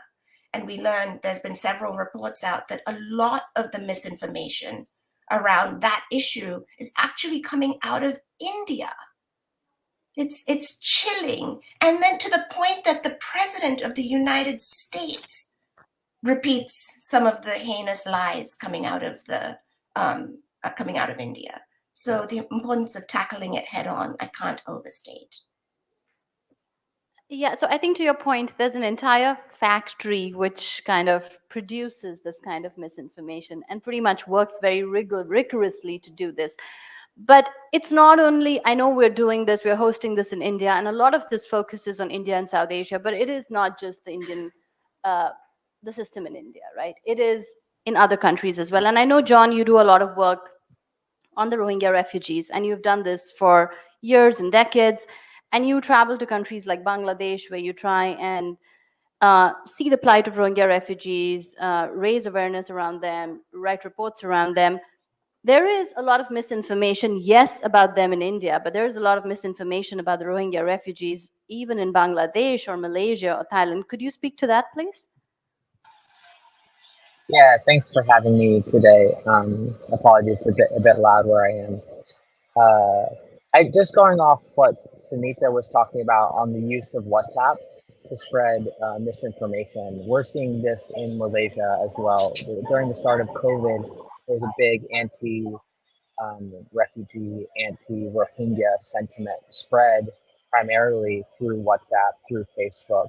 What we're seeing in Bangladesh is the use of WhatsApp to threaten Rohingya people. Bangladesh originally, Sheikh Hasina, the president of Bangladesh, originally took in Rohingya refugees, hosted them for many years. But 7 years on from the genocidal violence that took place in Myanmar and why the Rohingya fled to Bangladesh was because of that ongoing persecution. 7 years on, the sentiment of Bangladeshi people in southern Bangladesh, particularly, this is Cox's Bazar district, this is Teknaf, is very anti-refugee. 2 months ago, the mayor of Cox's Bazar district held a protest against Rohingya refugees and tried to garner support against the refugee population. This is also this is people in power that are in Bangladesh also basically making refugee people's lives really difficult. So I know part of this panel today is around misinformation, but also we've documented widespread discrimination against refugee populations, Rohingya populations. The government of Bangladesh is discriminatory against Rohingya people every day. There's discriminatory travel restrictions against refugees. They're not allowed to leave the camps. There's been fencing built around, barbed wire fencing built around the refugee camps. This is about 1 million people that are fenced in. these restrictions, are not geared towards the host community. They're completely discriminatory. Um, Refugees are not allowed to access formal education. This is also discriminatory because the host community it is. And if you look at some of Bangladesh's international obligations and also their domestic obligations, they've signed up for the ICCPR, and that protects refugees from discrimination, particularly around freedom of movement, access to education, and other basic rights. So we see this misinformation spreading on WhatsApp post-COVID, and we're also seeing discriminatory policies and practices in places like Bangladesh. If folks speak to Rohingya refugees themselves, they'll hear this, and So I'm just here to try to raise some Yeah, of so I some of think I their think what plight. you're trying to say, I think what you're trying to say is the misinformation and a combination of the discriminatory policies together make it really impossible or very difficult, in this case, for people on the move, for migrants or refugees. I just want to come to the word illegal. You know how the word illegal is used. It's again, we see so much of this circulating: illegal migrants, illegal humans. All of this sounds, even the terminology doesn't sound legal to me. So, Akar, coming to you, we heard so much of this when the NRC CA was happening in Assam, or when conversation around this. Who are the illegal immigrants? Who are the illegal migrants? We should have a national register of citizens. And I know you all have done a report on this. Would you like to talk about that? Sure. There's a context here, which is a political and historical. That the ideology that is governing India today has seen India as a civilizational power, and the geography of this civilizational power begins in Iran. It encompasses what is today Afghanistan and Pakistan. According to Golwalkar, it also included Tibet. On the east, it also includes lands that go up to Singapore. So the Bharat Mata, as she is visualized, is about twice as large as India is today. The paradox is that we hate the people. We don't want the people. The people are seen as not from the same civilization, even though the outsider might not be able to visually tell us apart, that we all seem to look the same to somebody who's visiting here from, say, Iceland or Mongolia. The hatred is also paradoxical in the sense that culturally we are told things like Atithi Devo Bhava, whereas what has happened in Assam, and I was listening into the last bits of the previous session, and I don't want to repeat what may have been said there, but the genesis of what happened in Assam, especially the trigger for the recent NRC, was that the state, including the judiciary, saw migrants not only as a nuisance but as a national security threat. And what followed from that perception, both from the Supreme Court, then the Guwahati High Court, which refused the right to appeal, was that 2 million people are in limbo. We don't know where those 2 million people who have been left out of the Assam NRC are, what they are to do, what threat they live under, to be able to go to bed every night not knowing whether you will be jailed tomorrow, whether parts of your family will be jailed, as has been the case, has become normalized. And I think that we should look at ourselves, maybe not in this at this point in time, because I don't think that we are going through a period in our history where we have the sanity to be able to do that.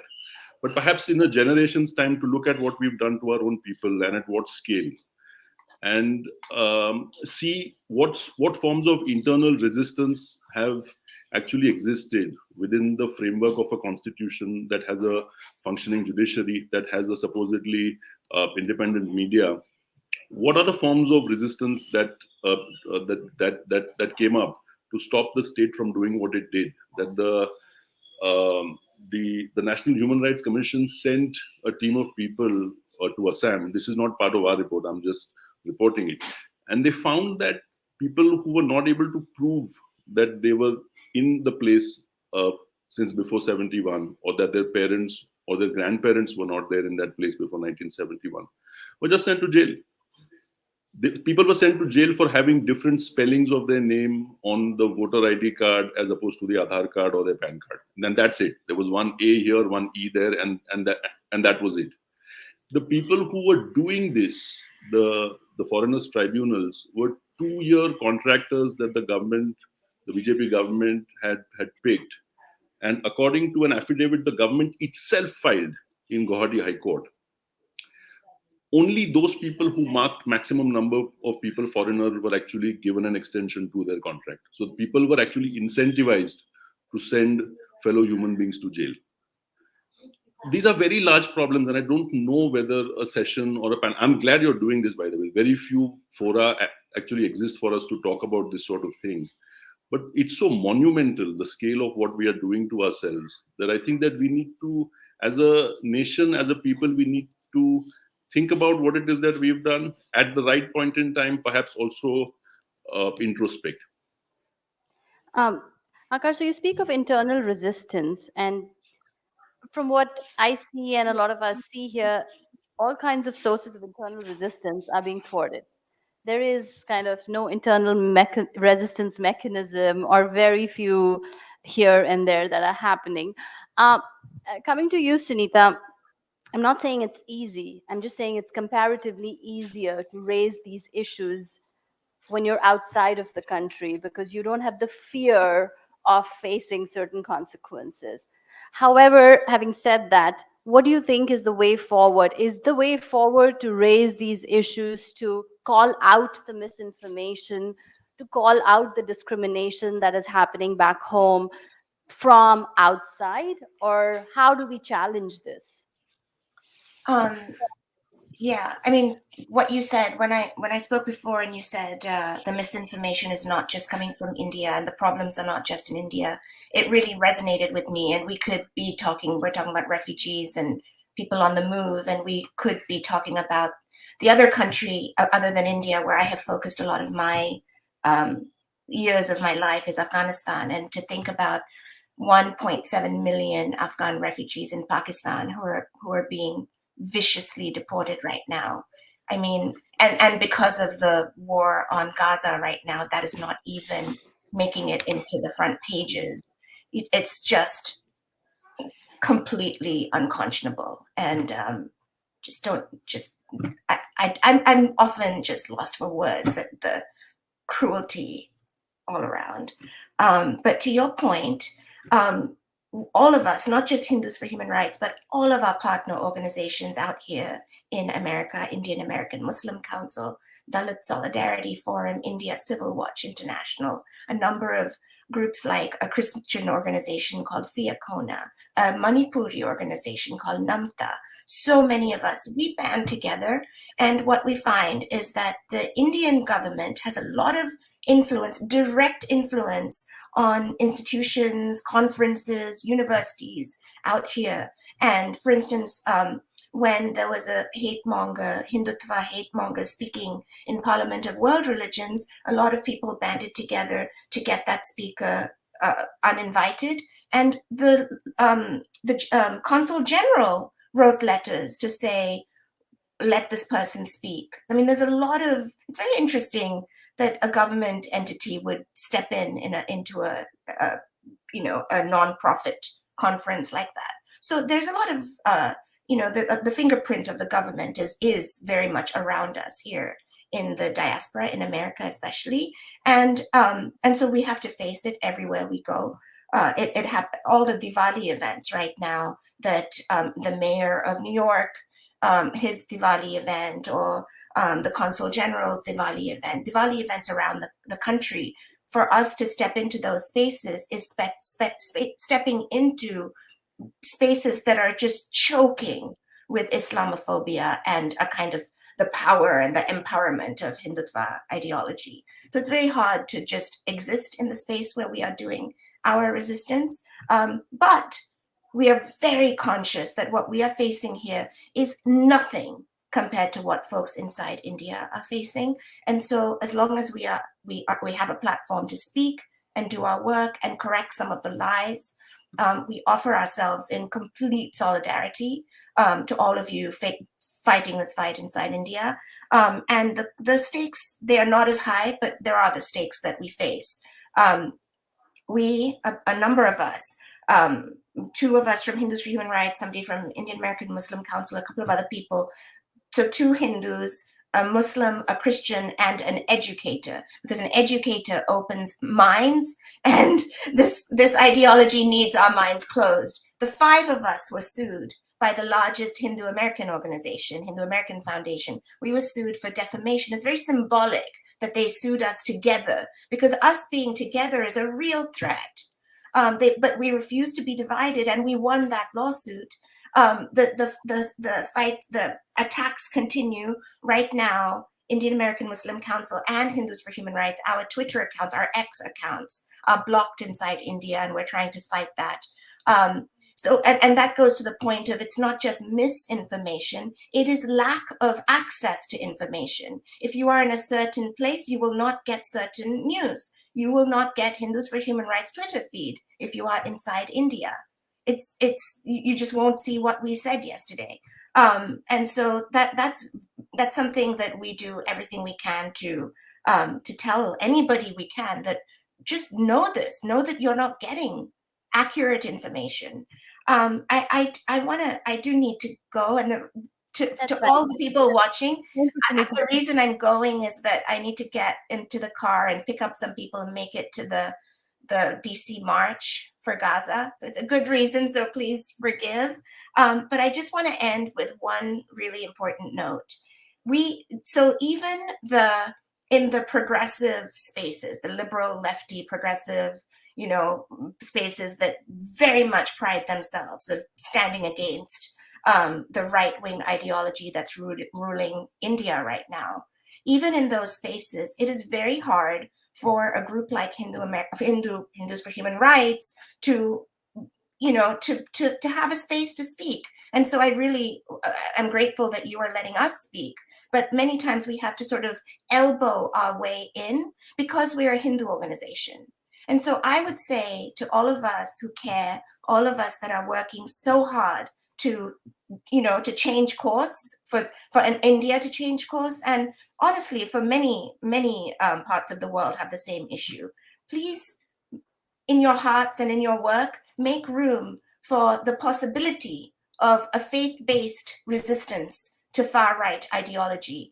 It's not the only response, but I fully believe that without that sliver of faith-based resistance to atrocities taking place in the name, misuse, no doubt, but in the name of religion, I don't think it can succeed. And I think part of the reason we are here is because faith-based activists and proponents have not been welcome into spaces of resistance. I'll give you one quick example and I'll go. In December 2021, there was a horrible, horrific, heinous gathering of Hindu religious leaders in Haridwar, India. And these hundreds of saffron-clad men and women literally, actually, explicitly called for a genocide against Muslims. And it was in all the papers. It was even in the New York Times, like more than one article in the New York Times. It was famously known across the world.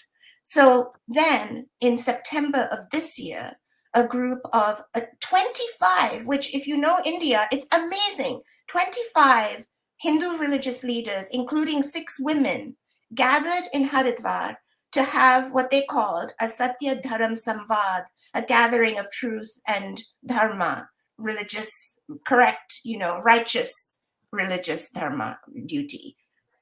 This happened in spite of the risks of doing such a thing in a country like India today. So these Hindu religious leaders not only gathered, they gathered in love to speak out against the violence happening all around, and they took what they called a do or die oath for India. They were, organized enough that they had a social media handle, they had a website, and they put out a press release to everywhere that they knew. There was no news of it. And that's really on us. There was one little piece in Times of India, and that's it. And I know for a fact that that press release went to everyone we know, every media house that we might know on the left, and lots of mainstream media news. And it could be, you can understand why the mainstream media news maybe didn't cover this, but why didn't the progressive news make room for 25 brave Hindu religious leaders saying not in our name to the atrocity that's happening in India? And I ask us, as Akar said, to introspect. And if we don't have room for these swamis and sadhvis, then what change are we talking about? I leave you with that question, and I'm sorry. That's a great point, Sunita, and thank you for joining us today. We'll have to let you go, I know. But just talking and coming to the last question to you, John, and then to you, Ankar, if we can just say quickly respond to this. You know, what Sunita said about it's not just misinformation, it's lack of information. And I know that this lack of information is not just in the context of India, but there's obviously lack of information in the context of other countries. And bringing it back to the refugee and migration issue, refugees don't have a control of their own narrative, right?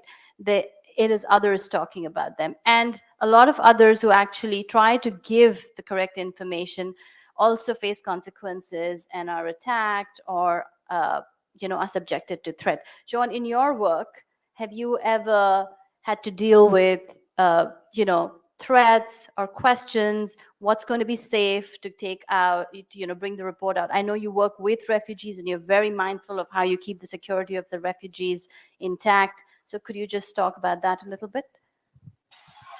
Yeah, thank you. Just going back on something Sanita was talking about is the role of diaspora organizations. And I think when refugees are doing their own human rights documentation, we come alongside refugee organizations try to support them to do their own human rights documentation. That's quite risky. So there is a role for diaspora organizations to speak publicly when the risk is a little bit less severe in the countries that they're living in. So you have Rohingya diaspora organizations, critiquing what's happening in India, the detention of refugees. You have Rohingya diaspora organizations critiquing the restrictions in Bangladesh. Refugees in Bangladesh and refugees in India aren't able to do that safely. So I think that's a critical point, is that linkage between the refugee communities in Bangladesh, in India, and the global diaspora. And those two things have to be intertwined, have to be working really closely together. On your question on reprisals, I have colleagues here in Thailand, Thai human rights defender colleagues that have done research on slave labor in chicken farm, Myanmar people being put in chicken farms, being made to work long hours, basically labor rights abuses. These Thai colleagues have been sued with criminal defamation here in Thailand. Defamation is a criminal charge, not a civil offense. And though they're being sued just for speaking out for Myanmar migrant workers here in the country. One of my colleagues has been going through legal battles in the courts here for more than 3 years.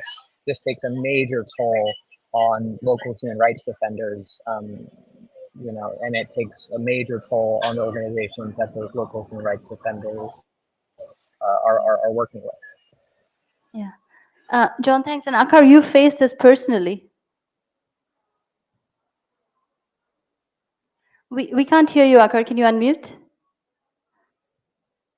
Sorry about that. No, I said it's part of it. We should be fortunate that we live in a space where, unlike China, at least certain freedoms exist and they should be used.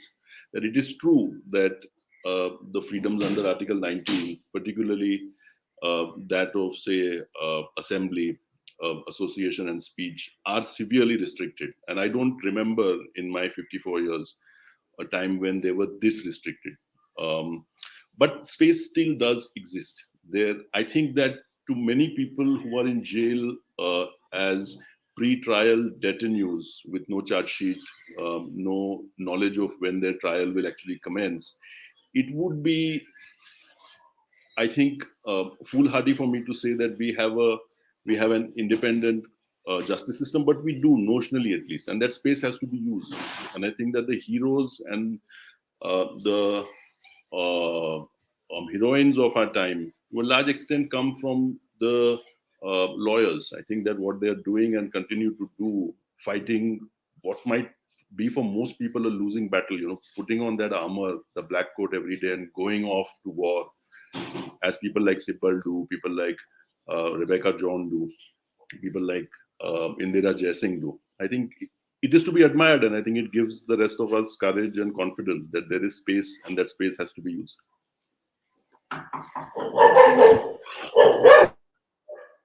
Whoever's dog that is, that's wonderful. Ankar and John, thank you so much for joining us. Thank you for having this conversation and saying some very critical things which need to be heard. Thank you so much. And we don't have time for questions because we're already running late. We'll move on to the next one. We have 2 more talks left. The next talk, we're going to have another talk, and after which we are going to go into the prize distribution. But I want you to take a guess. I'm reading the lines of Who.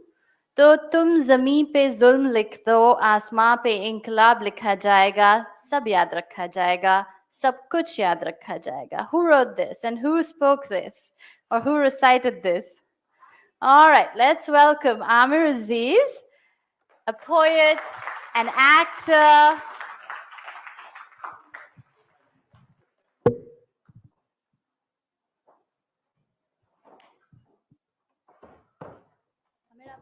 खड़े होके बोलना चाहेंगे बैठ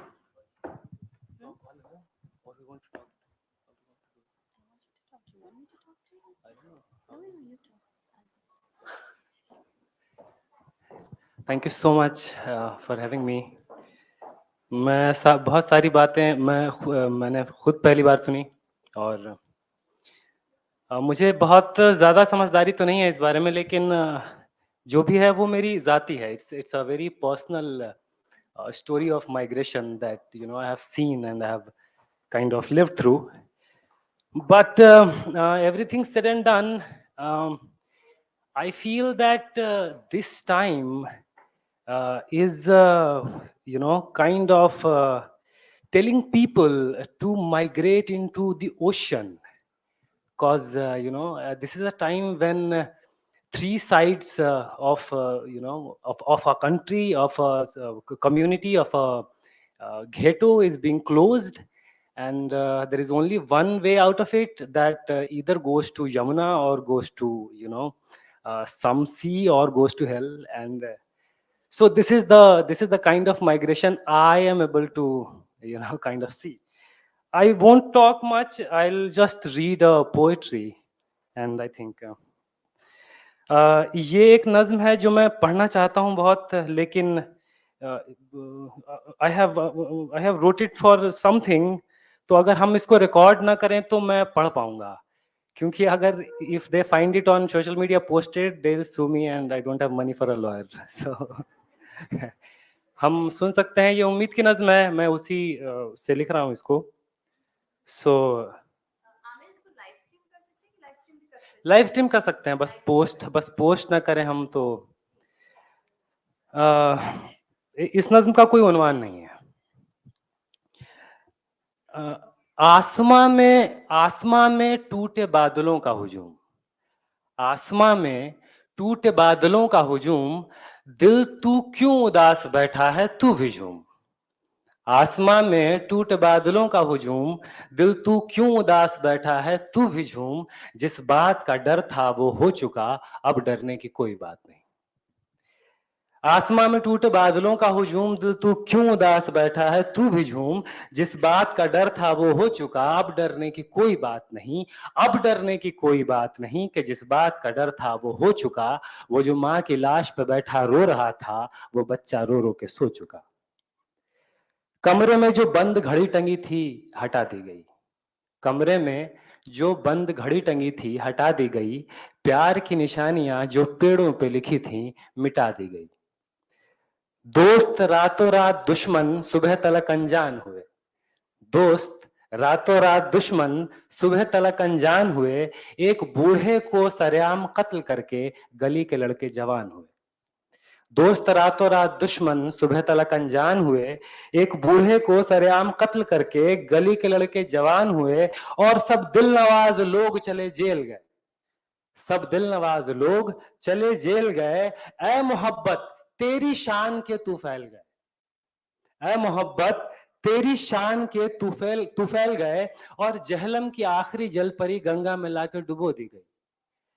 जहलम की आखिरी जलपरी गंगा में लाकर डुबो दी गई, वो खत जिसमें लिखा था मुझे भूलना मत खो दी गई।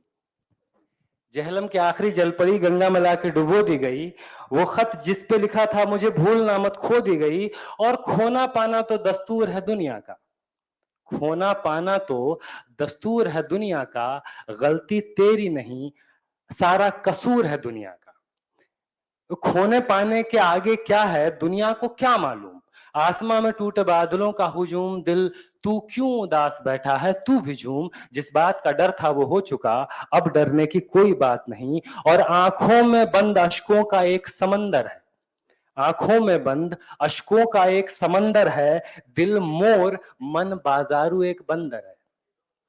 आंखों में बंद अश्कों का एक समंदर है, दिल मोहर मन बाजारू एक बंदर है। और दीवारों से झांकते रहते हैं मुख्तलिफ चेहरे, मुझको देखकर मुस्कुराते हैं।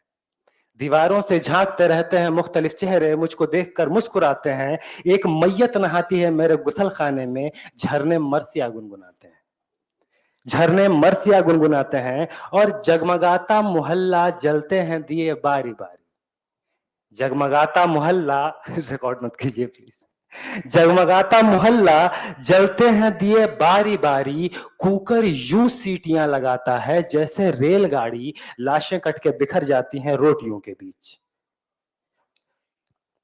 जगमगाता मोहल्ला जलते हैं दिए बारी बारी, कुकर यूं सीटियां लगाता है जैसे रेलगाड़ी, लाशें कट के बिखर जाती हैं रोटियों के बीच। महलों में बर्तन बजा के नाचते हैं रीछ, महलों में बर्तन बजा के नाचते हैं रीछ। हर शाम रसोई घरों में एक चिता जलती है, हर शाम रसोई घरों में एक चिता जलती है।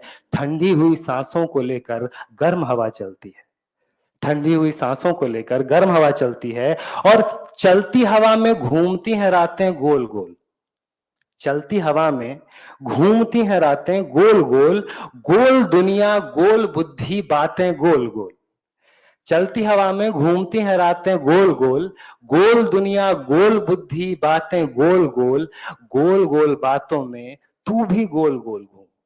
आसमां में टूटे बादलों का हुजूम, दिल तू क्यों उदास बैठा है तू भी झूम। जिस बात का डर था वो हो चुका, अब डरने की कोई बात नहीं। शुक्रिया।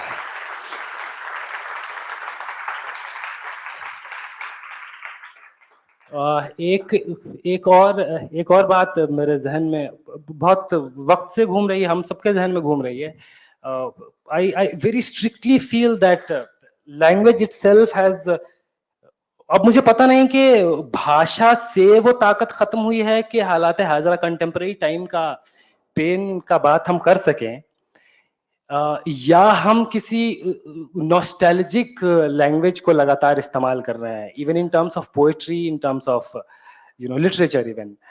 So I totally feel that the language that we are using at this point of time is completely incompetent in terms of explaining the pain and plight of our own time, because mostly I feel betrayed by language, and extremely betrayed by this particularly this in terms of poetry also, there is this nostalgic expression of pain and plight which kind of I don't know, I do not feel, I never felt contemporary. I myself in my own poetry feel very less contemporary, but I try to do so. And this is the same thing, the same happened with facts and statistics.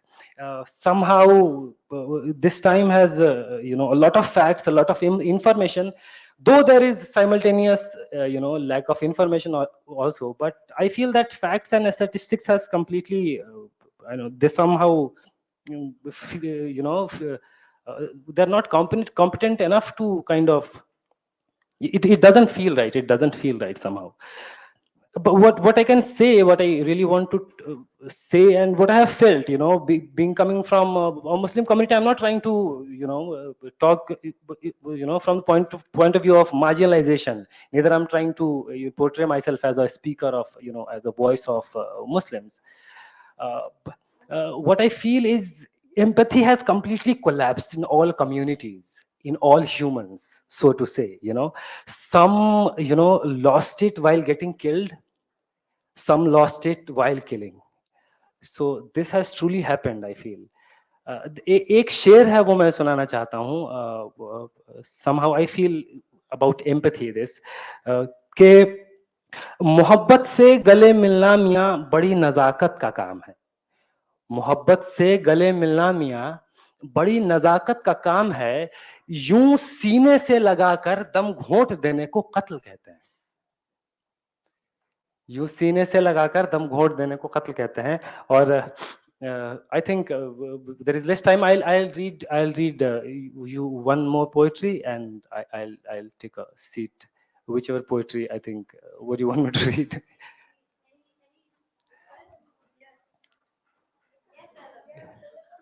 Please tell. So I think this is, I strongly feel till now, though I'm repeating myself again and again, that's why I do not go to perform बहुत सारी जगहों पे कि मैं वही सिर्फ एक कविता लगातार पढ़ता चला जा रहा हूँ, but I still feel the requirement remains, and क्योंकि हर 3 महीने पे ऐसा लगता है कि एक पूरा मैसेकर एक 3 महीने के दौरान होता है, और फिर एक हम दूसरे मैसेकर की तरफ बढ़ जाते हैं, और लगातार यही होता चला जा रहा है. I'll read this poetry and I'll finish. कि सब याद रखा जाएगा, सब याद रखा जाएगा, सब कुछ याद रखा जाएगा, और तुम्हारी लाठियों और गोलियों, बमों, बंदूकों, तोपों से जो कत्ल हुए हैं मेरे यार, सब उनकी याद में दिलों को बर्बाद रखा जाएगा. सब याद रखा जाएगा, सब कुछ याद रखा जाएगा. और तुम स्याहियों से झूठ लिखोगे, हमें मालूम है. तुम स्याहियों से झूठ लिखोगे, हमें मालूम है. हो हमारे खून से ही हो सही, सच जरूर लिखा जाएगा. सब याद रखा जाएगा, सब कुछ याद रखा जाएगा. और मोबाइल, टेलीफोन, इंटरनेट भरी दोपहर में बंद करके, मोबाइल, टेलीफोन, इंटरनेट भरी दोपहर में बंद करके, सर्द अंधेरी रात में पूरे शहर को नजरबंद करके, हथौड़ियां लेकर दफतन मेरे घर में घुस आना. हथौड़ियां लेकर दफतन मेरे घर में घुस आना. मेरा सर बदन, मेरी मुख्तसर सी जिंदगी को तोड़ जाना, और मेरे लखते जिगर को बीच चौराहे पे मारकर, मेरे लखते जिगर को बीच चौराहे पे मारकर, यूं बेंदाज झुंड में खड़े होकर तुम्हारा मुस्कुराना. सब याद रखा जाएगा, सब कुछ याद रखा जाएगा. और दिन में मीठी मीठी बातें करना सामने से, दिन में मीठी मीठी बातें करना सामने से. सब कुछ ठीक है, हर जबान में तुतलाना. सब कुछ ठीक है, हर जबान में तुतलाना. रात होते ही हक मांग रहे लोगों पे लाठियां चलाना, गोलियां चलाना. हम ही पे हमला करके हम ही को हमलावर बताना.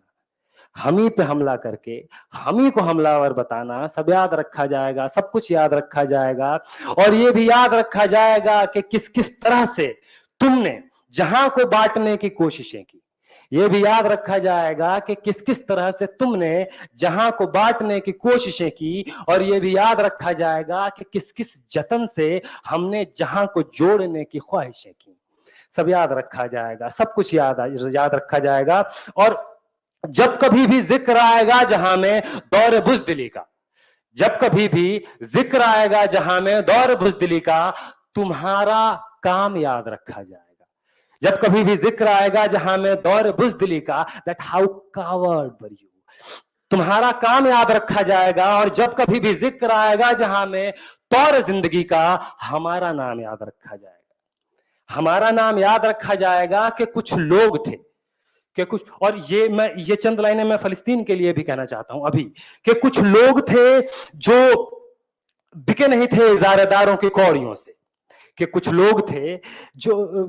और जब कभी भी जिक्र आएगा जहां में तौर जिंदगी का, हमारा नाम याद रखा जाएगा कि कुछ लोग थे जो बिके नहीं थे इजारादारों की कौड़ियों से, और कुछ लोग थे जिनके इरादे टूटे नहीं थे हथौड़ियों से, कि कुछ लोग थे जिनके इरादे टूटे नहीं थे लोहे की हथौड़ियों से, और कुछ लोग थे जो बिके नहीं थे इजारादारों की कौड़ियों से, और कुछ लोग थे जो डटे रहे थे तूफान नूह के गुजर जाने के बाद तक, कि कुछ लोग थे जो डटे रहे थे तूफान नूह के गुजर जाने के बाद तक, कि कुछ लोग थे जो जिंदा रहे थे अपनी मौत की खबर आने के बाद तक, कि कुछ लोग थे और भले भूल जाए पलक आंखों को मूंदना, भले भूल जाए पलक आंखों को मूंदना, भले भूल जाए जमी अपनी धूरी पे घूमना, हमारे कटे परों की परवाज को, हमारे फटे गलों की आवाज को याद रखा जाएगा। हमारे कटे परों की परवाज को, हमारे फटे गलों की आवाज को याद रखा जाएगा। और तुम रात लिखो हम चांद लिखेंगे, तुम रात लिखो हम चांद लिखेंगे, तुम जेल में डालो हम दीवार फांद लिखेंगे। तुम रात लिखो हम चांद लिखेंगे, तुम जेल में डालो हम दीवार फांद लिखेंगे, तुम FIR लिखो हम है तैयार लिखेंगे। और यूं करो तुम हमें कत्ल कर दो, यूं करो तुम हमें कत्ल कर दो, हम बन के भूत लिखेंगे, तुम्हारे कत्ल के सारे सबूत लिखेंगे। हम तुम्हारे कत्ल के सारे सबूत लिखेंगे, और तुम अदालतों से बैठकर चुटकुले लिखो, तुम अदालतों से बैठकर चुटकुले लिखो, हम सड़कों दीवारों पे इंसाफ लिखेंगे, बहरे भी सुन ले इतनी जोर से बोलेंगे, अंधे भी पढ़ ले इतना साफ लिखेंगे। और तुम काला कमल लिखो हम लाल गुलाब लिखेंगे, तुम रात लिखो हम चांद लिखेंगे, तुम जेल में डालो हम दीवार फांद लिखेंगे, तुम FIR लिखो हम हथियार लिखेंगे, तुम हमें कत्ल कर दो हम बन के भूत लिखेंगे, तुम्हारे कत्ल के सारे सबूत लिखेंगे, तुम अदालतों से बैठकर चुटकुले लिखो, हम सड़कों दीवारों पे इंसाफ लिखेंगे, बहरे भी सुन ले इतनी जोर से बोलेंगे, अंधे पढ़ ले इतना साफ लिखेंगे। तुम काला कमल लिखो हम लाल गुलाब लिखेंगे, तो तुम जमीन पे जुल्म लिख दो, आसमान पे इनकलाब लिखा जाएगा।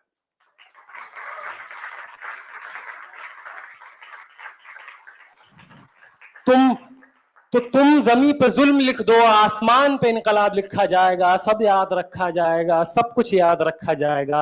और ताके तुम्हारे नाम पर ताउम्र लानतें भेजी जा सके, ताकि तुम्हारे नाम पर ताउम्र लानतें भेजी जा सकें, और ताकि तुम्हारे मुजस्समों पर कालिखें पोती जा सकें, तुम्हारे नाम तुम्हारे मुजस्समों को आबाद रखा जाएगा, सब याद रखा जाएगा, सब कुछ याद रखा जाएगा। बहुत बहुत शुक्रिया, thank you so much.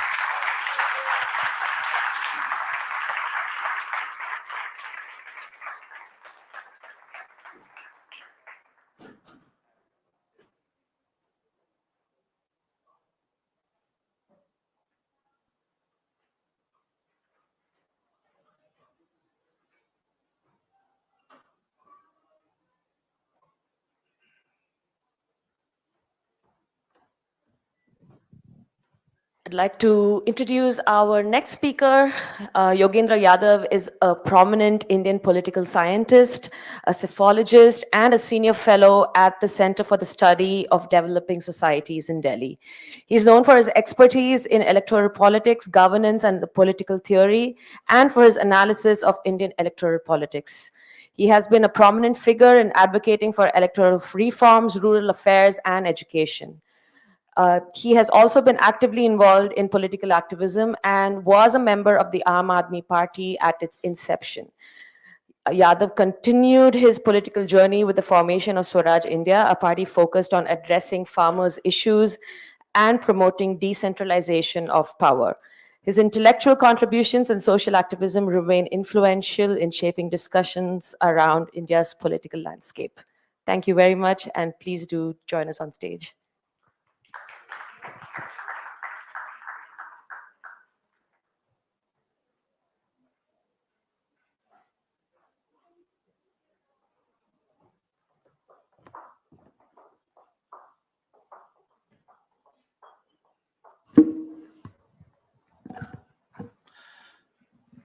Thank you. मैं समझता हूं कि आमिर के बोलने के बाद कुछ बोलने की गुंजाइश नहीं है। वाकई वैसे भी मुझे महसूस होता है मैं ज़रूरत से ज़्यादा बोलता हूं, और मैं उन शब्दों का वजन कम नहीं करना चाहता जो आमिर ने अभी बोले, और मैं समझता हूं कि ले दे के हमारी एक ही इस वक्त हमारा धर्म हो सकता है। और धर्म शब्द का इस्तेमाल मैं जानबूझ के करता हूं, ये बहुत गहरा शब्द है। हमारे ये किसी एक मजहब की प्रॉपर्टी नहीं है, ये हमारे सिविलाइजेशन से आया हुआ शब्द है। इस वक्त हम सब लोगों का एक ही धर्म हो सकता है, और वो है कि जब सब कुछ याद रखा जाए, उस दिन हमारी गिनती उन लोगों में ना हो जो चुप थे। जैसे आपने कहा, कुछ लोग मारे जा रहे थे, कुछ लोग मर रहे थे, और एक तीसरी कैटेगरी भी है जो इन दोनों को देख रहे थे। हमारा इनमें नाम ना हो, देखने वालों में नाम ना हो, हम बोल सकें इस वक्त इतिहास के जिस मोड़ पे हैं। और इसीलिए मैं प्रियाली से भी कह रहा था, एक तो मुझे वैसे ही स्पष्ट नहीं है कि मुझे क्या बोलना चाहिए, और खास तौर पे आपके बोलने के बाद मुझे लगता है कि हम जो कुछ करें, आजादी बहुत बड़ा शब्द है, और वो हमें विरासत में मिला है। जिन लोगों को उस विरासत से कोई लेना देना नहीं है, और जो आज हमें राष्ट्र, नेशन, इसके सबक सिखाने चले हैं, उन लोगों को जिन्हें आजादी के आंदोलन से कोई मतलब नहीं है, और जो देश कैसे चलाना चाहते हैं वो सिखाना चाहते हैं, उन सब के मुकाबले हमें सिर्फ वहां खड़े हों जहां हम इस आजादी के आंदोलन की विरासत और आजादी नामक शब्द जो हमें मिला, उसके हम सच्चे वारिस बन सके। और वारिस सिर्फ अपने पड़ोस में नहीं, अपने मोहल्ले में नहीं, अपने देश में भी नहीं। जब जो कुछ गाजा में हो रहा है, एक इंसान के बतौर हम खड़े होके कह तो सकें। हम सब मिलके जो गाजा में हो रहा है उसे रोक नहीं सकते हैं, लेकिन हम बोल सकते हैं, चुप ना रहें, इतना हम कर सकते हैं। हम वो सब कर सकें, वो अपने आप में बहुत बड़ी बात होगी। हमारा सबसे बड़ा धर्म आज वही होगा। चूंकि आजादी की बात है, तो एक चीज जस्ट जोड़ दूं, और उसके बाद जैसा मैंने कहा, मैं आपके शब्दों को हल्का नहीं करना चाहता, और वो ये कि हमारे देश ने आजादी के लिए एक दूसरा शब्द निकाला था, स्वराज। वो बहुत सुंदर शब्द था, बहुत गहरा शब्द था, क्योंकि स्वराज ने आजादी के मायने ज्यादा गहरे किए थे। स्वराज का मतलब सिर्फ ये नहीं था कि दूसरों के हमारे ऊपर जो बंदिश है उससे आजादी। स्वराज का मतलब ये भी था कि हम खुद अपने आप में आजाद हो। So not just freedom from, but also freedom to. और सिर्फ बाहर की दुनिया से नहीं, अपने भीतर भी। मुझे महसूस होता है कि देश में जब से आजादी आई है, जिसे हम पॉलिटिकल फ्रीडम कहते हैं, 1947 में आई, उसके बाद से हमारी मानसिक गुलामी गहरी और गहरी होती गई है। जो स्वराज का विचार था, वो हमें इनवाइट करता है सोचने के लिए कि हम अपनी आजादी को सबसे पहले अपने दिलो दिमाग में बचा के रखें, क्योंकि आजादी की शुरुआत दिलो दिमाग से होती है, और आजादी के लिए और आजादी खोने का काम भी दिलो दिमाग में होता है। उसके बाद बाहर कहीं सड़क पे और इन सब जगहों पे हम अपनी आजादी खोते हैं। उस स्वराज की जो लेगेसी थी, जिसे पिछले 70 साल में हम भूल गए, और होता भी है, कोई भी शब्द आते हैं, कुछ सालों में वो इतने चालू हो जाते हैं कि हम उसका अर्थ भूल जाते हैं, घिस जाते हैं। आज देश में जो हालात हैं, उसका अगर कोई एक फायदा हो सकता है तो वो ये कि हम जिस आजादी के आंदोलन की विरासत के वारिस हैं, उसे दोबारा जगा सके। उसके ऊपर जो धूल मिट्टी जम गई थी पिछले 70 साल से, उसे पहुंच सके, उन शब्दों को नए अर्थ दे सकें, स्वराज के विचार को। स्वराज 1.0 तो 47 में पूरा हो गया, अब स्वराज 2.0 हम शुरू कर सकें। वो आजादी के सही मायने होंगे। और इस लिहाज से आजादी का संघर्ष बहुत लंबा है, और वो संघर्ष सिर्फ शब्दों और थ्योरी में नहीं होगा। वो संघर्ष हमारे बोलने से होगा, वो संघर्ष सड़क पे होगा, वो संघर्ष आज देश में जिस तरह के संघर्ष हुए हैं, चाहे वो किसानों का आंदोलन रहा हो, चाहे वो सीएए के खिलाफ हुआ आंदोलन रहा हो, उस सब में होगा। सिर्फ संसद पे नहीं होगा, सड़क पे होगा। तो मैं अपनी बात को इतना ही कह के खत्म करूंगा। वैसे भी मैंने जितना सोच रहा था उससे ज्यादा बोल दिया है, और वाकई मेरी बिल्कुल इच्छा नहीं थी आमिर को दोबारा सुनने के बाद। ये उनकी जो नज्म है मेरी बहुत फेवरेट पोएम्स में से है, और जिसे मैं खुद कोट करता रहा हूँ, काफी इस्तेमाल, बेजा इस्तेमाल भी करता रहा हूँ, और आपकी नई नज्म सुनने का भी मौका मिला आज। मैं समझता हूँ कि इतिहास के कुछ दौर होते हैं जिसमें जो पुराने तरीके होते हैं वो बिल्कुल बेमानी हो जाते हैं, और आज इतिहास का जो हमारा दौर है, इसमें ये जो भाषण की दुनिया है, भाषण का तरीका, वो बेमानी हो चुका है। आपने कहा कि आपको language betrays you, you know, these forms of political communication have also betrayed us। ये खड़े होके आधा घंटा पौना घंटा भाषण देना, और ये सब चीजें बिल्कुल बेमानी हो चुकी हैं।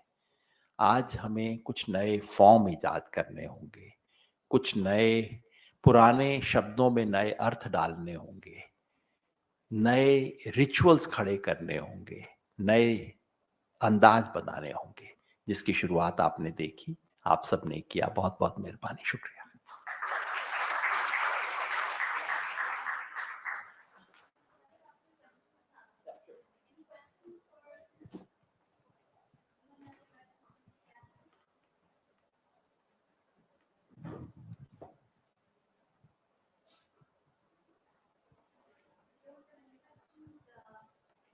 वैसे मैंने कुछ बोला ही नहीं, सवाल पूछेंगे किस पे क्योंकि वाकई मेरे पास कहने को कुछ था।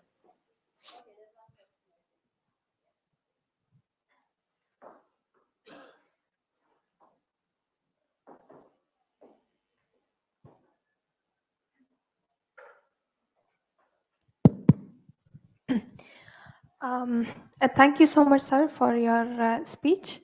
I wanted to ask, आपने जैसे बोला कि हमने अपना आज़ादी पहले दिमाग और दिल से खोया है, तो क्या आप एक एग्जाम्पल दे सकते हैं कि मतलब क्लियर करने के लिए कैसा, मतलब कोई model, something to clarify this? Thank you.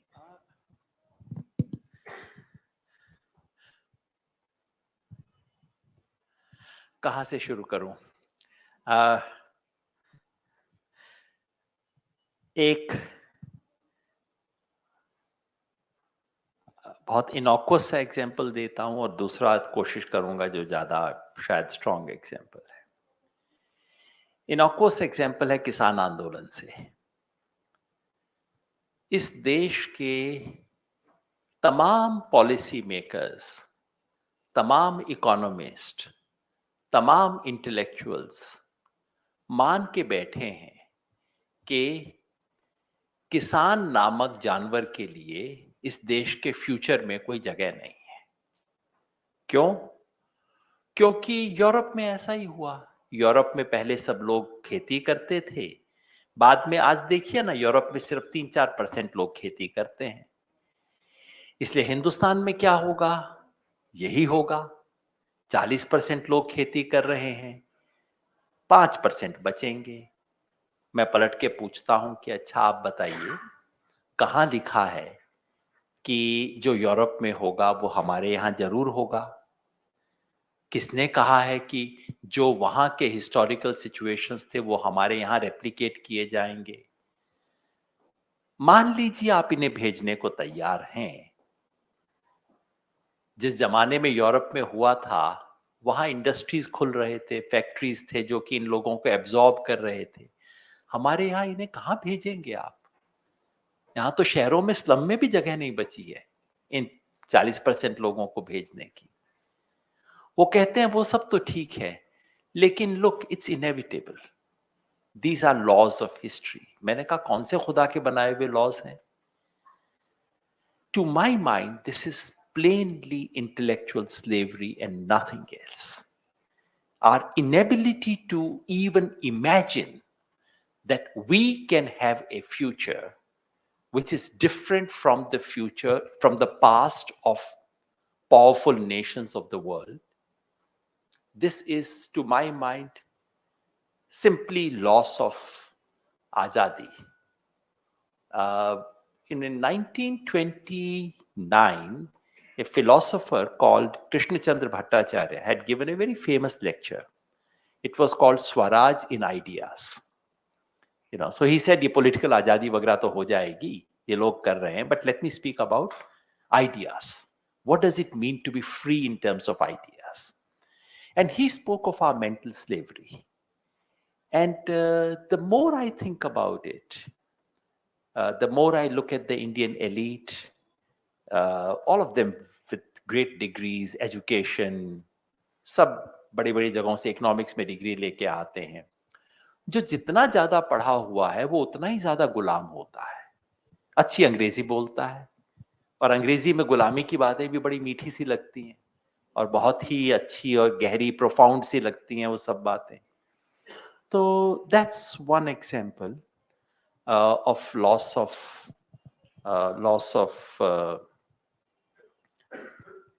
intellectual autonomy, intellectual azadi of Swaraj in ideas. I wanted to say something about, or take what's happening in Gaza today. I mean, by what kind of logic can any human being defend what is happening there today? And look at the world. अच्छा, world को भूल जाइए, चलिए उनका था, वो अपना Germany का गिल्ट है, वो अपना गिल्ट किसी अपने घर में वॉश करने के बजाय किसी दूसरे के ऊपर वॉश कर रहे हैं, चलिए उस सब का है। ये हिंदुस्तानी क्या कर रहे हैं? ये क्या टीवी पे बैठ के मजे ले रहे हैं? किसी के घर में बर्बादी हो रही है, किसी के बच्चे मर रहे हैं, किसी के वहां अस्पताल पे बम गिर रहे हैं, और आप घर में बैठे टीवी पे आनंद ले रहे हो इसका। इससे बड़ा डिग्रेडेशन क्या हो सकता है किसी सिविलाइजेशन का? और ये वो सिविलाइजेशन है जिसने, हिंदुस्तान की आजादी सिर्फ मेरे देश के लिए आजादी नहीं थी। What distinguished India's freedom struggle and South Africa's struggle against apartheid, the two great movements of the 20th century, was that it was not only for liberation of India or only for the liberation of the black in South Africa. Both these movements liberated humanity at least by an inch or so. And for that movement to degrade today, to celebrate this massacre, this genocide, and to participate and to be a vicarious participant in that. जो बम गिरा रहा है वो तालियां बजा रहा है, मुझे वो मारने वाला और मरने वाला दोनों को मैं देख रहा हूं, समझ रहा हूं। लेकिन ये जो तीसरा तमाशबीन बैठा है, मुझे तो उस पे ज्यादा शर्म आती है। मारने वाला को तो उसके पास कुछ है, वो मार रहा है, मरने वाला परेशान है क्योंकि वो मर रहा है। ये जो इस पूरे मुल्क को तमाशबीन बनाया गया है इस क्राइम में, to me this is the worst loss of the faculty that we had developed as a country to look at the world, because in the last instance, freedom is about being able to say, I look with my eyes. I do not call something Middle East because it happens to be in my West. It's not in my East. Middle East. What is Middle East? It's only when you are sitting in Germany that it looks like Middle East to you. To me, it looks like West. इतनी तो मेरे में आजादी होनी चाहिए ना कि मैं कह सकूं कि मेरे लिए ईस्ट नहीं है, मेरे लिए वेस्ट है। ये जो सिंपल बात है, ये आपको एक पॉइंट ऑफ व्यू देती है पूरी दुनिया देखने के लिए। इस मुल्क की आजादी के आंदोलन की सबसे बड़ी उपलब्धि ये थी कि हमने दुनिया को देखने की अपनी आंख डेवलप की। सही थी, गलत थी। एक गांधी था जो कहता था तुम्हारी सिविलाइजेशन कुछ सिविलाइजेशन ही नहीं है, ये क्या तुम्हारी मॉडर्निटी है, मुझे नहीं चाहिए। अब गांधी सही था, गलत था, पागल था, सच था, कोई फर्क नहीं पड़ता। लेकिन कोई था तो जो खड़ा होकर बोलता था कि नहीं, मैं अपनी नजर से देखूंगा, तुम्हारी नजर से अपने आप को नहीं देखूंगा। ये जो हम कर रहे हैं इस वक्त, इसकी इनह्यूमैनिटी एक बात है। This is just loss of perspective. मतलब वो जो मैं खड़ा होके हिंदुस्तान में एक नाचीज हिंदुस्तान में खड़ा होके पूरी दुनिया को देख सकता हूं, हम वो छोड़ रहे हैं। And that is the ultimate tragedy.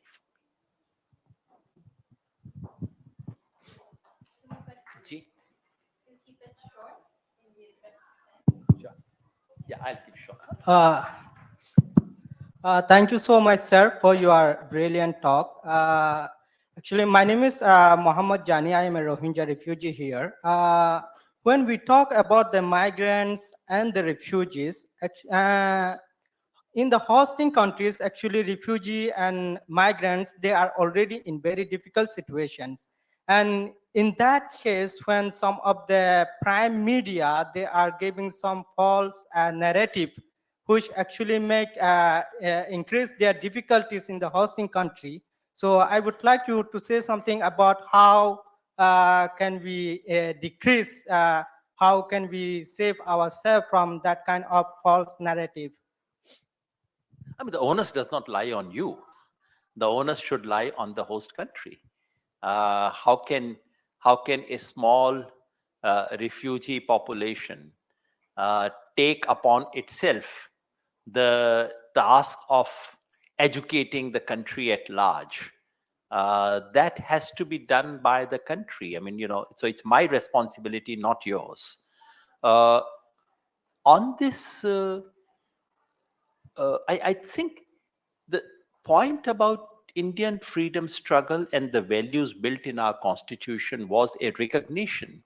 Although the recognition was not put in those many words, the recognition that all of us are refugees. I mean, this country is layers of refugees. Some who are 50 years ago, some maybe 500 years ago, some could be 3,000 years ago. And a recognition that all of us participate, and we would not draw a line and say, you are not permitted. So it's a different kind of human value that this country had cultivated. When we give that up, what is happening today is that we are giving up those values. And I think the real challenge that India faces, so the challenge is, the challenge is not only for the victims, in that sense, the refugees. The real challenge is for the society at large, for the host country, to recognize that we stand for some values. There was a time when India spoke at the global forum, India stood for some values. Today, that is what the values that India has lost. So in that sense, I'm afraid I cannot give a very good answer to you, because it's not for you to do it. It is for it is with when India manages to free itself from this domination that everyone is being subjected to, that is when we create space for all the issues that you are speaking about.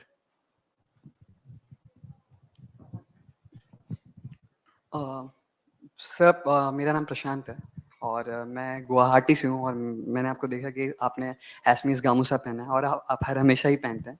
तो मेरा सवाल नहीं है, मैं आपसे recommendations लेना चाहता हूँ कि आज क्योंकि हम कल्चर पे बात कर रहे हैं, आइडेंटिटी पे बात कर रहे हैं, माइग्रेशन पे बात कर रहे हैं, रेफ्यूजी पे बात कर रहे हैं, तो मैं चाहता था कि आप हमें कुछ बुक रिकमेंडेशंस दें और आई एम श्योर कि आप फिल्में भी देखते होंगे, तो आप इन चीज़ों पे कोई भी मूवी आपकी जो आपको अच्छी लगती हो और जो सबको देखनी चाहिए, आप रिकमेंड करें। Thank you. मैं फिल्में नहीं देखता, बहुत कभी कभार देखता हूँ, मैं ज्यादा जानता नहीं। एक वो फिल्म थी ना जहाँ there's this woman who comes from Pakistan and stays here. Mammo, क्या नाम था? Sorry, I'm terrible with names. No, it's कोई 10-15 साल पुरानी है. My vintage also shows. जी? नहीं, refugee नहीं, कोई 15-20 साल पुरानी थी, क्या नहीं? जी.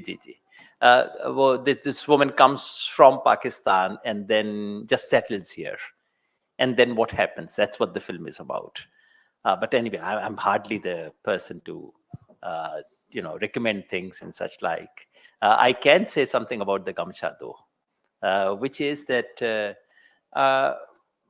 मतलब इसके पीछे कोई बहुत बड़ा राज वगैरह तो है नहीं. It's, Assamese Gamcha is is a beautiful combination of something which is functional and aesthetic. North Indian gamachas are functional, but they are not aesthetic. And South Indian angavastrams are very aesthetic, but you can't wipe your nose with that or wipe your face with that. So it's a combination of both. But the other thing is that I think in a sense it's a daily reminder that that the other resides with us.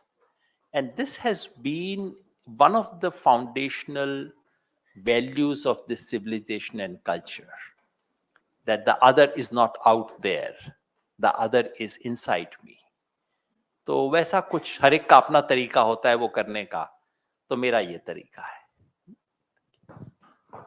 Mr. Yadav, thank you for making such critical and important points.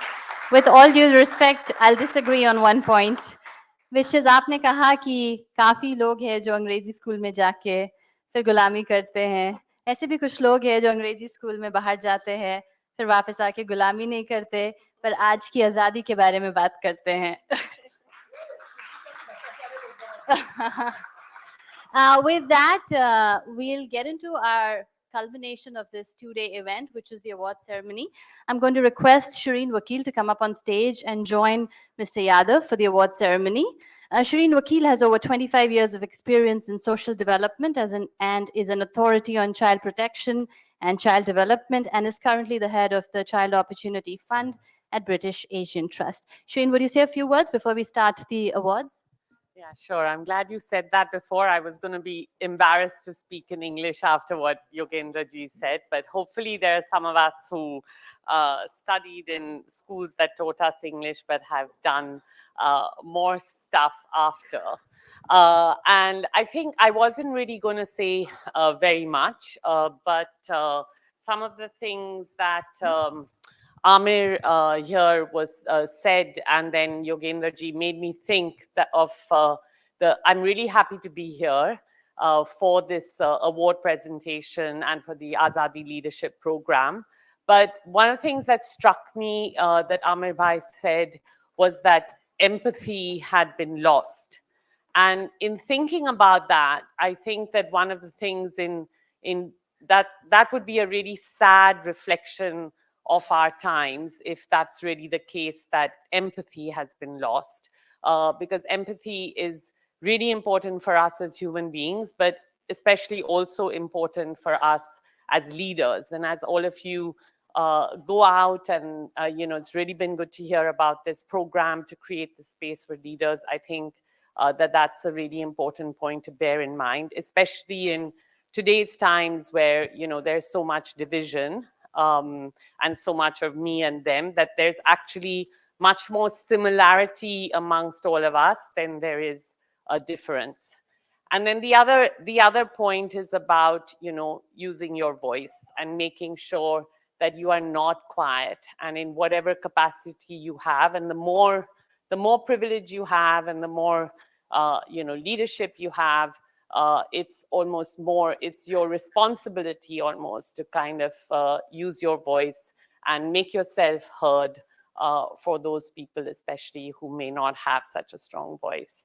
So it's really good to hear about all the work that's being done. As Priyali said, I've worked on child rights and child protection pretty much all my life. And I think issues of children on the move and migrant children continue to be a huge issue in this day. So it's really good to be here.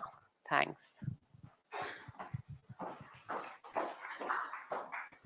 Thank you, Shireen. All right, with that, without keeping you all waiting, let's get into our Changemaker Awards. The Changemaker Awards are a way of recognizing the efforts of people who've made remarkable contribution in the field of migration and forced displacement. These are people who have written, reported, or themselves migrants and refugees. So with that, I'm going to introduce the nominees for the Youth Changemaker. We have 3 categories. Let's play the nominees for the Youth Changemaker.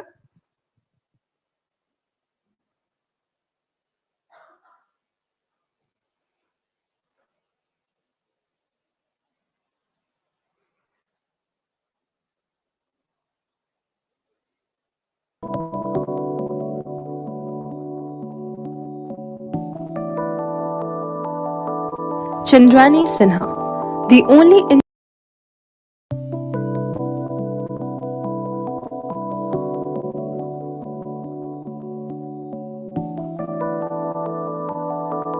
Chandrani Sinha, the only Indian journalist to receive the Covering Climate Now Journalism Awards 2022. Chandrani Sinha is an independent multimedia journalist who has been reporting stories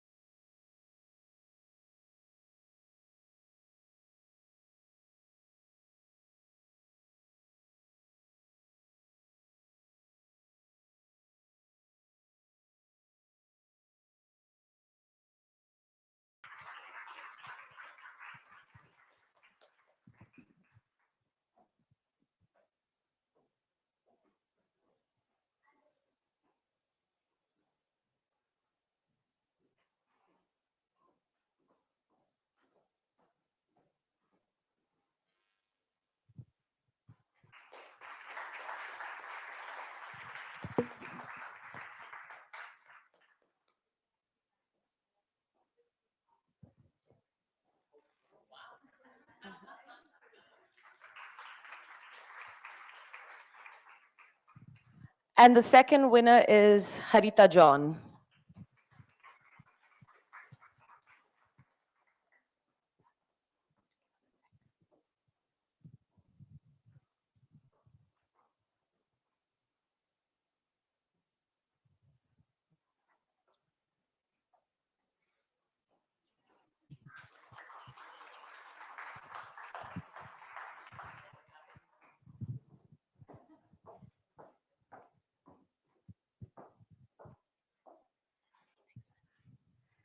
Our next award category is Sustainable Changemaker, people who've done work for a substantial amount of time or are doing work which is going to sustain in the field of displacement and migration.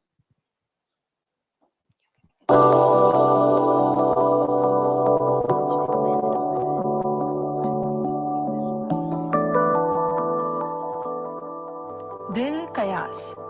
Dil is a Rohingya refugee photographer residing in India. Although she's restricted to the camps, she uses her photography to portray the way of life in her community. She is the first prize winner of the first Rohingya photography competition 2020.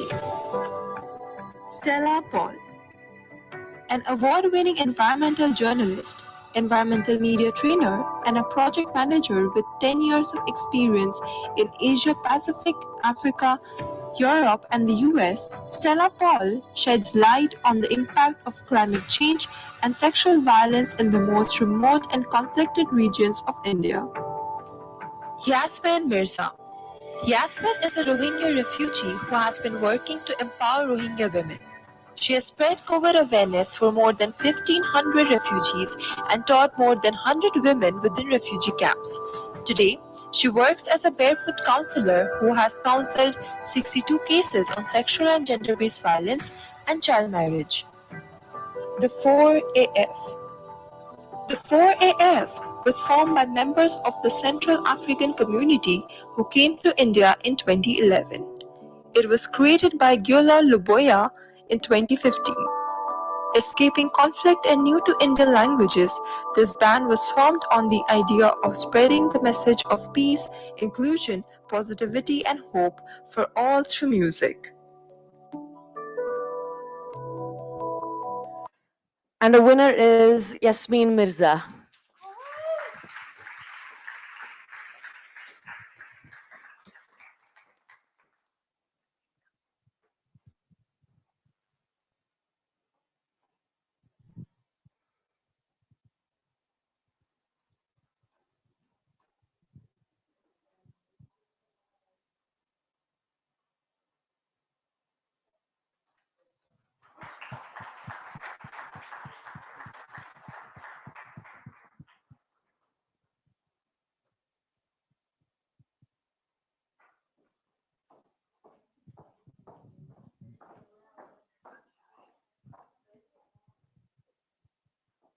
And the last category for the awards is long-term change maker.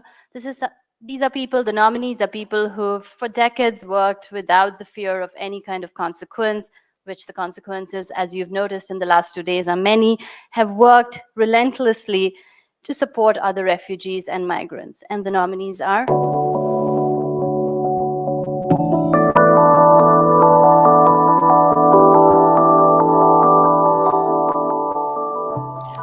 Ravi Himadri.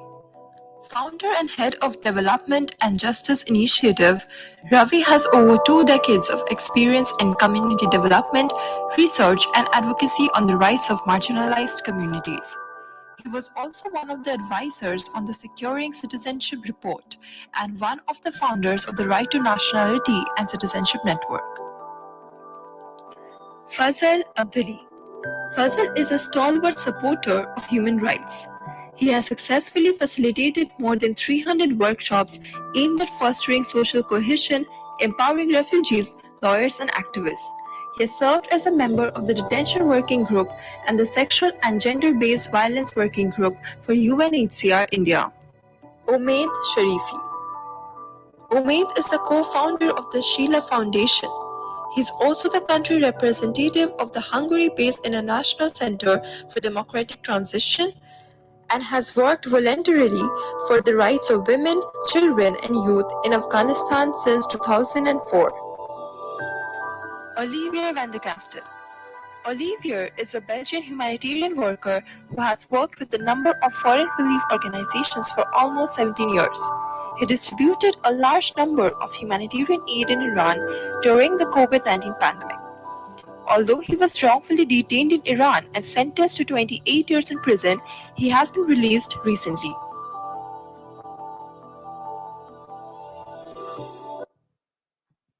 Okay, and the winner is Olivier van der Castile. Unfortunately, he could not join us over here, but he's waiting for us on Zoom, and it would be great if you could share a few words, Olivier. Thank you very much. I hope you can hear me. So first of all, heartfelt thanks really to all of you, and in particular also congratulations to all the other nominees. As was mentioned, well, to be detained for my humanitarian work supporting Afghan refugees in Iran was at first revolting to me. However, I then try to see this ordeal as an opportunity to grow and to test kind of my heartfelt love for mankind. I went through all the different stages of my humanitarian path over the past 20 years, which actually interestingly started after the Bhuj earthquake in Gujarat more than 20 years ago. It also provided me with an opportunity to actually live in the jails of Iran next to Afghan refugees that are that were and myself arbitrarily detained. So I can only encourage you and all the beautiful people and organizations that you gather together to continue to spread humble love and continue the actions you do, which are really important to give a voice to the voiceless. So thank you very much again for the prize. And बहुत शुक्रिया. Olivia was for 15 months in solitary confinement. Olivia, correct me if I'm wrong. And he has very kindly donated his prize money towards refugee communities in India. I'm going to request you both to stay on stage. Olivia, thank you for joining us. Because we're now moving to the certificate ceremony for the Azadi leaders. And we're going to see a short video about what the Azadi Leadership Program is. And then we're going to announce the certificate. Earlier this year, the Azadi Project commenced the Azadi Leadership Program supported by Libre Philanthropies. It is a one-of-a-kind program that develops young professionals and leaders out of women and youth from marginalized communities in India who face intersectional biases. The three principal goals of the Azadi Leadership Program are employability, leadership skills, and internship opportunities. The Azadi leaders are first trained by experts and industry leaders. Then, they work on individual social projects as part of the program to create sustainable impact in their communities. Towards the end, each leader gets to work on an internship with corporate, non-profit, and public sector organizations.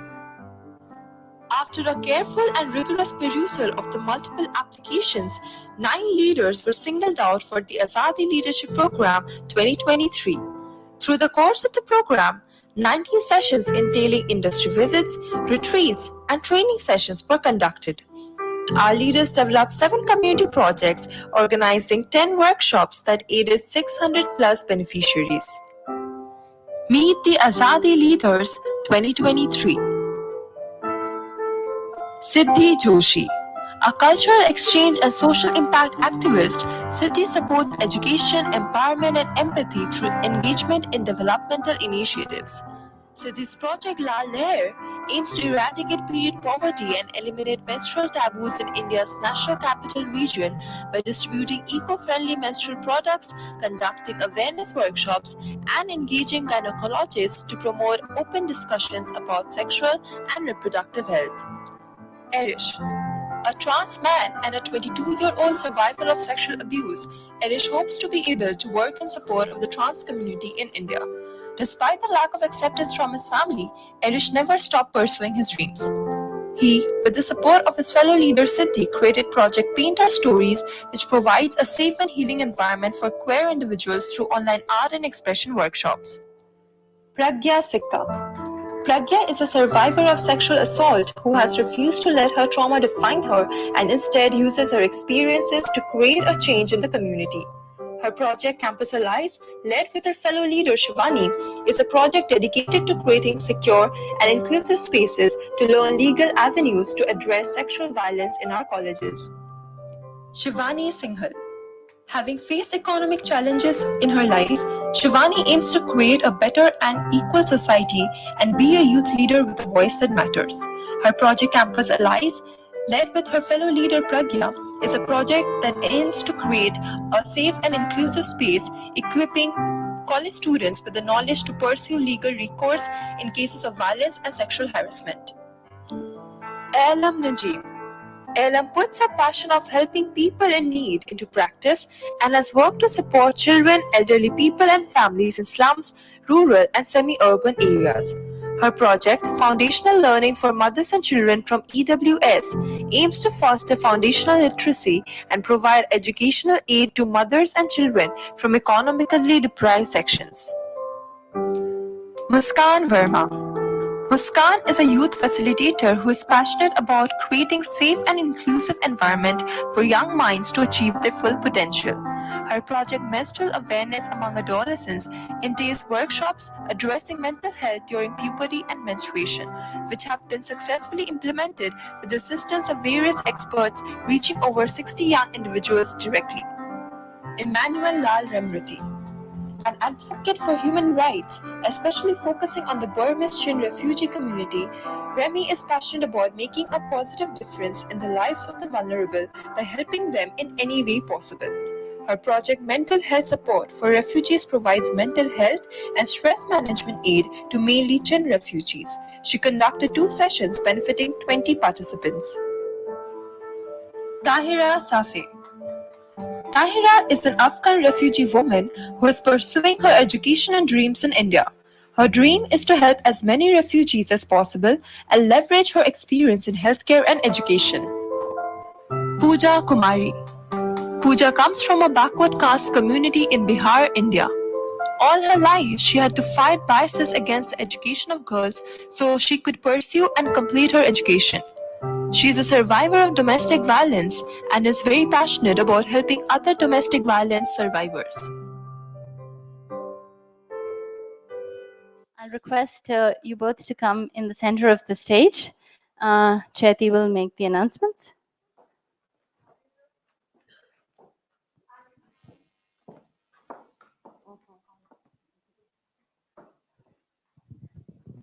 Chaiti is making. Chaiti, you started? Okay, here, take this.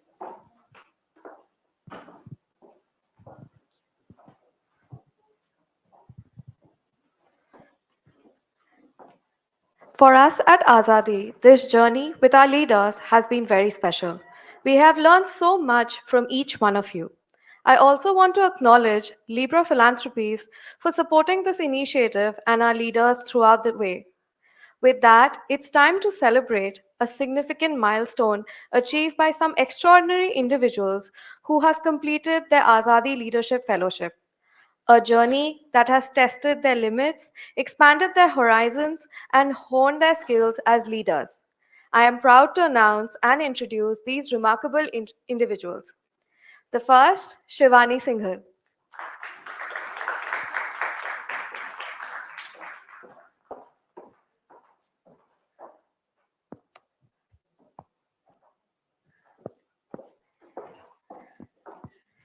One of our leaders couldn't be here with us today. She is out of India for studying, but Siddhi Joshi is the next leader, and her father is here to collect her prize.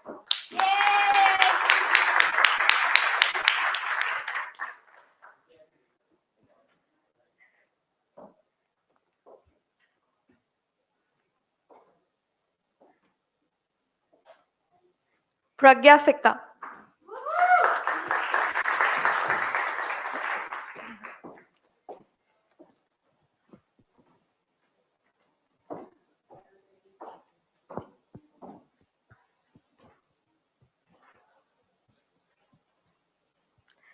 Erish.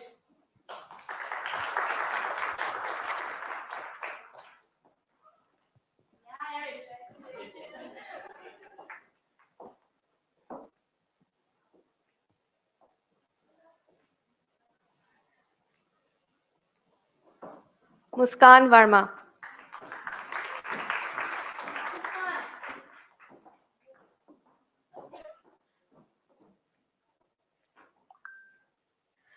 Tahira Safe. All the Afghan refugees, give Tyra a big round of applause.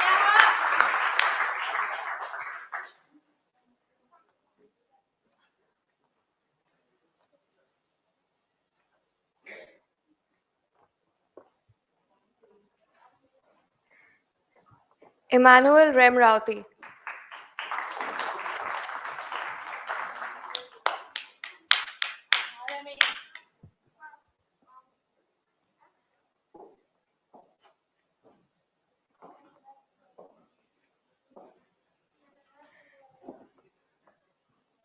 Elam Najib.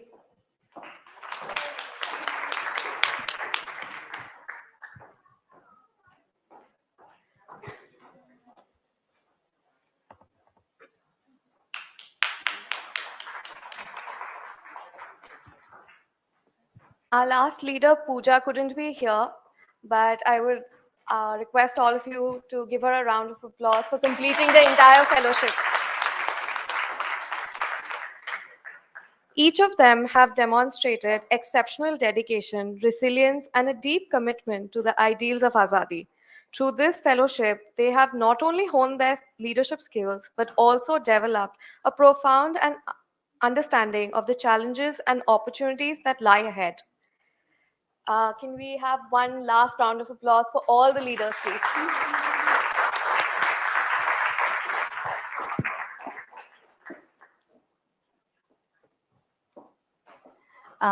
तो अब अलविदा कहने का वक्त आ गया है।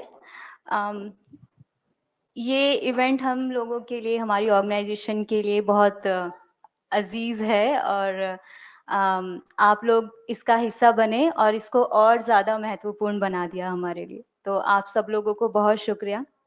मैं हमारे सभी partners, Mariwala health initiative, Danish Siddiqui foundation, Asia society, IIMA, fortify rights, report for the world, news minutes, Itihasology, सबका बहुत तहे दिल से शुक्रिया अदा करना चाहती हूँ।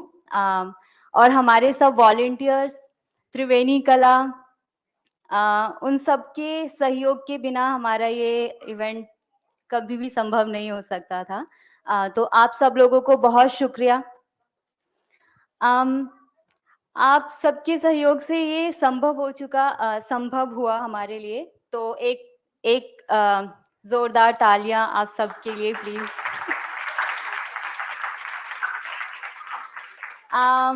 इस इवेंट के दौरान हमें बहुत खूबसूरत पल मिले, जिनको हम संजोए रखेंगे अपने साथ, और हम उम्मीद करते हैं कि अगले साल फिर हम सब मिलेंगे और फिर से इन पलों में और पल जोड़ देंगे।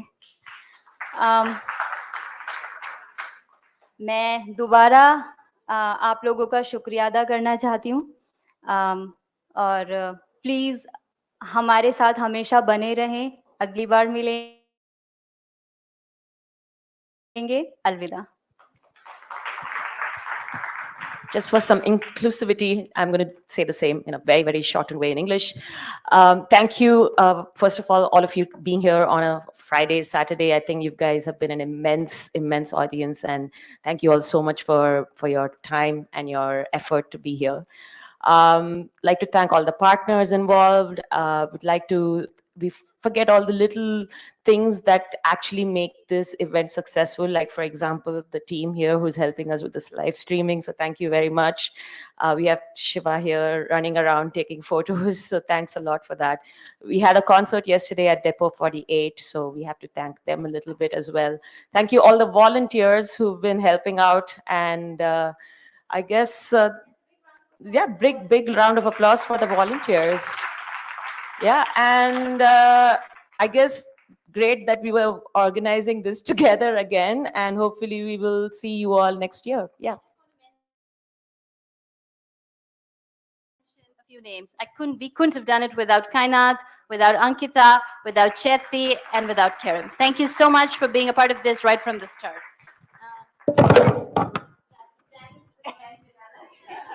And with that, we've officially finished Rethinking Migration, Azadi to Coexist. Thank you and have a good weekend.